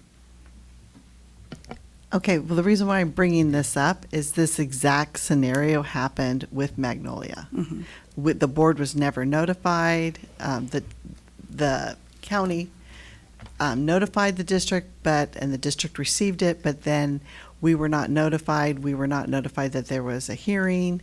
We never came together as a board to discuss the hearing, whether we were going to fight it or not to fight it. And I just don't want that to happen again. Mm-hmm. And I think, so I just trying to figure out the best way to deal with that. Mm-hmm. Okay, perhaps because it won't fit under oversight, maybe under the exhibits? In placing something in writing saying that we have to do it a certain way, does that restrict us from handling certain situations differently that would need to be handled differently? That's my concern about putting that in writing, saying the board has to be notified and the board has to make a decision X, Y, Z. That just seems And to piggyback off of him, is any other districts, do they have that type of language in any of their policies? Or would we be like one of the only ones that's putting that language in? So that language is not in any policies that our office has helped to prepare. But to your point, are we tied to that language once it's put into a board policy? You can always use language like, should or may or will as opposed to shall, right? And so we can have shall provide notice to the board of countywide submission. We can say, shall provide notice to the board of the public hearing. And then the board can make a decision still, or the staff can make a decision if that authority has been delegated to the staff as to whether they want to challenge that at the public hearing at the county level. Yeah, I'm not saying that we're going to challenge it or we're not going to challenge it, but I think it should come to the board for that kind of decision. And we've had it happen that way in the past, and then we've not had it happen that way in the past. And I just feel like that's kind of it should be a board decision, not, the superintendent's decision. So that's all I'm saying. Yeah. I agree with you. I think that it has to have something written in one of these policies that says when the district or the superintendent is noticed of any potential, then we are told. Mhm. And we don't have to do anything from that, but we should be aware, because this all started October of 2023, and we became aware of it at the end of 2024. Not that who knows what could have happened between there, but it's the being aware as a board and being caught off guard and losing opportunities to even read what was happening at the Orange County Board of Ed and being able to voice our opinion. So I definitely want to embed that piece of it in there. Just, I'm not really sure which one, so that advice would be great. Okay. And I don't know if you want to, think about it and bring it back. Yeah. Yeah, because these are fresh. Yeah, I mean, we don't have to make that, Yeah, this is like, the first reading. Yeah. this is the first reading. Yeah. Okay. As long as it's loose, I'm good with it, Okay. like, in It general. just gives directions to the Yeah. board. Yeah, yes. Information's great. Yeah. Ma- Okay. Not public, but. On board policy 0420.4, under timelines for the board action. The first one? 0420.4, the very first one. And it's under timelines for the board. Just going to find that. Page 5? Page, yeah. Yeah. Mine says page 37, so. It says at the very beginning, within 60 days of receiving a charter petition, the board shall hold a public hearing on the charter provision. And could we add words like within 60 days, but not fewer than like 20 or 30 days? And the only reason I'm bringing this up is we have received charter petitions on a Friday, and we've had a public hearing on a Tuesday. So it's not really enough time for the public or the board to review it and to be able to speak intelligently about it at a hearing. Okay. So the law requires the board to hold a public hearing within 60 days of receipt of the petition. Receipt of the petition is now specifically defined to mean when the petition and the certificate of completion are submitted. So we have all the way out to 60 days and then 90 days to take action. Generally, we don't like to have the meeting held at the 60th day because of the staff findings that have to be posted at least 15 days prior to the meeting at which the action is held. To address your issue or concern, I think that we could put language in here that the, public hearing should be held within, the next regularly scheduled board meeting or within, something like that to address that concern. So not have a specific date I know where you're going, not 5 days, not 10 days, but, some kind of reasonable window of time. 3 days is just too short. We need a little bit more runway from that. And adding that in there to ensure that would be helpful. I mean, I would never recommend 3 days because part of the reason for the public hearing is so that everybody that is going to be impacted by this charter school that is potentially coming in has an opportunity to speak, particularly those that, the very purpose of the public hearing is to hear from district teachers, district parents, and others that are going to be impacted either negatively or positively by the charter. And I think the one that they're referring to is a charter revision. Is there different rules for revision? So on like for a district charter, when they pulled in a revision, would there be different rules? The revision processes and standards are the same as for material revisions, are the same as they are for new. Okay. Yeah. I agree with the not wanting to wait out the 60 days, because you're right about that. So, Right. yeah. I don't want to wait 60 days, but I'm like, 7 days, 2 weeks? 2 weeks. Okay. Yeah, well, I mean, we'll use language that doesn't box us in, but allows that flexibility for the board to say that this is when we want to hold the hearing. Yeah, but making sure that we have time. Yeah. But I think too, if we were like expecting it and then like something happened, I don't think we should box ourselves in for the days though, because like what happens if we really do have to do a 7-day thing? You know what I'm saying? Like what happens if it just, something pops up, We shouldn't have anything just pop up. Yeah. Right? The- I mean, that's the point. We should be able to, we should, yeah, but we weren't before, so I'm just trying to I know. make I sure know what that you're that talking doesn't, about. I'm I saying know. in general. Yeah. Don't box us in. Okay. We're just trying to be, proactive. Yes. Because we've had some issues. Maybe think on it, and then we can, as we circle back at the second There'll be lots of reading. thinking. Add it to the list. Think on it. Okay, and then down 2 paragraphs, it says at least 15 days before the public hearing, and that's about the staff recommendations. The staff recommendations. Is that business days or calendar days? It's calendar days. Okay.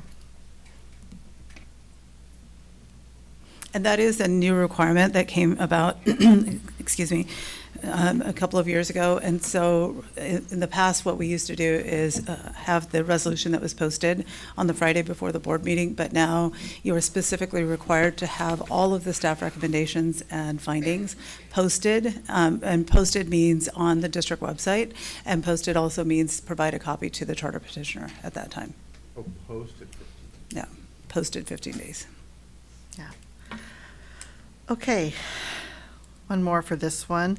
Under number 2, it says approval of the petition. It talks about the memorandum of understanding. There was a lot of debate about this with prior charters. You can say singular. Is there any way to make it more clear that it needs to, cover the financial, the operational? I mean, is there anything more we can add to be clear about that so that it's not so muddy? So the preference of our office is to have a charter petition that clearly delineates everything that needs to be there in terms of operation, in terms of educational program, in terms of governance, et cetera, et cetera. Now, sometimes there are instances in which, you're negotiating back and forth between the charter petitioners, and there's just not that ability to get all of that incorporated into the charter document in time for the board to take action. In those instances, we have specific memorandums of understanding. Sometimes it's for the special ed portion of it. Because if a charter is going to be considered to be a school of the district for SPED purposes, you want all of that delineated as to who's going to provide the services, how that funding structure is going to take place. Tonight, for example, Magnolia is not our charter, but we have, it's essentially a memorandum of understanding. We're just calling it a facilities use agreement. But so if we're not able to get it incorporated into the charter, which is really the contract between the district and the charter school, then we'll put it into a memorandum of understanding,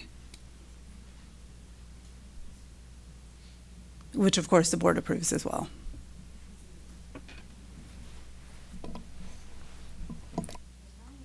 Well, they're telling you to think about a lot of stuff.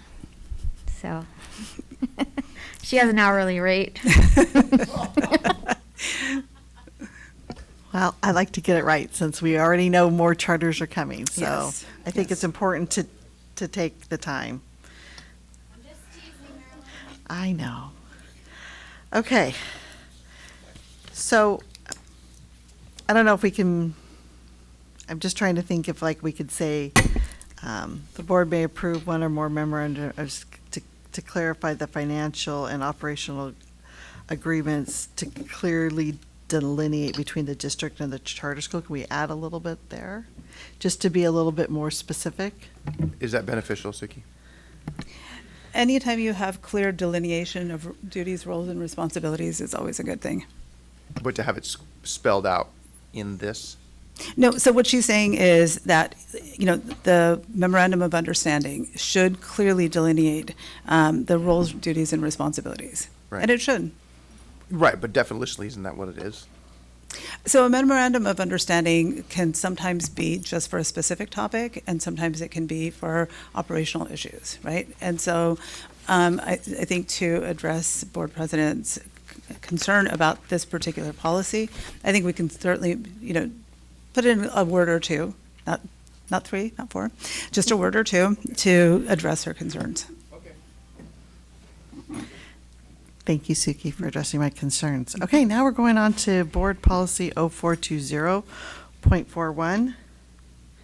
And I think on what my second page is, the first 2 paragraphs, they're exactly the same. Oh, okay. So we sorry just that need we to didn't catch delete that. one. Yeah, thank you for catching that.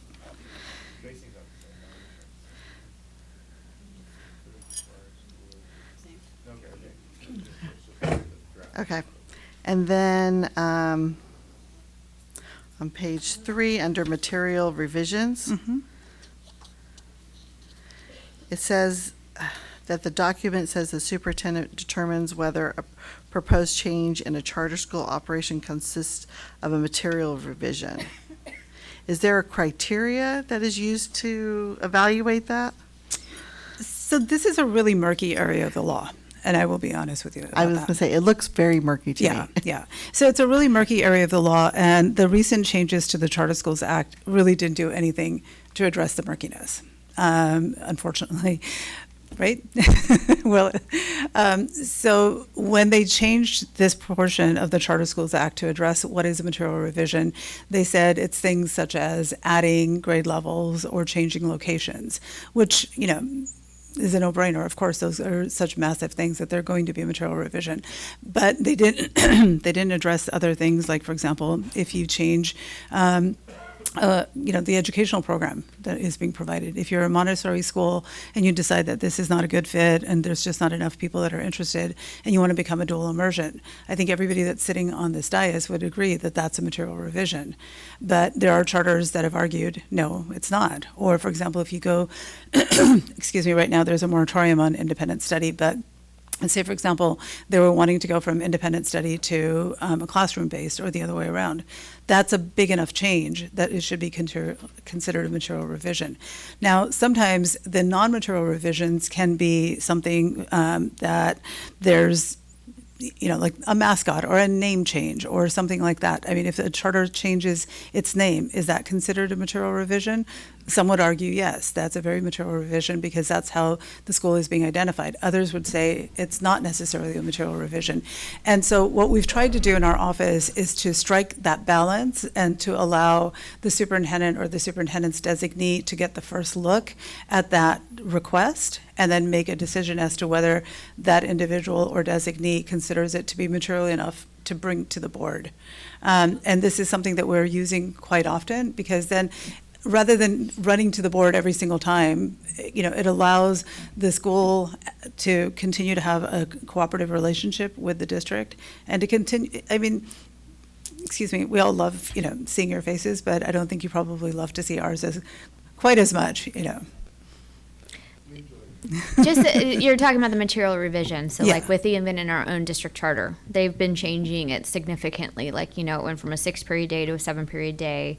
There's some of the curriculum is changing. There's a lot of things that have changed, and we haven't done a material revision. That's just being done. Is that something that would need to be done? Like if we emailed you a list of all the things that are being changed without board approval and without a material revisions, is that something that we need to look at? Because as of right now, all we're hearing from the school is all the changes that are coming to it, and all of the professional development is changing. So it's it's teaching stuff, it's student stuff, it's all kinds of things that have changed, but it hasn't come before the board. And it seems like we're not even going off of our own, charter school, like what we voted on. It's all being changed without board approval. Yeah. Would that be something that we should have them do, is do a material revisions with Yeah. all of their changes? Yeah. Okay. Yeah. I mean, especially, I mean, you said the magic word curriculum. So if they're changing their curriculum, that's something that should definitely be coming back to the board. You know, some of the other things may or may not necessarily have to be, but it's also a perfect opportunity to address, you know, some of the things that may not have been addressed the first time around. That material revisions are quite common, and especially because, again, it's a contract, right? And if they're doing things other than what the contract says, you should know about it and be willing to change it. Because you could also say, you know what, this curriculum that you're now choosing to implement, or these other things are not the things that we are going to agree with. And so if you deny a material revision, that charter cannot implement those changes. Or even moving a program from a charter school to another school. I mean, we're changing a program. Yeah. We need to have a material revisions. Yes, yes. Absolutely. So how do we want to make sure that that's included in there, that we're not giving away our ability to ensure those material revisions come back to us? If we're designating the authority and giving the authority to the superintendent or designee, how do we ensure that we're aware of material revisions and those come back? So this goes back to the very term material, right? So you're giving authority under what's proposed. It's first reading, it's what's proposed. You're giving the authority to the district, to the superintendent or designee to make decisions about non-material revisions. So, they could say it's an administrative change, they can say it's a tweak, it's something that allows the school to run a little bit better. It's material things, big things that are going to, and, that's the next sentence where it says material revisions may only be made with board approval. So, for example, in order to address it in between now and when the board adopts this, obviously, like I said, location, grade levels, those are two that are given under the law. Curriculum, I think, would be another one. Governance structure, obviously. If there's any changes to that. Because of OCSES being a dependent charter, obviously there's not going to be much in terms of employees because they're all district employees anyway. But we could have a discussion as to what the board thinks are material revisions and then incorporate that and say, including but not limited to, these items are material revisions.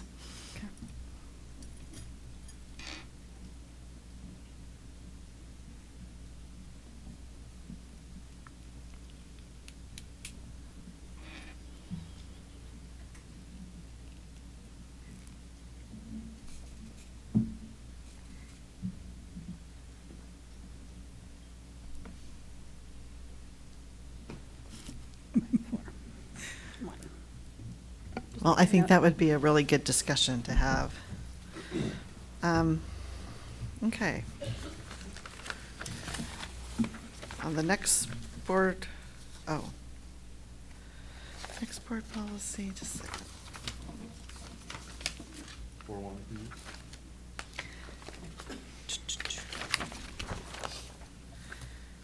4142, and there's just, it's more of like a typo on the second page Of? under 8. Which policy? 0420.41. Oh, okay. Just get on that one. Did we do that one The twice? third page? Well, there's an E. It's the exhibit. The exhibit. Exhibit, yes. On number 8, after the ed code, 47605.6, there needs to be a space, if a charter. Okay, thank you. Okay.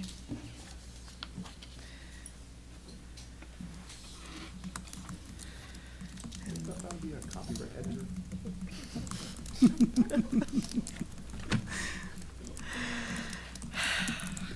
Are you saying I missed my calling? Maybe. You're pretty good at that part. Okay, on 0420.42. No, not 43? No, 42. Renewals? On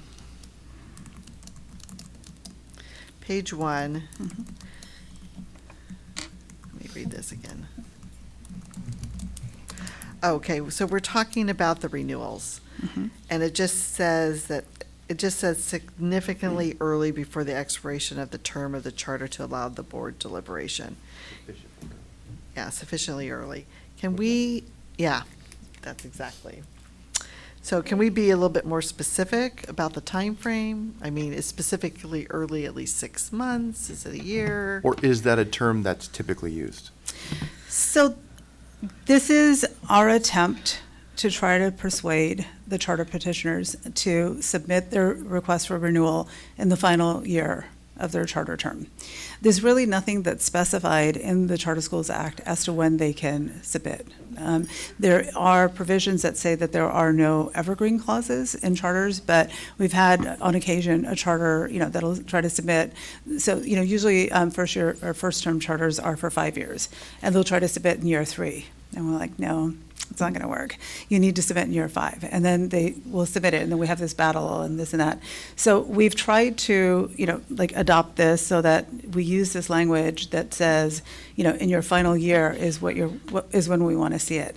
There's not much that we can do to stop them from submitting it.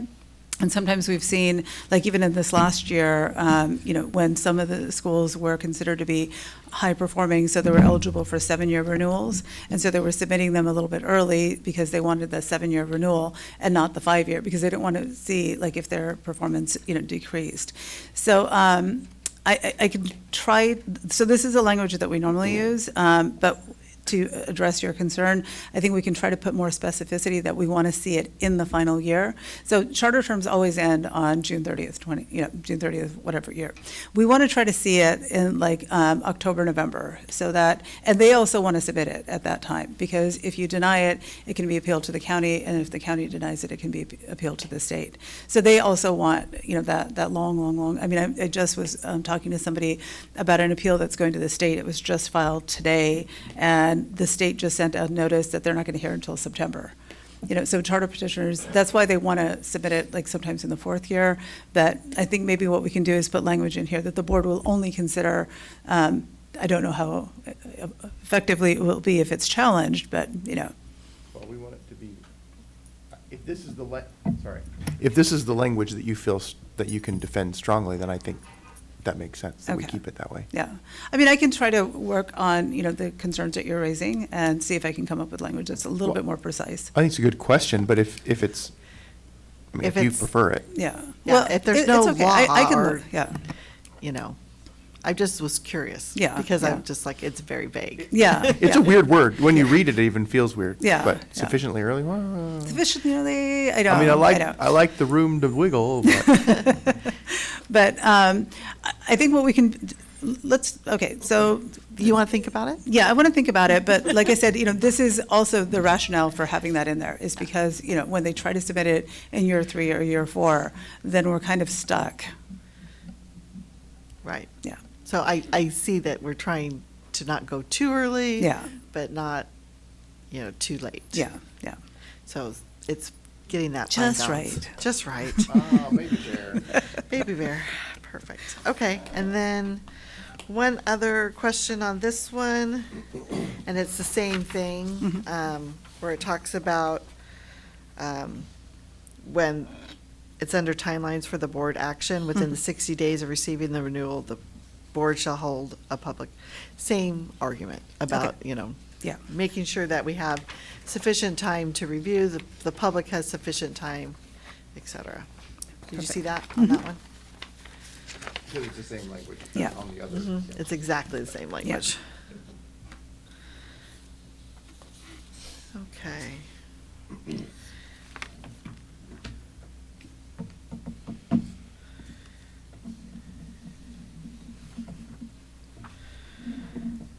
Okay, so I'm into charter school facilities, which is basically 7160. This is pretty much addressing the Prop 39 request, right? Yes.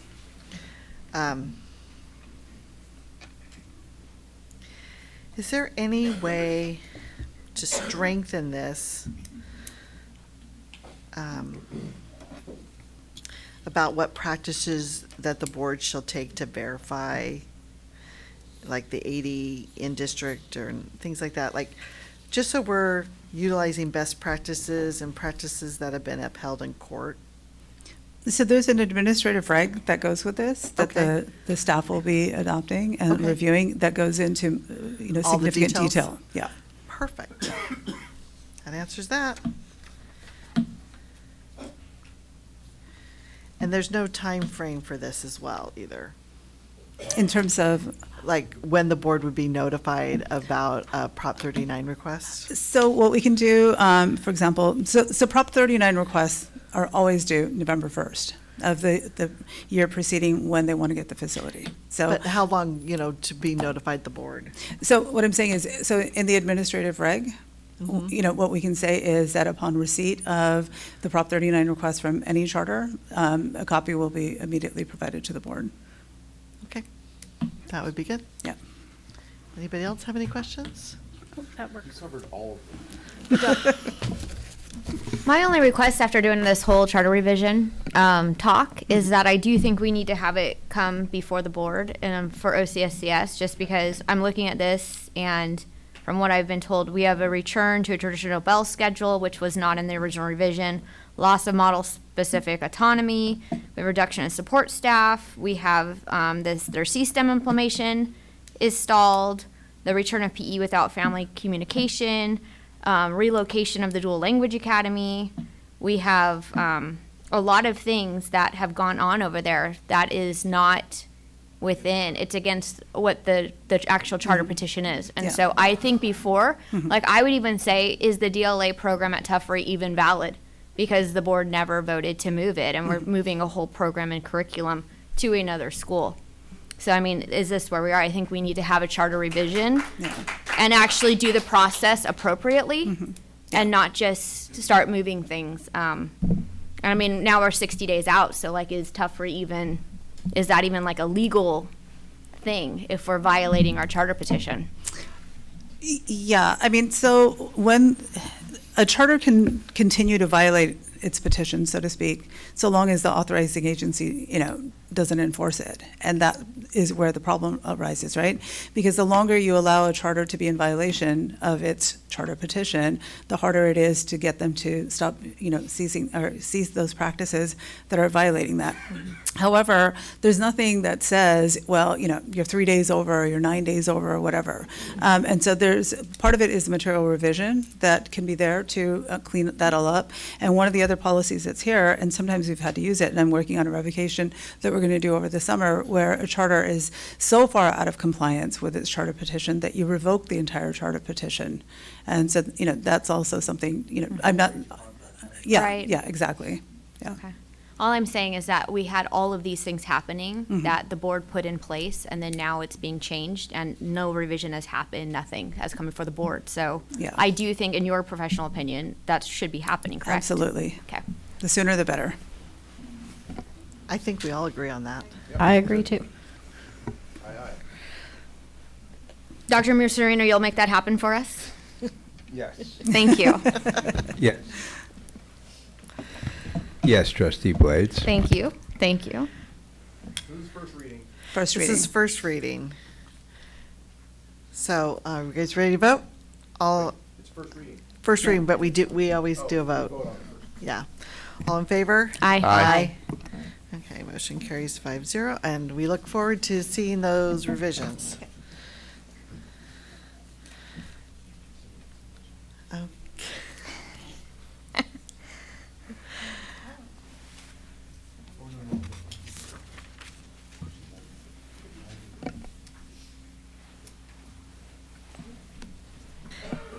Okay, next, we're at 18.3.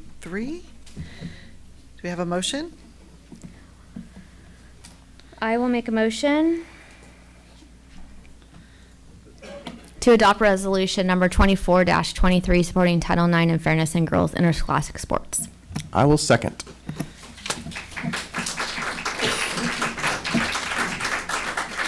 Okay, we have a motion by Mrs. Blades, a second by Mr. Frazier.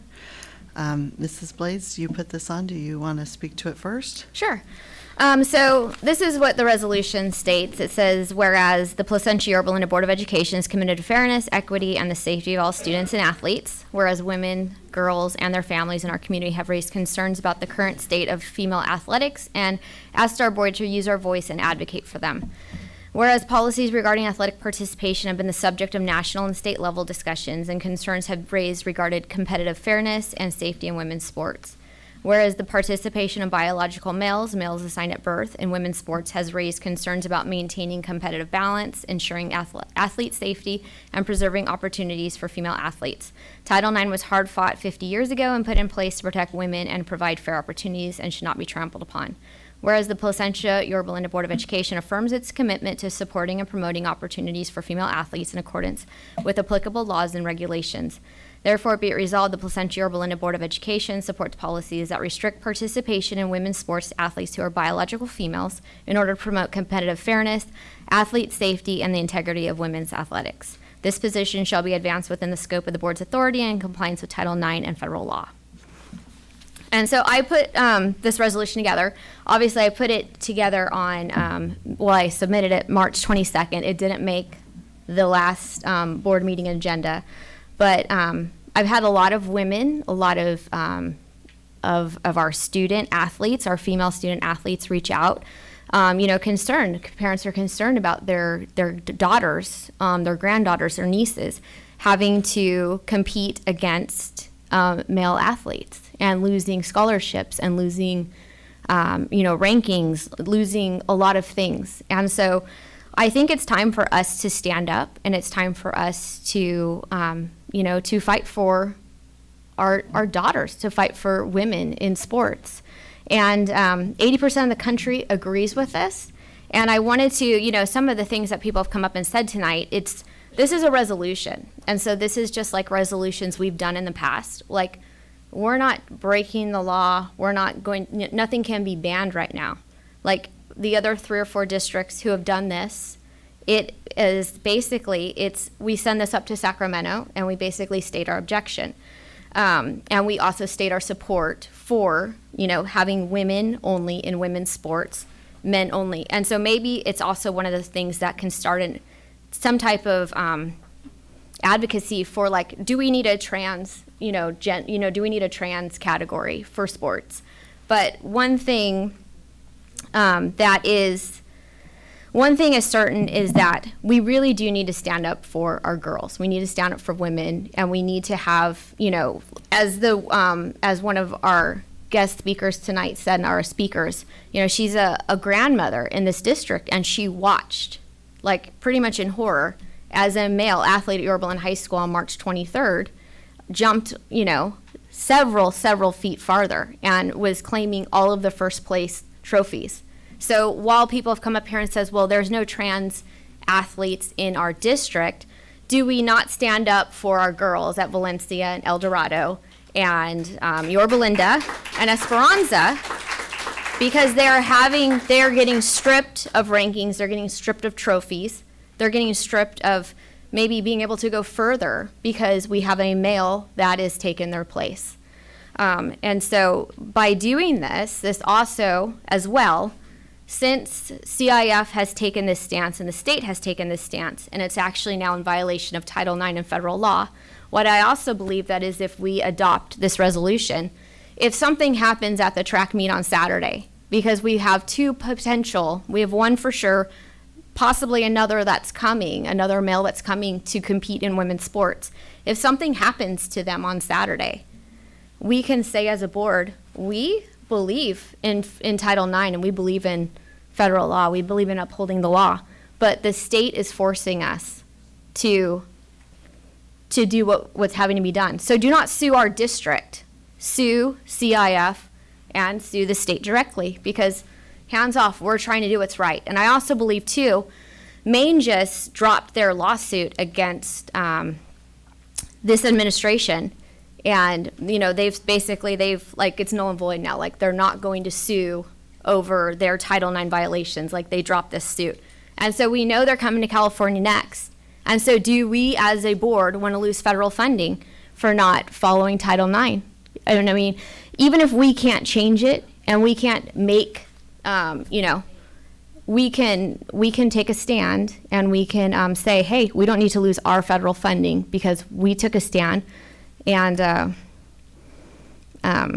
yeah, so I 100% agree with this. I was a female athlete. I never had to compete against men, but I can imagine what would happen as a volleyball player or softball player, and I've seen the injuries that the volleyball players have had, and you know, I just think it's so unfair to our girls, and we have to take a stand, and our community has taken a stand tonight, as everyone has seen, and we've had an outpouring of support, and I think it's time that we take a stand for the girls.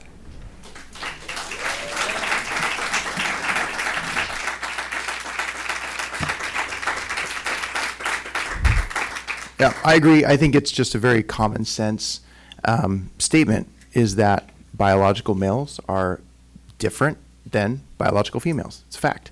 I have an 18-year-old daughter. I have 17-year-old boy-girl twins. Both of my twins are quarterbacks, and I would never want either of them to compete against each other. And that's just a common sense, very visible, obvious truth. And I 100% stand for supporting women competing against women, because it just makes sense. I think it's the right thing to do.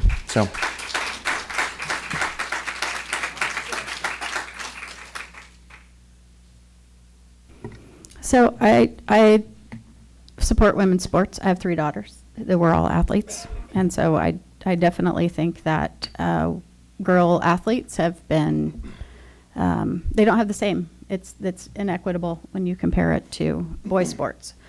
However, this resolution violates the law.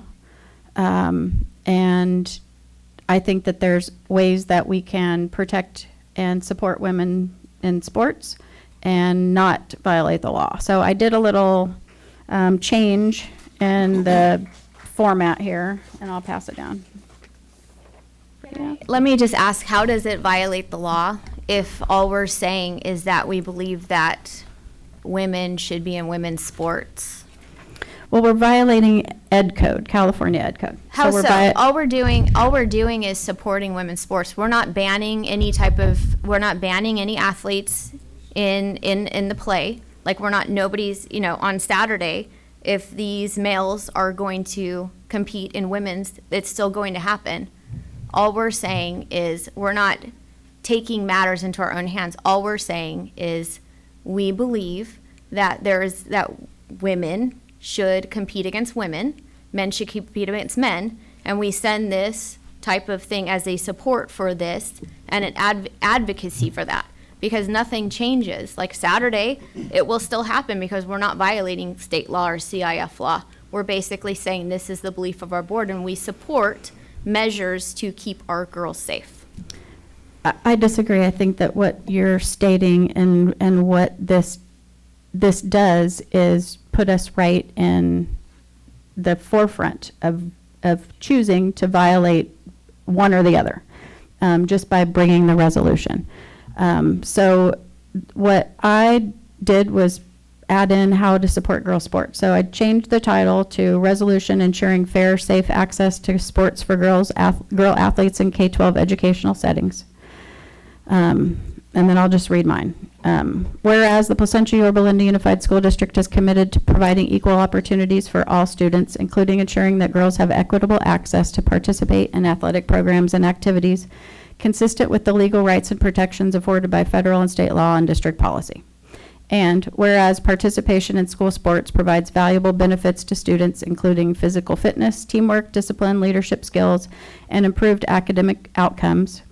And whereas PYLUSD does not discriminate against any student on the basis of characteristics listed in California Ed Code 220, Ed Code Section 47605, 47605.6, and whereas PYLUSD recognizes that girls' sports programs historically have faced inequities in access, facilities, coaching, scheduling, equipment, and other areas, and is committed to correcting such disparities.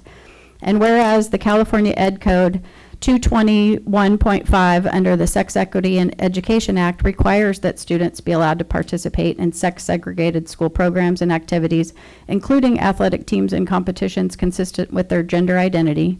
And whereas California Ed Code 221.8 and Ed Code 221.8 affirms that students have the right to a fair and equitable treatment in all areas of athletic participation, including the participation of equipment, scheduling, transportation, facilities, and coaching. And whereas Ed Code 66271.6 outlines compliance criteria for gender equity in athletics and mandates that educational institutions must provide equal athletic opportunities for both sexes. And whereas PYLUSD Board Policy 0410 affirms the district's commitment to non-discrimination in all district programs and activities and prohibits discrimination on the basis of sex, gender identity, or gender expression. And whereas PYLUSD Board Policies in Athletics requires all athletic programs to operate in a manner that demonstrates sportsmanship, ethical conduct, and equitable treatment of all student athletes. Now therefore be it resolved that the PYLUSD Board of Education commits to monitoring gender equity in athletics participation rates, resource distribution, and facility access, and publicly report this data in accordance with legal requirements. Conducts regular evaluations of school athletic offerings to ensure that programs meet the interests and abilities of students of all genders and backgrounds. Provides professional development to athletic directors, coaches, and school administration on compliance, implicit bias, and equitable team support. Engages students, families, and community stakeholders in assessing barriers to participation and co-design solutions that promote access and inclusion. Prioritize equitable investments in equipment, uniforms, transportation, and facility maintenance across all athletic programs. Encourage school site councils and parent organizations to consider equity and inclusion when supporting extracurricular programs, and support district-level and site-level efforts to foster positive athletic cultures where all students feel safe, welcome, and empowered to participate. Be it further resolved that the superintendent or designee shall implement systems to monitor and promote equity in athletics, and shall provide an annual update to the board on the status of equity in athletic programs. Be it further resolved that the resolution shall be distributed to all administrators, athletic directors, coaching staff, and incorporated into the strategic planning for extracurricular programming and school culture initiatives. So yours. Excuse me. This is equitable. No, so basically. Okay. Basically. Sir, you have been warned, and this is your second, so I'm going to ask you to be removed. To him, because I warned him before when he didn't stop, so this is your second warning, and I'm asking you to leave. And then you, sir, have been warned. Okay. So essentially what you have here is basically allowing men in women's sports. Just a second. That's exactly what this is. I've asked this gentleman to leave. Both of them? No, just the one. He was warned earlier during his public comment. He's wearing a shirt that says ground. Stand your ground. Stand your ground. Yeah. Put on the full armor of God is what it says. Okay. I'm asking for him. Why? Because she hates Jesus.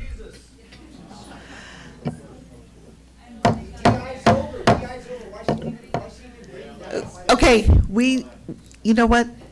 We need to, everyone needs to take a deep breath and calm down, and we will work through this. Yeah. So I think too with this whole, with what she just, obviously this is the motion on the table. This is protecting women's sports. This is not. This is talking about men still being allowed in women's sports. This is talking about all kinds of stuff. It's gender identity. It has nothing to do with biology. Exactly. It has nothing to do with anything. So It's following California Ed Code, and it's following our board policies. It's not following Title IX. So it's not following Title IX, and it's not following federal law. And so we have a motion on the table that says that we support women playing against women and men playing against men. And so we need to focus on this, and then if you want to come back and bring this as another time. I don't know why you wouldn't though, because, or why you would, because this is exactly, you're bringing forward exactly what is happening now in our district and what 80% of America is fighting against and fighting for the fairness of women in sports. This makes no sense to bring this forward because this is already being done. If we're talking about fairness in sports, I think the longest issue we've had in fairness in sports for girls' sports is what was stated as equipment, resources, advertisement, and opportunity for women in sports. Not the competition? The girls' sports is thriving in the United girls? States right now. So how is it being hurt? There are zero, I don't see a point of bringing this up when there are 0 trans students, athletes in our district. I became a board member to support all students across the board. And I have as well a boy and a girl who are both athletes. They both train together. And I've always told my daughter that she can do anything her brother can do. I was raised knowing I can do anything my 3 older brothers could do. And whether I'm successful at it or she's successful at it or not, she can try her absolute best. But is it fair to put a girl in any a sport she does, and any sport there's a consequence of her getting hurt. She's had a concussion. She's had with other girls. So But the data, does the data in PYL show that girls are getting hurt? The data in general shows it. In PYL though, I'm in charge of PYL. Yes. I'm is not, PYL we as a board are not above the law. And this, Is you just PYL said immune too, from you general cannot enforce this statistics? ban. It's not a ban. It's not a ban. Why are you calling it a ban? It is not a ban. You had put it as a ban. I have not it put it as a doesn't say ban. ban. Your friends have put it as a ban, not mine. So, Your if group it's not has put it as a enforceable, ban. how are you going to enforce it when CIF comes in and we go against a school who, like other people said earlier, who have trans students on there? What are they going to do? I personally would ask my daughter to advocate for herself in any situation, whether it's all girls, trans, whatever it may be. If she does not feel safe in any situation, she should advocate for herself and take herself out of the situation. That's for her to decide. So you're not going to advocate for any anybody other else. girls, just your daughter? No, I'm just saying that's for her to advocate for herself. But you're not Every going to girl advocate for should any advocate. other So the girls. only way, if you're I'm not- going up I'm against saying- if you're going up against a trans male, what you're saying is the only way that our students can advocate for themselves is to pull out a competition. Well, that's Is what that fair basically to is the going to daughters? happen if you put this ban and you're telling There, people it that is they not a cannot. ban, and nobody has said. Have you not listened to what I said? I've listened to everything. When they come on Saturday, nobody is being banned. This is simply But stating. what is this stating This across? is simply stating that But we the support underlying further. issue, the underlying message we that you're support, putting out all there. this is we support women playing against women and men playing against men. Common And this is sense. an advocate thing for them. That's all we say is we support this. We support further. If they take action against the state. I mean, we can have legal action against us. how can we have legal We can action have for legal resolution? action against us all the when time. we were in Everything we COVID, say. when we were in COVID, Then why we are we sent doing this? resolutions. Then why are we here, period? We- No, why are Question. why are we going through all this when Because we have no support control girls' over it? sports. We support women's you sports. can say you can support women's sports. You can say you can support. I can say it. We don't have to, as a board, adopt a resolution to say that. Then I you know what? support women's Then- sports. then I want let's- them to have then equal let's stop opportunities. I all want them to have equal resolutions. equipment. I Let's want them to stop have equal all pay. resolutions. Once you start arguing the exception, then you have no argument. Yep. That's No. what we're doing here. It's You're not arguing the exception. it is the exception.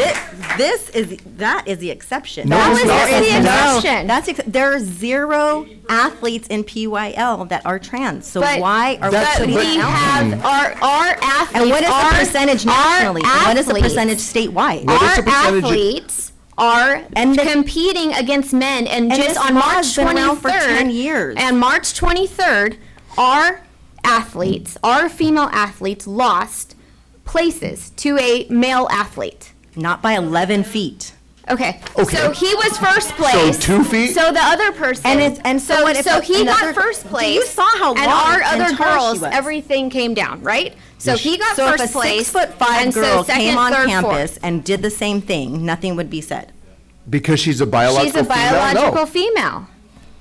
That's what How is that happened. not? common sense. I played volleyball with a girl who was 6'7". And who's going to double check to make Yes. sure when Birth they're certificates, a whole birth Pandora's certificates are all box. submitted And within. there are some instances where the Yes. birth certificate doesn't Says- show exactly If, what is again, if you represented argue in that the box. exception, you Whole don't have an Pandora's box. argument. Yeah, you're It's a whole arguing an Pandora's exception. box that you're opening up with this whole thing. I think and I'm we're- not willing yep. to put the district in that I'm not How in is, that okay, situation. so let's talk about the time in COVID, when they were talking about the masks. We did a resolution, and sent it up to Sacramento, and we said, we do not believe that these students should be masked. We believe in mask choice. That was not against the law by stating what we believe. We're saying we believe women belong in women's sports. So you can't sit Well, here and say that masking was that not was technically violating a the law. law. And it Masking was wasn't our not a choice law. either. That's what, okay, so now I'm glad you said masking is not a law. So did you force your TK kids to mask when it wasn't If the the law? parents sent them with the mask, they wore a mask. If they chose not to come to school, they didn't choose school. I No, didn't but tell when they parents what came to do. school, I did didn't you tell put them parents in a what to mask? do. Okay, let's. I did not. The mask is not part of this resolution. Well, all I'm saying is Let's that. stay And it wasn't a focused law. on the resolution. I am saying on the resolution, what I'm saying is you can't say that saying that you support something is violating the law when all you're doing is stating you support something. Then we shouldn't do any resolutions, because Agreed. then we should do, from here on out, we should do 0 resolutions. For Teacher Appreciation Week. How about we do a for the week resolution of to the bring our teacher, test scores for up? any of Or how that about a thing. resolution to? We shouldn't do any resolutions.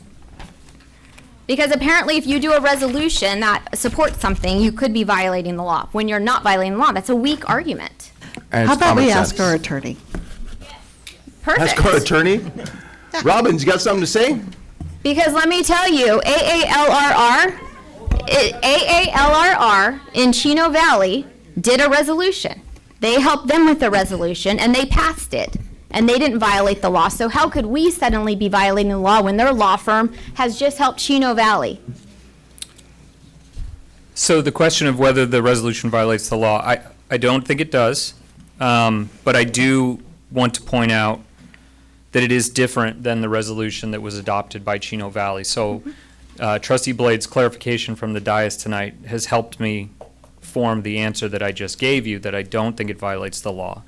But I do think the clarification that you're giving from the dais would be helpful within the resolution. So where it differs, the resolution that was adopted in Chino, Murrieta, Redlands, has language in the therefore be it resolved portions that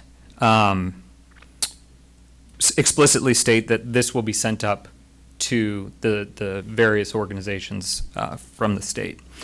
Where the Placentia resolution differs is in its therefore statement, and this is where I had questions, so I'm glad that you made comments. It states, the Placentia-Yorba Linda Board of Education supports policies that restrict participation in women's sports. In order to promote competitive fairness, blah, blah, blah, blah, blah, this position shall be advanced within the scope of the board's authority and in compliance with Title IX and federal law. So to me, that raised the question of what was the next step after the passage of this resolution. If the next step after the passage of this particular resolution was to then promulgate policies banning transgender athletes from participating, then I would have said that there's risk and a potential problem from a legal perspective. Setting aside the issues related to the current status of Title IX, I'm happy to talk about it, but I think that's a longer discussion. But if the intent of this is to not promulgate policies to effectuate a ban on transgender athletes, but instead to state the board's, if it was to be adopted, state the board's position on this issue and then have it sent to the state, then if that was the case, I don't think the resolution is unlawful. I think it would be better if it mirrored the language that was presented in the other resolutions in the other districts. But yes, if policies came out of this that did ban Then we would athletes, have an then, issue. then there would be a legal problem. Yeah. So then No. can we So we just make a need to substitute add, we resolution just with need those to, words? well, no, all we needed to add in that line is that, that this shall be sent to Sacramento and, Well, What I are the want to exact suggest, I want to suggest that there's some ambiguity in what the board's role is. Let's use the worst possible outcome here. Let's say for some reason you all decide after this meeting to move to Florida, and the board has to then have 5 new trustees come onto the board. And they're reading this and they see that language in there about policies and that the board will effectuate this, was it say, advance within the scope of the board's authority. And they interpret this and say, oh, we need to adopt policies based on this resolution. I think that language probably needs to be removed related to the policies and probably just substitute it for the language in the final whereas paragraph that's in, or the final 2 whereas paragraphs that are in the resolution adopted by Chino. Valley. Okay. And the other districts. Yeah. Perfect. Yeah. Let's do that, Todd. I'm not interested in adding any of that language. I think that the way that this is worded and where it has sports policy, the board supports policies that restrict participation in women's sports. I am not going to be voting for this. I don't care if we add that line or not. This is going to be a no for me. Not a surprise. No, not a surprise. Boy, you guys got quiet quick.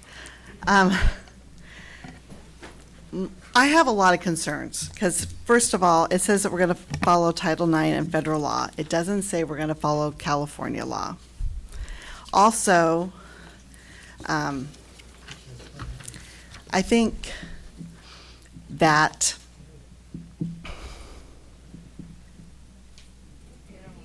Yep. excuse me.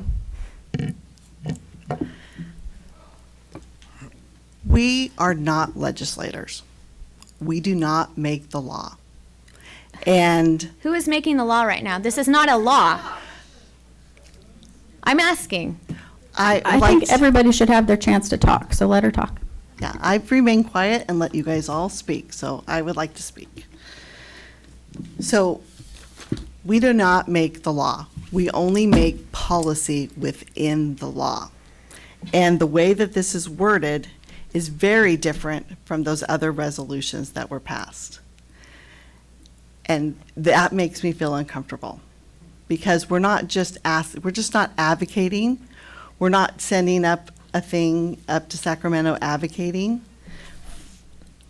and expressing our opinions. And we're saying that we're going to restrict participation. We're going to do all these things, which I believe opens the door to potential litigation, possibly. We've had a lot of litigation. We have spent a ton of money. And I think there's a lot of people here that feel strongly about this on both sides of the aisle. We've heard from both sides tonight. And what I would do is encourage you to go to your legislators and advocate. And we do not make the law here. We do not, we have to follow the law of California, whether we like it or not. And we are have to- still following the law. We are not making the law. And Well, our I think attorney there has has to be just some- said, our attorney has just said this is lawful. So you can't But continue to but we say we're need- breaking the law. We need to make changes and Okay. alterations. And then here it is. Todd, what would you say? In the therefore be it resolved, how would you word this? That would be similar to Chino Valley. And stand by for the boys next in my daughter's classroom or in the locker room. So what I Excuse would me, sir. what I would say is exactly what's in those other resolutions. So what they say, and I'll read it so that everybody you. can hear it. It says, now therefore be it resolved that the the Placentia-Yorba Unified School District strongly supports Title IX and calls upon athletic governing bodies to uphold its protections by ensuring fairness and equal opportunities in girls' sports, and be it further resolved that copies of this resolution be forwarded to the Governor of California, the California State Legislature, the California Department of Education, and the California Interscholastic Federation to demonstrate PYL USD's commitment to safeguarding the interests of female student athletes. That's perfect for me. I So- love it. Love that. So to the board president, to your concern, that language does not include the language about supporting policies that restrict participation. That would be stricken under my recommended change. I think Trustee Buck, you mentioned that as well. And just the entire paragraph that's there in the proposed resolution in front of you, that would be stricken and replaced with those two paragraphs that I just read. And I agree with that 100%. Yep. I agree.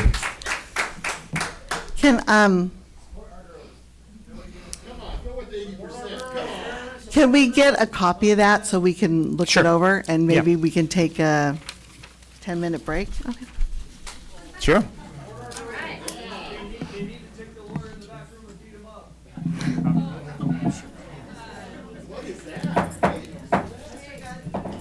Mr. Gunn, that is very inappropriate and so you have been warned. And we are officially on a 10-minute break. Copies are being made.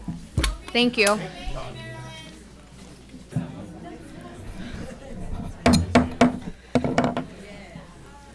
Okay, we are reconvening. Thank you guys for the break.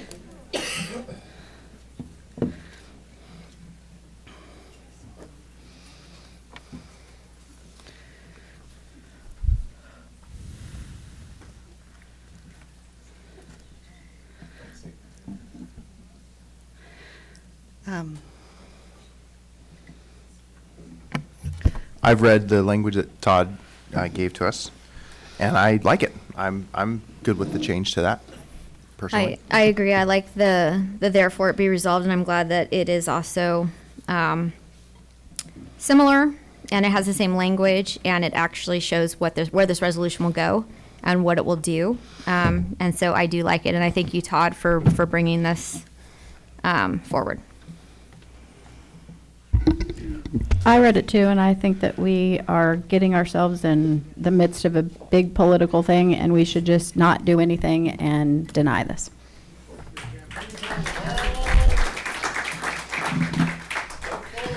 I agree. I mean, it is worded differently, but at the same time, it's still sending the same message, and that's what I'm worried about. And like I said, I'm not putting that message out. If you feel like you want to write a letter or put something like that as a board member to send to the state or like individually, but I don't think this represents, I don't think it's fair to put this blanket over the whole board saying that we all feel this way. Okay, I too have read this, and even though it's nicer and it's clear, transgender students are the most marginalized group. They have the highest suicide rates. And, excuse me. And I'm going to excuse me. You've been warned. And I'm going to err on the side of kindness.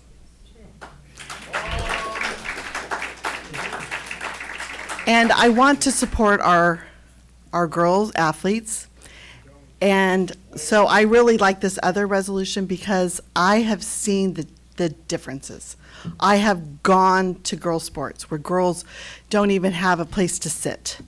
I have seen a dance competition where girls didn't have shoes, that they were dancing in their socks. I've seen them play on fields that are not the same level as what the boys play on. And I feel like we can support our women in many different ways without hurting other students. And I ran on supporting all students. And I want to make sure that we're supporting this. This could all change tomorrow with the change of the law and things like that. And I don't know who keeps speaking over there. I can't see you, but Is it the person holding the camera? There's 3 holding cameras. I know, that's why I'm trying to figure it out.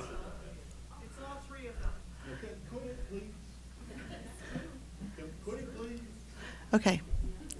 Let's just respect each other. We've had a night here where we've discussed bullying and other things, and bullying. Okay, sir. Let's just try to be kind. And I think if we can change the wording to the resolution to support girls and make sure that they are getting what they need to be successful. We don't have one transgender athlete in our district. Excuse me, sir, you've been warned. Okay, let's just call for the vote then on this resolution. Well, I'd like to change and alter it. Well, we need to vote on this, and if you want to alter it, what are you altering this for? This is not, there's nothing here. This is exactly what the law is right now, so why would we have a resolution? What are we doing with this? What do you want to change? This was about supporting women's sports. And this is about supporting women's sports, making sure. But not the women. But not the women.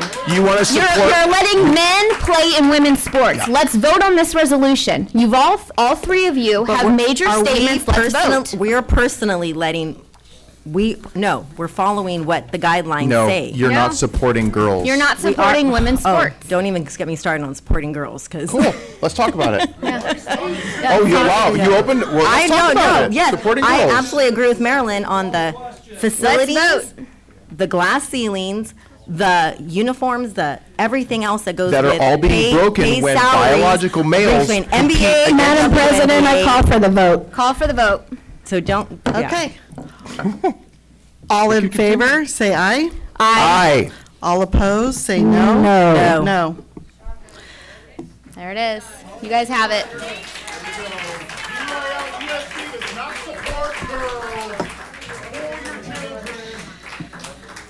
Okay. Let's go to 19-1.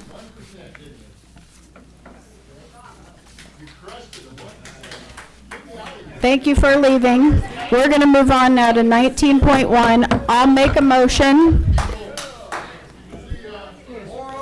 motion that we approve in lieu of Prop 39 facilities, the use agreement between the district and Magnolia Science Academy, Orange County Charter School, and Magnolia Education and Research Foundation. I'll second. We have a motion by Mrs. Buck, a second by Mrs. Anderson. Mrs. Velasco. Oh, hi again. So this is a in lieu agreement that is recommended for action tonight between the district and Magnolia Charter School. Magnolia Charter School is a school that's authorized by the Orange County Board of Education. They submitted a Prop 39 request, which entitles them to space based on the projected students that they had submitted with their Prop 39 request. This pursuant to the provisions of this agreement, Magnolia will occupy 7 classrooms, 2 restrooms, and a limited share of the green space that's at that particular site. They are limited to 120 students in grades TK through 2. Magnolia has indicated that they are looking to ultimately be located in a private facility that will be within the boundaries of the district, and the district board will be asked to take certain actions to facilitate their acquisition of a private facility. If there are any other questions, I am happy to address them for the board. Only question I had, clarification on the green space. Are we putting up any sort of divider? No. At all? No. Okay. So there will be a divider. Time of use? Yes, there is Okay. time of use. So pursuant to this, they will get access to the green space that's immediately adjacent to those 7 classrooms for morning recess, lunch recess, and then afternoon recess. So they're like 20-minute blocks. And then for the afternoon, they get it from 3 to 4:30. The lacrosse team starts at 5. And then they do not get it at all on Fridays because the football team is there. That was my big question. Perfect, thank you. So just to reiterate, nobody that currently is using that green space is going to be affected Exactly. by the way that we've set this agreement up. Thank Exactly. you very much. Just want to say thank you for getting us back to board business. But Good this Lord. is, can we make a statement for the public, reassuring the public that like the whole school's not being taken over, it's only this particular area, and like you said before, it's only limited to 120 students that are enrolling in their school? Yes, so there's a map that's attached to the facilities use agreement that specifies the space. It's 7 portable classrooms, and in those 7 portable classrooms, they will have the use of those for their administrative space, multi-purpose space, et cetera, et cetera. They are limited to 120 students that are enrolled at Magnolia in grades TK through 2 in the 25-26 school year, and then if they're unable to acquire their private facility for 26-27, they will continue to have use of that space, but in grades TK through 3, if that's what they want. But they are not going to be getting any additional space. They will not be getting any additional facilities in terms of any type of expansion that they could possibly have. In terms of the actual space, there's shared use of the parking lot. They have some area of blacktop that's immediately adjacent to those classrooms. It will be completely partitioned off so that there will be no interaction between the students that are Magnolia students and the district students. And as I stated earlier, the main purpose and intent of doing a limited period agreement is that if they're able to acquire a facility that's a private facility, they will move out. And then per the terms of the agreement, they will be waiving their Prop 39 rights for 10 years. And also too, just to confirm, there was some social media stuff last night that was saying that there's this Navigator charter school was also going to come and be at Esperanza. And so can you just confirm that we're not even anywhere close to that yet? So it's just the 7 bungalows? Yeah. Well, first of all, Navigator hasn't even submitted a charter petition. So the only thing that has happened thus far is that we've received notice that they're going to be submitting a petition to the Orange County Board of Education. Then if the Orange County Board of Education does approve it, and if they do submit a Prop 39 request by November 1 of 2025, then they will be eligible for facilities for 26-27. So we're talking a long way out. And secondly, they will have to establish through that Prop 39 request that they have a sufficient number of in-district students. Then after that, the district will go through the process that we went through here to determine, A, do you have this sufficient number of students? B, what is a comparable site to which you would be entitled to be offered? And that may or may not be Esperanza, depending on the grade levels that are served, for example. Mm-hmm. So right now, it's only 7 classrooms. There's nothing else that's being contemplated. And hopefully, within 2 years, even Magnolia will not be there. Correct. Well, no, you say 2 years. It's a 1-year agreement with a potential extension. Exactly. Right. So we're locked in for 1, potentially 2. Yes. Thank you for that clarification. Yeah, I think that's an important clarification. I think it's just, I'd like to make a statement that it seems like the charter floodgates have been opened. And so we need to do everything possible in this district if we're going to continue to keep students and be innovative and do things like USI and OCSCS and DLA and all the things that we have here that are unique, because we need to attract students. And it's not going to be just doing the same old because it's always been such a great district. We have to get serious because things like this are going to start happening if we don't.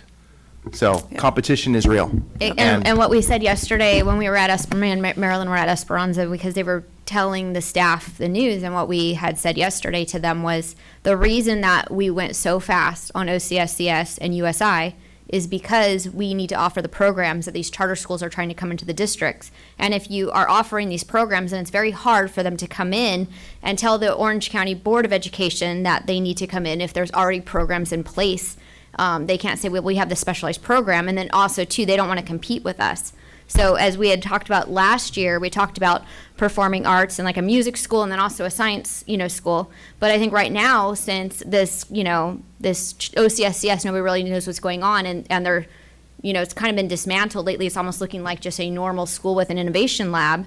They're seeing there's blood in the water right now in our district because they're seeing us dismantle our own charters. And so there's like, okay, well, if here it is, so they're all going to come in. And I feel like when they knew we were going to do these specialized schools, and that's what we were working towards, like, so to keep them out, but now it's like they smell the blood, and I think we're just gonna be petitioned like mad because we're not competing and we're not innovative anymore. Well, this one was submitted in October of 2023, so that was before anything that would have changed or any DLA changes. I think this whole process and all of this is not something I would have wished for. And I feel the concern that the teachers have and the community has and the students have and what that looks like throughout our district and on school sites. And what they don't know is that we are required to respond and we're required to put this space out for them. And I think that the staff did a good job of evaluating and going through and really looking at what was out there, what was available. Thank you, Suki, for providing some insight on what does it look like to have a charter come into your district, because we could literally be sharing a school site, not like we are at Esperanza where we have a space where they have their own space and it doesn't impact our site as much, but we could be in a situation where, for example, they could be sharing with Rose Drive, and we're literally in the same building, and that makes it even more challenging and more disruptive. And so I appreciate that we tried to do this as non-disruptive as possible, and I know that that does mean that at Esperanza it doesn't feel like that, but my commitment, and I know the rest of the board's commitment, is to Esperanza and to making sure that they feel loved. We know and we've heard that you all feel like you haven't been, and that we haven't been supportive in whatever capacity. And I want you all to know that that is not my intention. I don't believe it's any of our intention, and we are going to invest in whatever way we can to make sure Esperanza is successful.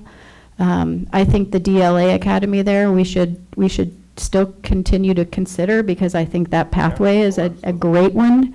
It worries me that it's now shifted to Tuffrey and it's farther away. It doesn't seem like there is. Yeah, so And Carrie, can I tell you that yesterday Esperanza teachers were infuriated that it was moved, and and I did tell them that they really have been treated like stepchildren in this district, and I've had 2 kids who've gone to Esperanza, and that's exactly how Esperanza's been treated. Every other place is getting programs, and then Esperanza's just like the forgotten one in that little corner. Yeah, we pulled out from this and pulled out from this, and I know that they feel that, and I see it and I hear it. So, and I don't want that to be the case, and I know none of us do. So just from me, just as we discuss this, this is not a situation I would have ever wanted. But we're going to turn it into something great, and we're going to make sure that Esperanza gets what they need and is a destination in our district. And we'll see what happens with Magnolia. Hopefully they will, it won't be too much of an impact, and then next year they'll find their own place. And then we can consider what we're going to be doing on that campus. We might have some growth, and we might need to add a new program or something. I do want to go slow to go fast, so that as we're looking at how did we do that for Esperanza, bringing the team in and making sure that the staff is heard, and we do it a little slow, so that we're doing it with intention, so that they feel like they're part of the the solution, along with all the rest of us. And I do agree that I think that I think everything should stop at OCSCS. All the changes that are being implemented, it all needs to stop. And I think too that we don't need to go forward the Tuffrey DLA. We have it at OCSCS. I think we need to bring it back and talk about it. We need to bring it back and talk about it, because we cannot. I'm actually excited about the Esperanza. They were really, sitting there, we're losing enrollment if we're not going to go. I mean, and if you look at the demographics, you have Glenview that's right next to Esperanza. You have OCSCS that's up the street. And then you have, obviously, so you have this little triangle. And then so what the teachers were saying, and which was exactly what I agreed and thought made no sense, was you have, if you send them over to Tuffrey, they're going to find friends. They're going to, They're gonna go to you know, and then they're Eldorado. going to go into El Dorado, Eldorado's Valencia. already I think we need to impacted. bring this back for a discussion. Yep. Yeah. Because it's not I understand. agendized, I see a lot of No. positives to have it at Tough Free because I think it's going to grow the program and if they follow that pathway into that program, Maybe they're not there's going to go to two. El Dorado. But I They'll go think- to Esperanza and grow their population. I know, but we what should we're bring saying I is just what think DLA was Esperanza's- put on the back burner a Feelings. lot. what Esperanza is feeling and what we're talking about Esperanza, we have to, instead of like cutting programs, like we have to listen to what the teachers feel. I mean, Yep. you know what I mean? And then we have to follow, it's a charter school. If we're doing changes like this, we have to follow revisions. We have to have proper steps. We can't just have one person making all these decisions and just going with it. Yeah, that's why we're making sure we have all of our policies in place, so everyone knows what to do. I just wanted to ask Suki about if she could just give 1 minute brief, because people think, well, why didn't you just tell them no and tell them they couldn't come? But the Yeah, law sure. is very clear. And- Sure, And I'll let you, absolutely. since you're the attorney, you can do it faster and quicker than me. Okay. Well, I've always been accused of talking fast, but now we'll speed it up even more. Okay, so Prop 39, which is codified at Ed Code Section 47614, was implemented approximately 25 years ago. And it's the Education Code section that allowed school districts to pass bonds with not a 66% vote, but instead a 55% vote. So this has been established law for a very long period of time. What it essentially provides is that if you've got a charter school that's operating within your district, and that means that it can be authorized by either the district, the county, or the State Board of Education, then if they submit a timely request for a facility by November 1 of the year preceding when they wish to have that facility, the district has a statutory obligation to provide that space. Now, the troubling part of this Prop 39 and Ed Code for 7614 is that, for example, like with Magnolia, the district didn't really have an opportunity to take a look at the charter petition. They didn't have an opportunity to go to the public hearing and to say to the board, to the county board, we don't want this. We've got great programs. We're a great innovative school. But nevertheless, the county board has approved it, and here we are. So you'll also recall that not only was it Magnolia that submitted a request, it was also CRLA that submitted a request at the same time. CRLA had a lot fewer students. That's why we were able to reject their request for a facility. Magnolia, on the other hand, had, and they were originally asking for space for 240 students in grades TK through 12. When we rejected, and we initially rejected their numbers, and then when we sent the preliminary offer on February 1, rejecting their numbers again and stating that we were not going to provide a facility. Instead of waiting for their administrative processes and procedures to be finalized, they instead filed a lawsuit. And so part of this has been us trying to ensure that the district is protected at all costs, and that's why this particular agreement, I think it represents a very good compromise. It's 120 students, it's 7 classrooms, it's very, very limited space that they have. Additionally, I had received notification from opposing counsel. The Magnolia Board has approved this, so if the board approves this tonight, the lawsuit that Magnolia has filed will also be dismissed with prejudice. With prejudice means that they cannot file it again, and neither side will be paying attorney's fees. And that was something that they had asked for earlier, and of course, my response was, no, we will not be paying any attorney's fees. But so hopefully that provides a 60-second synopsis of the law. The district board guided our office in terms of, protecting the district's interests to the fullest extent possible. But when you're facing a lawsuit, you have to come to, certain agreements, especially if there's statutory obligations that require you to do so. I want to say thank you, Suki, as well, for looking out for our district and kind of making it so we didn't have to bear the brunt of the whole thing. Yeah. And you really worked on it hard to make sure that we at least got something done on our side. Yeah, Thank you. Thank you so much for all your hard work. Absolutely. And coming in late in the process and catching up. So I think we're ready to take a vote. All in favor? Aye. Aye. Any opposed? Perfect. Motion carried. Okay, we're on to curriculum and instruction. It's getting late. Okay, I'll make a motion for 20.1. We approve the purchase of new edition of the sports statistics textbook for Yorba Linda and El Dorado High Schools. Second. Okay, we have a first from Mrs. Buck, a second by Mrs. Quintero. And I'll turn it over to Dr. Young.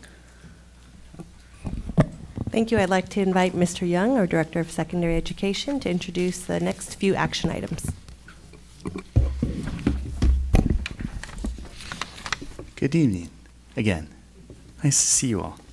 I'm just going to be presenting a couple action items as it relates to new courses and new curriculum, and some renewals as well. I believe the first one that is up is sports statistics, really quick. Per admin regulation 6161.1, the new edition of statistical reasoning in sports statistics was deemed free of substantive change to content by our instructional staff despite added chapters and updated examples. So LeBron versus Magic Johnson is a good update to have. A 30-day public review ended. I'm sorry. Next time I'll get it. A 30-day public review ended on April 7th, 2025, with no community feedback. So that's for 20.1. Any questions? Okay, all in favor? Aye. Aye. Motion carried 5-0. I'll make a motion to approve the Project Citizen curriculum for the new Honors Civics course at Yorba Linda High School in partnership with the Nixon Library and Museum. Second.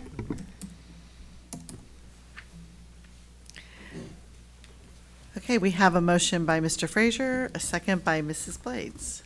Mr. Young. All right, so Yorba Linda High School will be offering Honors Civics this next school year in partnership with the Nixon Library, where students will attend weekly sessions and engage in experiential learning. Project Citizen curriculum was approved by the Curriculum Council. No feedback was received in the public review from March 31st to April 28th.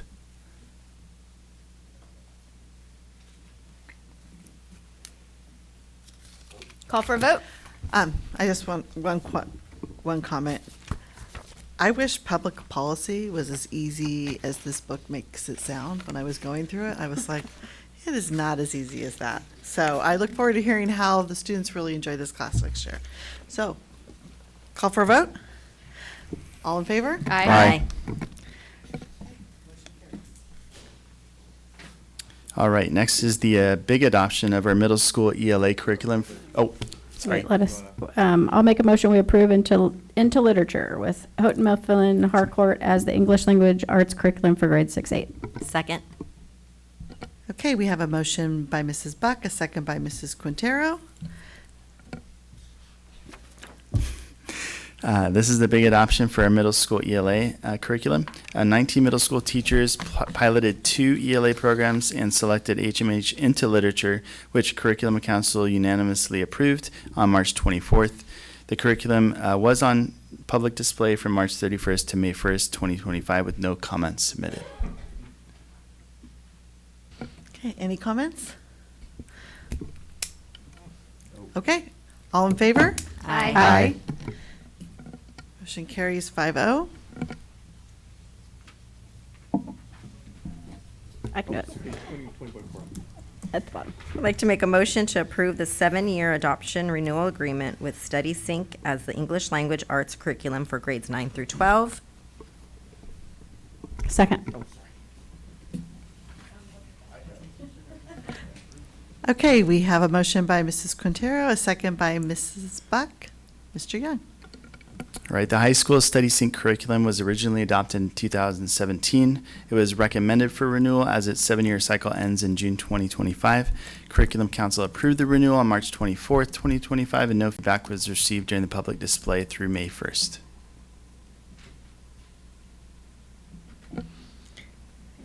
Okay, no comments? Okay, all in favor? Aye. Aye.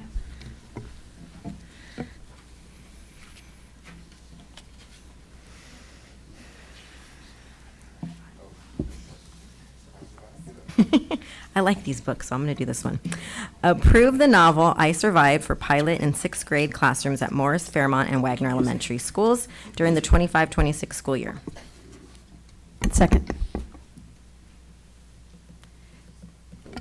Okay, we have a motion by Mrs. Quintero and a second by Mrs. Buck and Dr. Leon. Yes, good evening. Sixth grade teachers at elementary schools followed the literature review process and submitted a request to the literature review committee in order to pilot the I Survived series to supplement the sixth grade curriculum. The literature review committee, comprised of 14 community members, read the series and submitted the following overall data. 87.5% believe the text is accurate, free from bias, provides a fair representation of all topics, individuals, and/or groups. 92.9% feel the text is a reflection of community and district standards and promotes good citizenship. And 78.6% recommend these books be taught in PYL USD classrooms. Curriculum Council used this feedback collected and voted to make a recommendation to the school board for consideration in order to pilot these novels in classrooms. I saw some of the feedback on these, and I agreed with some of the people when they commented about it not obviously replacing some of like English language arts and things like that, but I think these are great books to get that hook into the kids, to get them interested in these topics and the social studies behind it. So I'm all for it, just because, like I said, it gets them interested in the topic, and then that's when the learning starts after that. Yeah, I agree. I think these are going to be great supplemental readers and things like that. I noticed in the memo, it says that the sites are paying for these books. Is there a way that we could pay for these books out of district funds, out of textbook adoptions, instead of charging the sites for them? That would be my only. I believe whenever we have school sites and different grades or teachers that are interested in piloting or introducing new supplemental novels, it is paid for out of site funds, because it could be different teachers all across the district wanting to pilot all different novels. So we pay for the district adoptions, but this is a supplemental novel that a specific class wants to try. Okay. Is that something you want to? Okay. Any other questions? Okay. All in favor? Aye. Motion carries 5-0. I'll make a motion to approve the new AP Cyber Networking course for adoption into the high school course catalog beginning in the 25-26 school year. Second.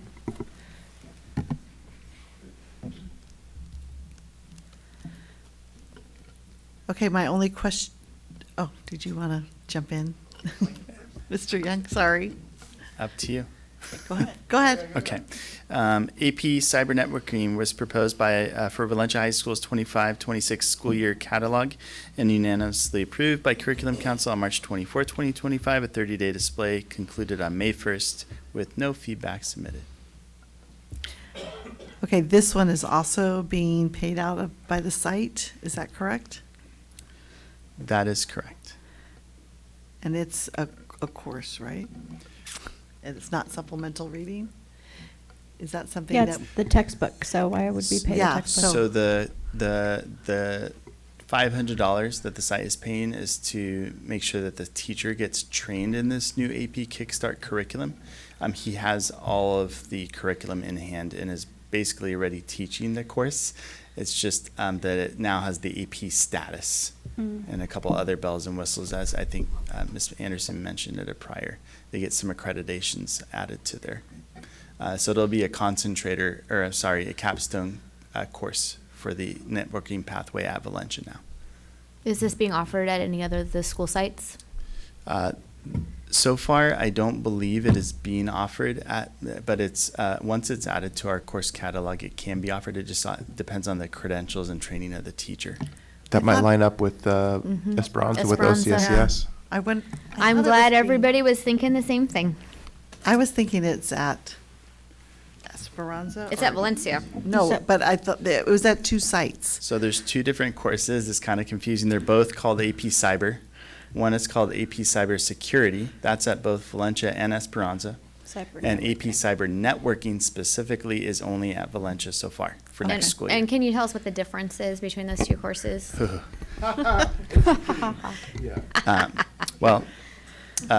cybersecurity pathway is more about protecting a network from an attack, whereas the networking is how to plug kind of networks together in a small business enterprise network. Jeremy, you can come up and back. Okay, thank you. No, I'm good. I'm good. I was just, I mean, if we can get that, over to Esperanza. I think this is, we need to be looking at workforce development and what are the new and upcoming well-paying jobs that will be on the forefront for our students when they graduate or when they go on to college, because we've got big gaps, and I think this is a really good way to start to put that together. So, appreciate it. Okay. All in favor? Aye. Aye. Aye.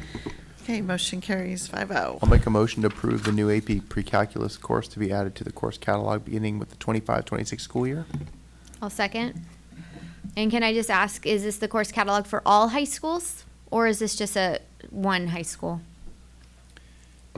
Great question. So when we add a course to ARIES, our student information system, it is available to be adopted by any school site that runs a 9 through 12 program. Again, it just depends on the credentialing and wishes of that school's master schedule. So who are we approving this for? Esperanza was Okay. the school who submitted the original course request for it. Okay. And they will be offering it next year. Okay. And again, it just adds that AP level. Mhm. So it's a great opportunity. Perfect. Thank you. Okay, all in favor? Aye. Aye. Okay, motion carries 5-0. I'll make a motion, we approve the tentative agreement between the California School Employees Association, Chapter 293, CSEA, and the Placentia-Yorba Unified School District. Second. Okay, we have a motion by Mrs. Buck, a second by Mrs. Blades. And who are we passing this off to? Mrs. Mendoza is left. Well, I will take it. We worked with our organization, CSEA, to go through some items within the contract that were trying to be finished up. And I'm not sure if in closed session she discussed the details. So we're just bringing this forward to the board for approval of the items that were changed in the current year contract.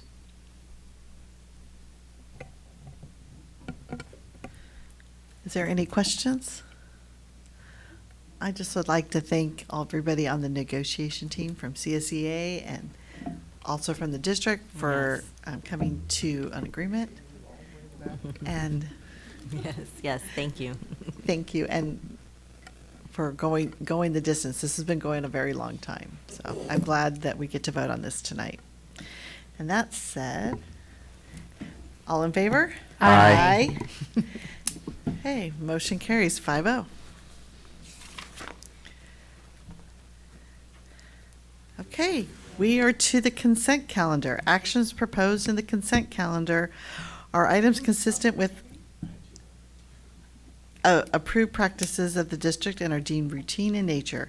The trustees receive board agenda backup information in advance of scheduled meetings and are prepared to vote with knowledge of the block vote items. Is there any items to be pulled? Yes.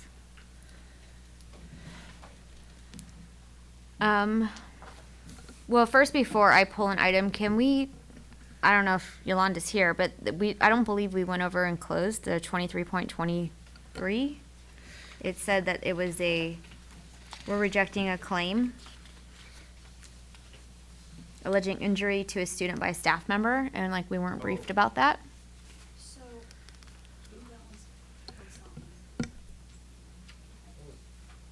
So I don't, 23 point, so we just really weren't briefed, so I'm just. Okay, sorry, I had it labeled wrong. So it's something I don't know if we can't- can discuss. Yeah, I can't discuss details, but this, just generalities here, is that we're bringing this forward so that we can start the statute of Start the time, limitations. okay, all right. Yes. I understand, but usually we're briefed on it, and then, so the board can say if we believe it should be denied.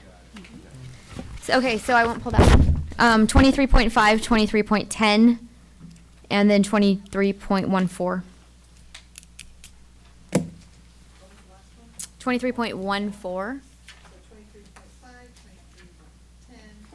23.14.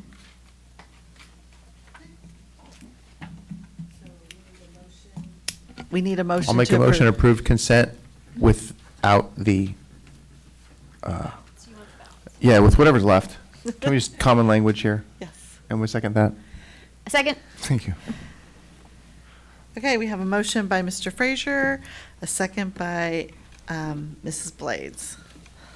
All in favor? Aye. Aye. Okay, motion carries 5-0. So now we go to 23.5. Okay, I will make a motion to award bid number 225-09 for the new freezer and cooler project, the Nutrition Services Building, to Fidelity Builders, project number 164666. Second. All right, the only reason I'm pulling this one is I saw the price of the freezer, and it was $1.277 million. And so I'm just curious what type of freezer this is. Is our freezer broken? Like, what's going on with this? Because it seems like that's a lot of money. And when we've done projects, like for whole programs, we've gotten some flack for spending $1.2 million, and now we're going to spend it on a single freezer. So is the freezer broken? Like, what's going on with this? It says project, right? So I'm assuming it's more than just replacing a freezer. Correct. So this is a project, this is actually out of our Nutrition Services Fund. Mm-hmm. And we are under a plan right now with the state. So with that fund, you're not supposed to have a large ending fund balance, but we have. And so we're required to come up with a plan of how are we going to be spending that ending fund balance. The actual freezer itself is going to be larger to house more items that they need out at our major facility. And so we're using these kit funds, which is something actually additional monies that came to the Nutrition Services Fund. And so that's very restrictive on what you can use it for. Okay. So we're trying to allow the use of an additional freezer, expanding out that area a little bit larger, and so that's why it's a little bit more expensive. Okay, that's all. I just wanted some clarification on that. And this is all within budget, right, Joan? Yes, we're good. Out of that restricted fund. Yeah, out of that restricted fund. Okay, all in favor? Aye. Aye. Motion carries 5-0. 2310, I make a motion to approve the architectural services agreement for the Expanded Learning Center project, the Professional Development Academy with Studio Plus Architecture Corporation, project number 10234. Second. All right, so on this one, this is, from what I'm seeing on here, this is at the PDA, and this is $133,000 to do architectural design services. And so when I looked at it and I saw the drawing, because we had an architectural service due, I think it was for $9,000 originally when it was going to be USI. And so now I've seen on here what this actually is. And can you explain what we are turning the PDA into? Because I remember hearing something about it, but then like here we have, you know, drinking fountain. I mean, we're doing all kinds of stuff. So what is this PDA? What is it going to turn into? Just so the public knows it. Because I don't think we've really even talked about it much as a board, what to turn the PDA into or what to do with it. Okay. So let's start the discussion with how are we funding this? So this is going to be funded out of a restricted program, and it's our ELOP money, which is our, early intervention, and I know George probably knows a lot more about this, but we offer before school classes, after school, and that's a program that we can use this restricted money for. So for the PDA, when you're looking at the picture, the reason that this bill is a little bit higher is because we're actually looking to expand the outside of that program to provide what we need to for the students that will be coming into that facility. But in addition to that, during the day, because a lot of this happens before school and after school, part of the PDA, not all of it, but part of it will also be used for professional development during the day. So that's why you're looking at, you see the outside that we need to put some fencing up for security reasons, provide the water fountains. I'd have to look back at the picture. Because it's basically the students who would originally be at their home sites, at their schools with those facilities. Now they're being, with hopefully our new vans, Right. be Yes. taken there, and so they have to have comparable Facilities. to what they would be if they stayed at their school. So the decision has been that if this is all just the outside work, what's going on in the inside? Because obviously the fire sprinklers are going in. Are we doing anything to the interior of it, or is that staying the same and we're just working on the outside? And is this 133,000 just for the drawings? And so how much will the work actually be? So we need this work to be done so we can come up with what the cost would be to actually do the outside. So we don't have a budget for it yet? We do have, well, we have an estimated budget for it right now, but we wait to see what the architect's going to come back and give us. So regarding back your question on the inside, we're changing very little. Actually, it was in great shape. And so we're changing very little. The fire sprinklers are a requirement because you're bringing students into that building. So Yep. we had to do that. And that's already been earmarked, the money for that. But we're only doing, I think, maybe a little bit of paint. We're not really touching the inside hardly at all. Yeah. It's just a little freshen up. Okay, I just wanted to, obviously, like, I could see what was going on here, but I wanted the community to know about it because the PDA has been a hot topic. Okay. And so I think, like, if we were just to approve this, like, as you've said before, on consent, I'm sure when things are, like, starting to build, people would want to know what this was. So I kind of was asking a question that I already knew the answer to, but I just wanted it to be on record so people know. I appreciate that too. And then when you look at the picture, in the middle of the picture, it says Universal Sports Institute. So it doesn't really necessarily talk about Yeah, you would think this was at Bernardo. Well, and I'd also like to make a comment, like, I grew up at the street that dead ends into this, basically, at Yorba Linda Boulevard. An 8-foot-high ornamental metal fence. It better look good on the corner of Yorba Linda and Casaloma. Yes, and we have to be very concerned with safety and how is it going to turning look the because corner. it has to get through the city also. Yeah, I was gonna say, that's gonna be that's a big fence. Try jumping that puppy. No, you can't. That's why we want it high. All right, well, thank you for humoring me.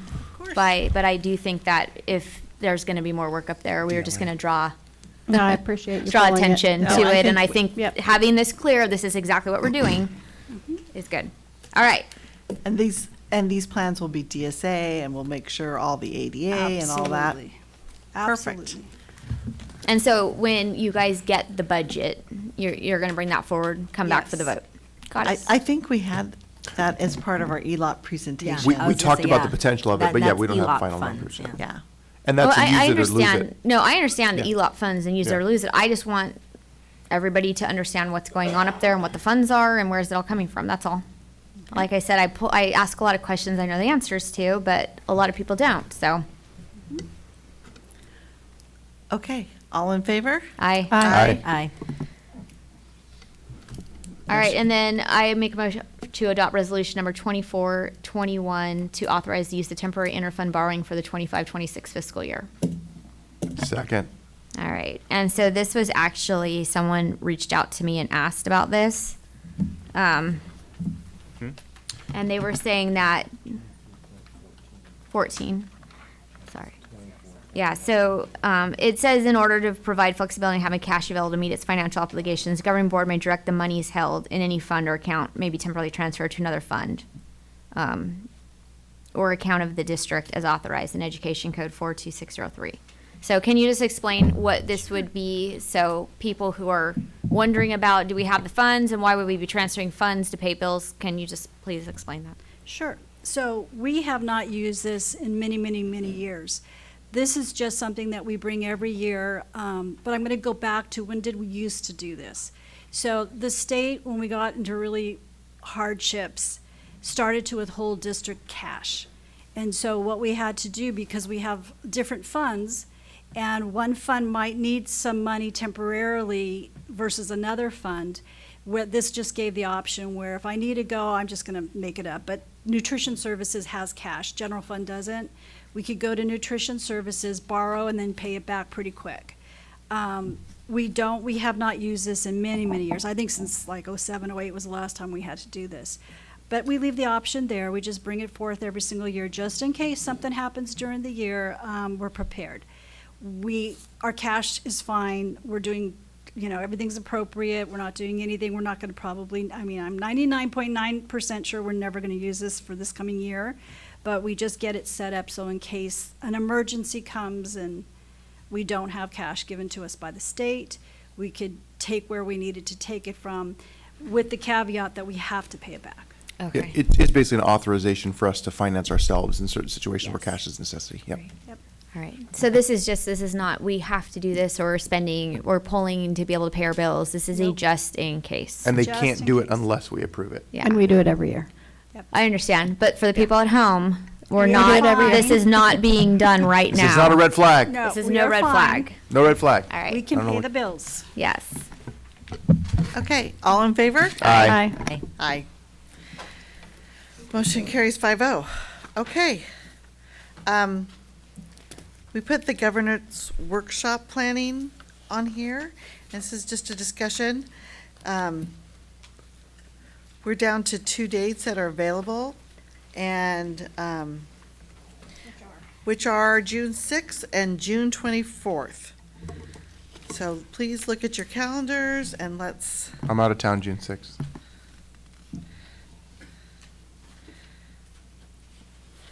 So June 24th? What time on June 24th? What time would you prefer? Well, I'm just leaving the next day, so that's So all. would- So not late, please. Would you rather have morning, afternoon, after work? After work. for Well, the- After well, work? we have people who work, so I'm just saying, like, if we don't do like a 7 PM, that would be great. So, like, What's the length of this we're talking about? I think we talked about it earlier. Oh, come on. I think when we talked Maybe a little about less this, then, but- Like 2 hours? we were thinking like no more than 4 hours, right? Holy Isn't heck. that what we talked about? 4 hours? Well, If we depends only what have the, one, then we have depends to- what the topic would be. 4 hours is more like a retreat type of workshop, so, Then there better be cocktails involved if this is a retreat. yeah, without a doubt. So typically, if it's going to be norms and protocols, then a couple hours would suffice, but again, the board has to just be very specific about what exactly is that you want to accomplish, because there's a lot of different types of workshops. One thing I will say, we're getting ready to engage a search firm. And I think we have to give priority to the search, which means I don't know if we want to eat up a day right now and put it on the calendar before we have that set. Especially with them going to help us with their governance. Right. Perhaps we wait until we are seating a superintendent and then we do that with him or her. I get where you're going. You know what I'm saying? Like, we're going to need to have probably every opportunity. I mean, like, what do I need the 24th? If that's the only date in June that works for all of us. I think it would be nice to have like at least a skeleton of what we're doing before the superintendent, a new superintendent comes in, so at least we can show that we've put some effort towards it and have a baseline or a basis for what we're doing. Obviously, yeah, I'm like the 2 to 3 hour thing. I'm thinking of that kind of timeline, because like you said, we're going to probably be spending a lot of time with superintendent search activities. But yeah, I think we do need to do the governance with that, in conjunction with that.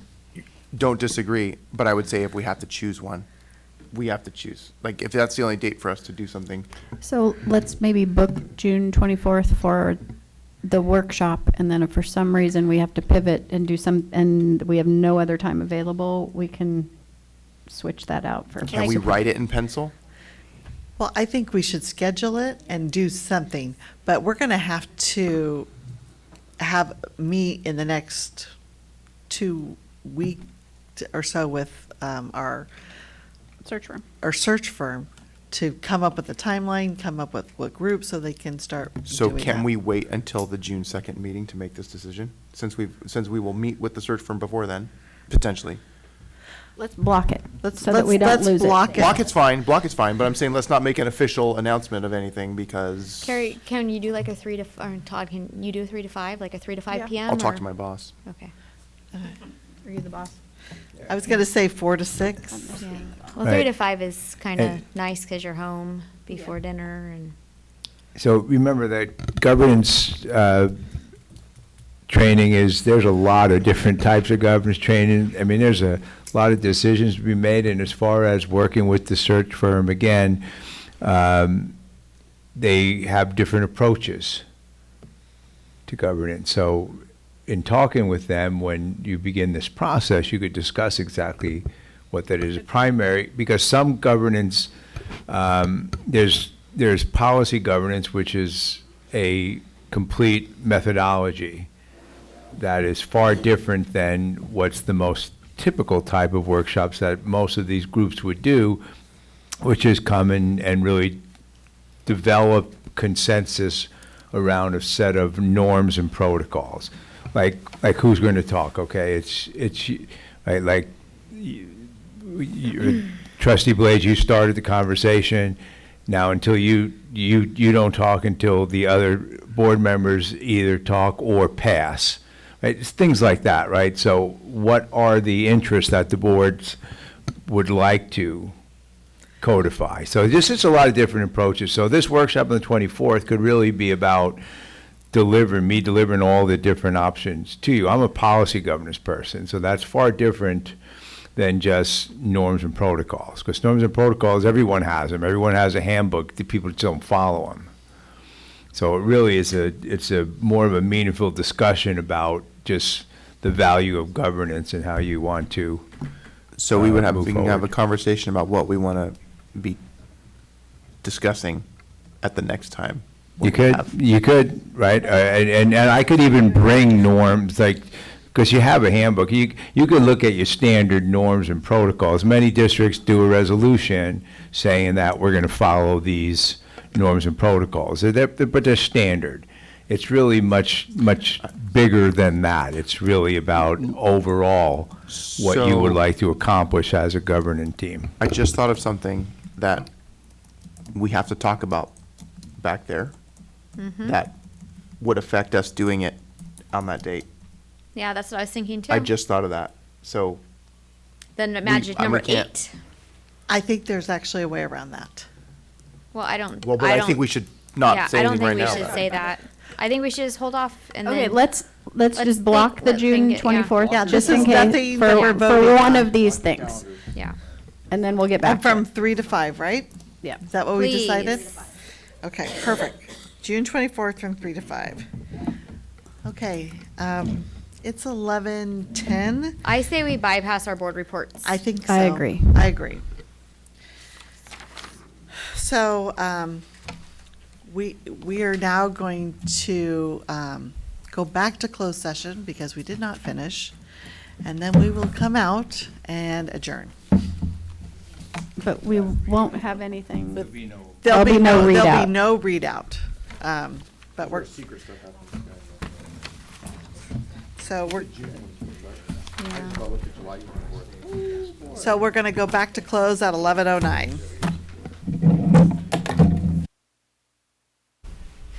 And we're back. 3, Oh. 2, and. Tonight, I'd like to adjourn our meeting in memory of Monica Perez, a member of the PYL-USD family for 23 years. Monica began her career with the district as a substitute student duty supervisor and instructional aide at Glenview Elementary School. Over the years, she served our schools and students with unwavering dedication, most recently supporting the Orange County School of Computer Science for 21 years. On behalf of the Board of Education and the entire district community, we extend our heartfelt condolences to her husband, Ray Perez, a current member of our maintenance and facilities team, as well as her 4 children, grandchildren, and many colleagues and friends who mourn her loss. She will be greatly missed by our district and community. So I'll make that motion and need a second. Second. Okay, we have a motion by Mrs. Buck, a second by Mrs. Blades. All in favor? Aye. Aye. Motion carries 5-0. Meeting adjourned.